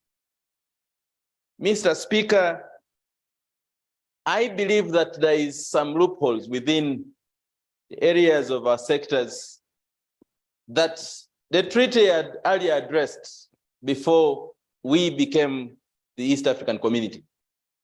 The treaty and the framers of the treaty were wise, and they knew that I could do something and run to partner state A and continue doing the other and run to the other partner state. Mr. Speaker, these atrocities by the assertion by ADF, this is not the first time. And they've been a way back. Remember in 1998, Kichwamba College was burnt and over 100+ students were killed by the same assertion that still claimed they were ADF. And several atrocities that they have committed. Mr. Speaker, we condemn these acts, and as a regional affairs and conflict resolution, we believe that the community is to grow with people, and security and peace is paramount if the region has really to believe and belong to the community.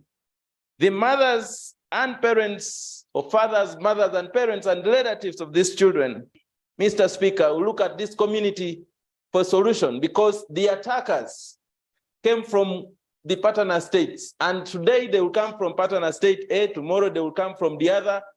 And there is need for joint effort, Mr. Speaker, to deal with this matter for once and for all. Mr. Speaker, when you look at the protocol on peace and defense, peace, security, and defense, it says the East African community shall cooperate in defense in providing the opportunities for the security forces and to chart a way forward in the region to deal with these challenges that are affecting our people. Mr. Speaker, I believe that this assembly should pronounce itself, that we get a statement from the joint peace and security department or sector in terms of what plan we have in dealing with this matter of ADF once and for all, and other terrorist groups that are within the region. Mr. Speaker, we stand and condemn these acts, and we think these acts are for cowards. A strong person who is aiming at taking power does not attack children of that nature. Because, you know, why do you attack children? You think you want power? Then attack those that have power. Mr. Speaker, we believe that these terrorists use these cowardly methods to make our people fear and also think the community does not have a solution for them. Mr. Speaker, I believe and recommend that the Assembly should send the writing. Mr. Speaker, with your hand. I have seen the National Assembly doing that. With your hand, mourning and sending our tributes and condolences to the families and the country of Uganda in the situation that they're going through. Your hand, Mr. Speaker, will ably represent all of us to show that we are standing as the Assembly, we are standing with the community and condemning acts of this nature. Mr. Speaker, I become very comfortable when I see your hand and standing in the matters of the Assembly, because they make sure that the Assembly is also seen trying to do work as it is envisaged within the treaty. It's not only the Secretariat, it's not the court that will do this. We are representatives of the people, and Mr. Speaker, your hand and seal sends a clear signal that we stand with the people in the community, and we want to issues of peace and security for our people, because our people can only be beneficiaries of the community once there is peace and security. Mr. Speaker, I beg to support the motion by the Honorable Judge. Thank you. Honorable Mary, Honorable Gideon, and Honorable Gilbert. Plenary. Thank you, Mr. Speaker. Mr. Speaker, I also raised to support the motion. I would like to thank Honorable Mongin for this timely motion by the East African Legislative Assembly. Indeed, I would like to start by condoling with the families that lost their innocent children. It's unbearable pain. It's unimaginable. The sights, the images we have seen are sometimes too hard even to look at. So we condole, and I would like to thank the honorable colleagues through you, Mr. Speaker, who have sent us messages condoling with Uganda. Indeed, my condolences to the head of the state of Uganda. Mr. Speaker, there is no better example or incident that shows us the need for common security, like an incident like this one. And we don't need to wait until we have calamity like this in order to understand it.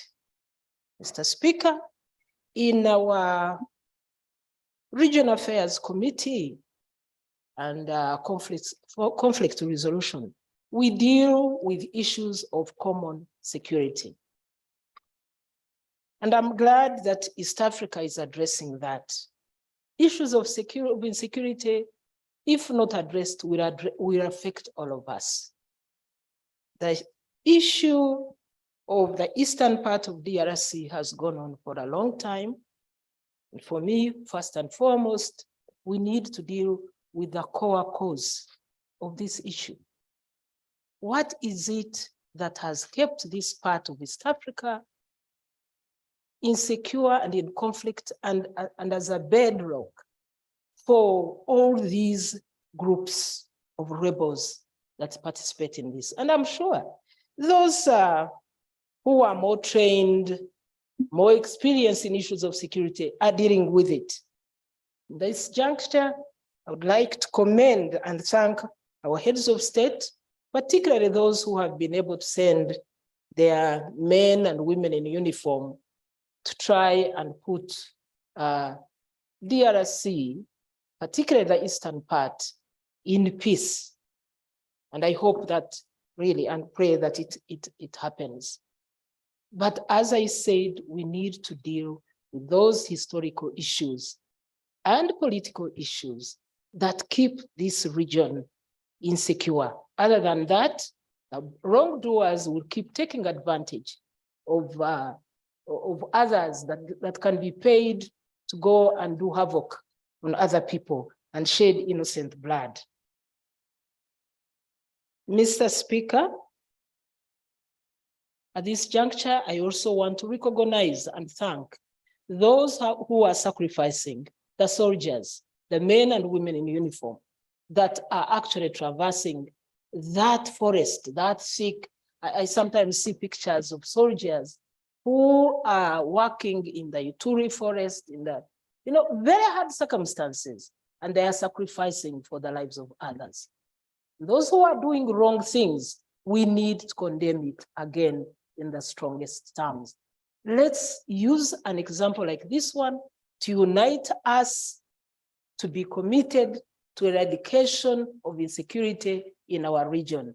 Right now, East Africa has been doing well with so many other perimeters, but on issues of security, I think we are not doing well at all. So we need to deal with issues of suspicion of each other.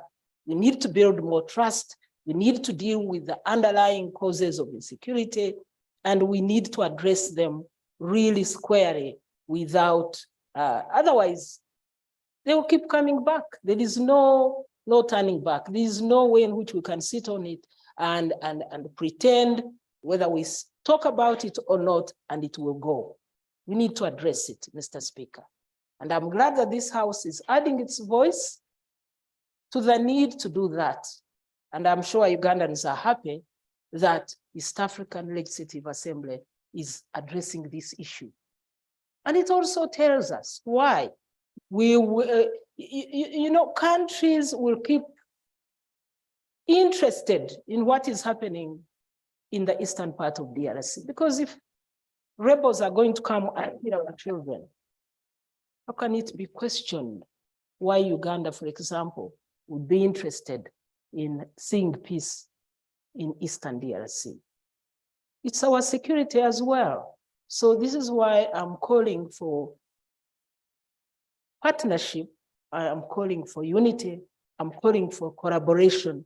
I'm calling for, trust for each other in order to be able to deal with this painful issue. And I would like to call even on other regions like SADC, the Central African Regional Organization, to really join hands and deal with the issue of insecurity in DRC. I don't think that it can be dealt with by East Africa alone. DRC is a very big country. DRC is a very well-resourced country. DRC is a country that the world needs. I would not even be surprised if some of what is happening, and I'm almost actually sure, some of what happens It's not just here, but within East Africa. It's global. It's a global problem. So it does not even help us to be shooting at each other, hating each other. When actually the problem is much, much bigger than we can deal with. But I believe that as long as we are united in purpose of seeing Eastern DRC safe, secure, whether its people, its resources, its economy, its stability, when part of us is not well, the entire region will never be well. I would like to support the motion, Mr. Speaker, and I submit. Thank you. Thank you.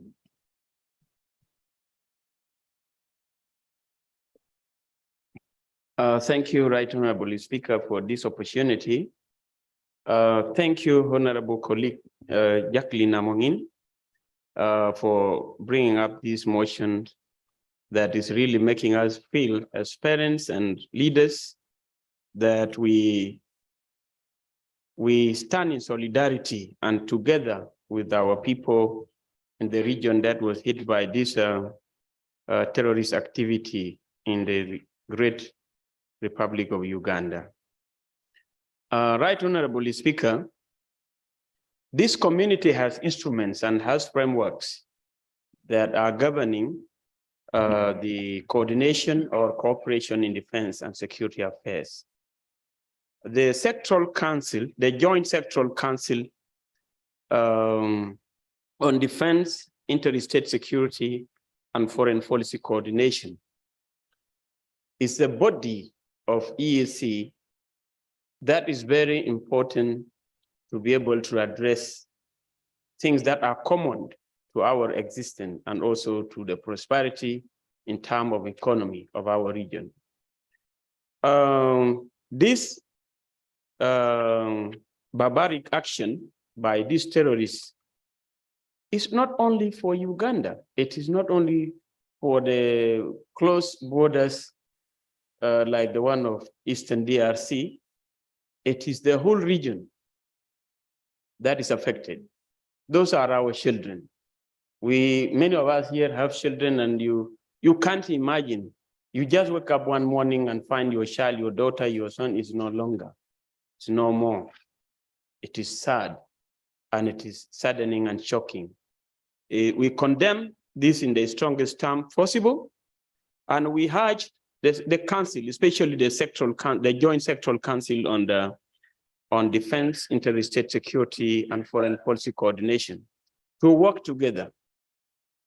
While in this assembly, I learned that the Republic of Rwanda has been involved in trying to also neutralize terrorists in Mozambique with the efforts together with the other countries. Now this terrorist group, which is disturbing and killing people in Uganda, need a united effort. Likewise, also we need to join our partner state Rwanda to see what is happening in those other regions. Because now, Right Honorable Speaker, we should be worried enough to address the issues of terrorism and these barbaric attacks. Now that Sudan is in turmoil, Sudan is one of the leading arms producers in the region. EAC also should take care of the situation that is happening in Sudan. We should be keen in trying to also address what is happening in Sudan, because if by any chance the state collapse in Sudan, and then we can be sure that our borders cannot be controlled. These weapons can land in the hands of wrong people. So our region need to have a concerted effort in terms of trying to deal with the questions of terrorism. And it is high time the council. For 2 minutes, I will be maybe 1 hour. Okay, the council I'm submitting now. The council need to be on the task to ensure that we don't see as a region these kinds of attacks again. Thank you, Right Honorable Speaker. Thank you. I support the motion. Thank you so much, Right Honorable Speaker. I rise first and foremost to offer my greatest condolences and sympathies to the families and Uganda as a country that was heavily affected by that unfortunate incident I also would like to thank my honorable colleague, Honorable Jacqueline, for bringing the motion. It is timely, and we have to express ourselves clearly and equivocally to the region and to the world that what has happened was not supposed to happen, and it must be condemned. And I stand up to condemn it. Right Honorable Speaker, if you look, we have individuals or groups of people who have decided for any reason to just move out of the countries, move out of the communities, and locate themselves inside forests. If you ask what is the problem, they will never tell you. If you call them to come, let's talk, sort the things out peacefully, because we are brothers and sisters, they will never accept. Their happiness is in killing people. I saw a video of these guys who did their barbarity and this savage activity. They were moving in the forest with a lot of morale, as if they were actually coming from the party. They killed innocent children. Something that is extremely unfortunate. I believe they have their children, their fathers and their mothers. Their children are alive somewhere, but they came intentionally without any reason to come and kill children. These are people who have actually lost moral compass. This is the really manifestation of barbarity, savage, and it cannot be condoned anywhere. It is clear that people who don't have humanity are the ones that can actually do this. Now, coming to our collective security in the region, I believe that our leaders, individually or collectively, are doing their best. The thing is that what is actually making it complicated is that, again, the same individuals cannot be controlled in most cases, because where they locate themselves, you cannot even access it. It's inaccessible. You cannot even take cars. You cannot take forces to these forests, to these valleys. Some are hilly. It is extremely very challenging. So what I'm saying is for us, like other members have stated clearly, to come up with some mechanisms on how to deal with a collective security situation. That has been done in the DRC, which is great.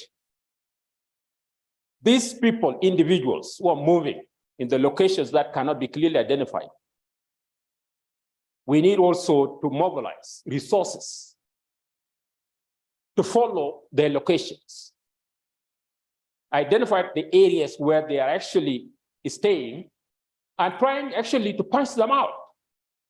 They have to be pushed out of those areas. Because what I know clearly, like I said earlier, they will never accept, because they don't have mission, they don't have reason, either political or economic. They're just there to destroy. They're just there for destruction of humanity. The destruction to scare people. Action of criminality, terrorism. This is what they are doing.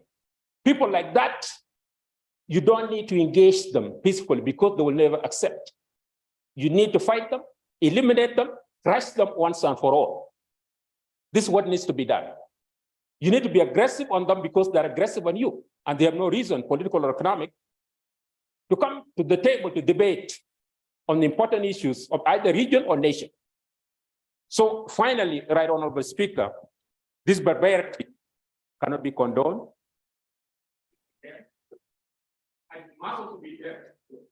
We cannot just talk about it, because I know over here we have actually talked about so many issues. We have made so many recommendations to the council, which unfortunately, they are not there saying this one, and they have not been there. Okay, sorry, I put on my microphone. It went off without my knowledge. They have not been there, unfortunately.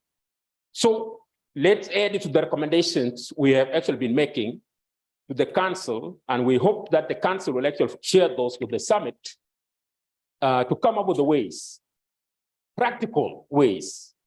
You either, if there is a group that will accept peaceful negotiations, we invite them. If there is a group that doesn't want, they're just there for the destruction, they have to be dealt with forcefully, aggressively, in whatever manner they need. This is my recommendation. I think it should be done because we have been talking, and talking cannot actually help us. We must talk and move. We must walk the walk. This is what we need to do. Otherwise, the recommendations that we write in these papers, are not helping us. We must work hard. We must actually do something and move and do it and forget it. Thank you. You are welcome. Now, Honorable Amongin, your motion was very, very sensitive. Everyone has been touched by your motion. You have the floor to reply.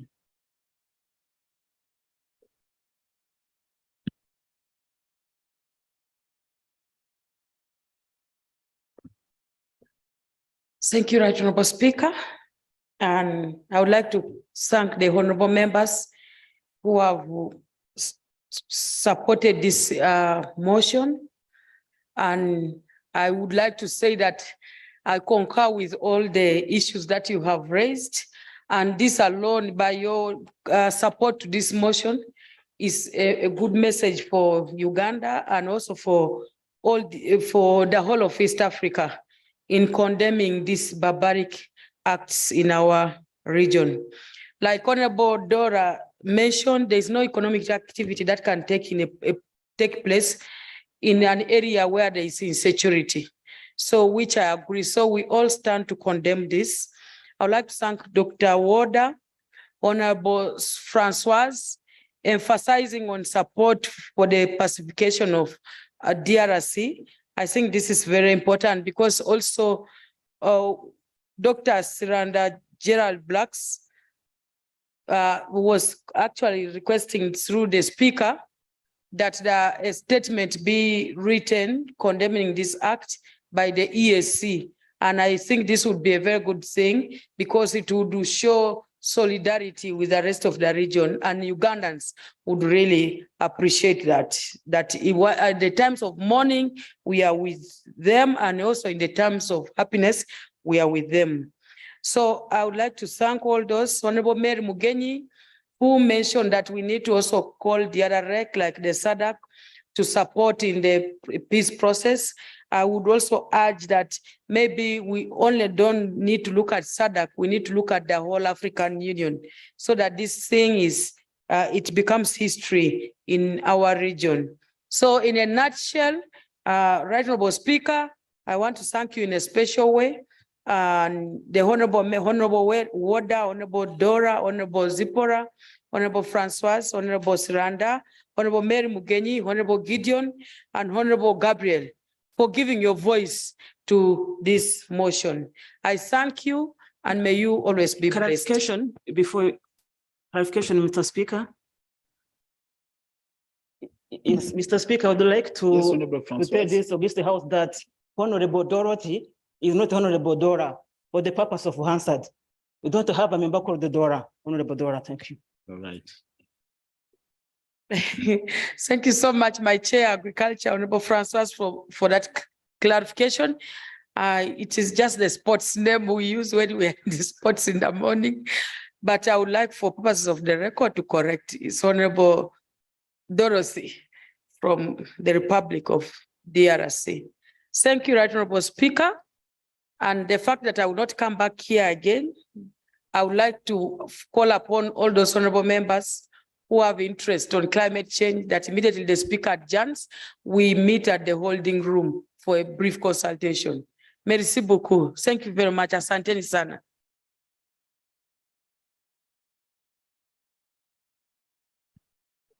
Thank you, Honorable Amongin.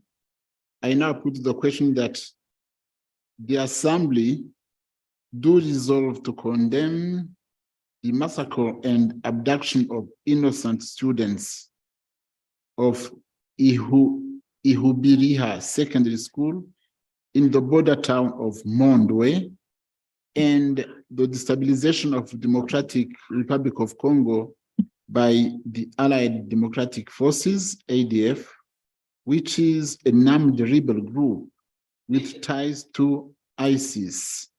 Those in favor say aye. Aye. Those in the contrary say nay. The ayes have it.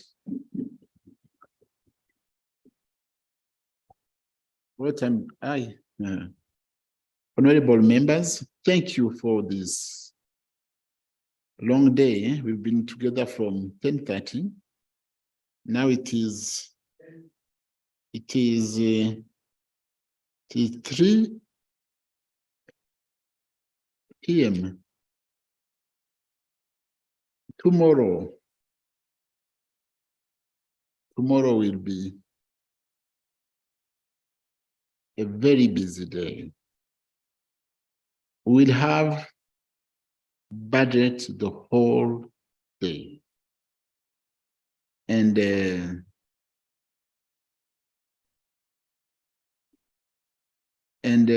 still now, the GP are still consulting with the ministers, which is very good, because what we will get tomorrow will be harmonized. We'll not need to debate, and everything will be agreed on by our GP members and the Council of Ministers, the Secretariat. That's why I adjourn this House until tomorrow, 9.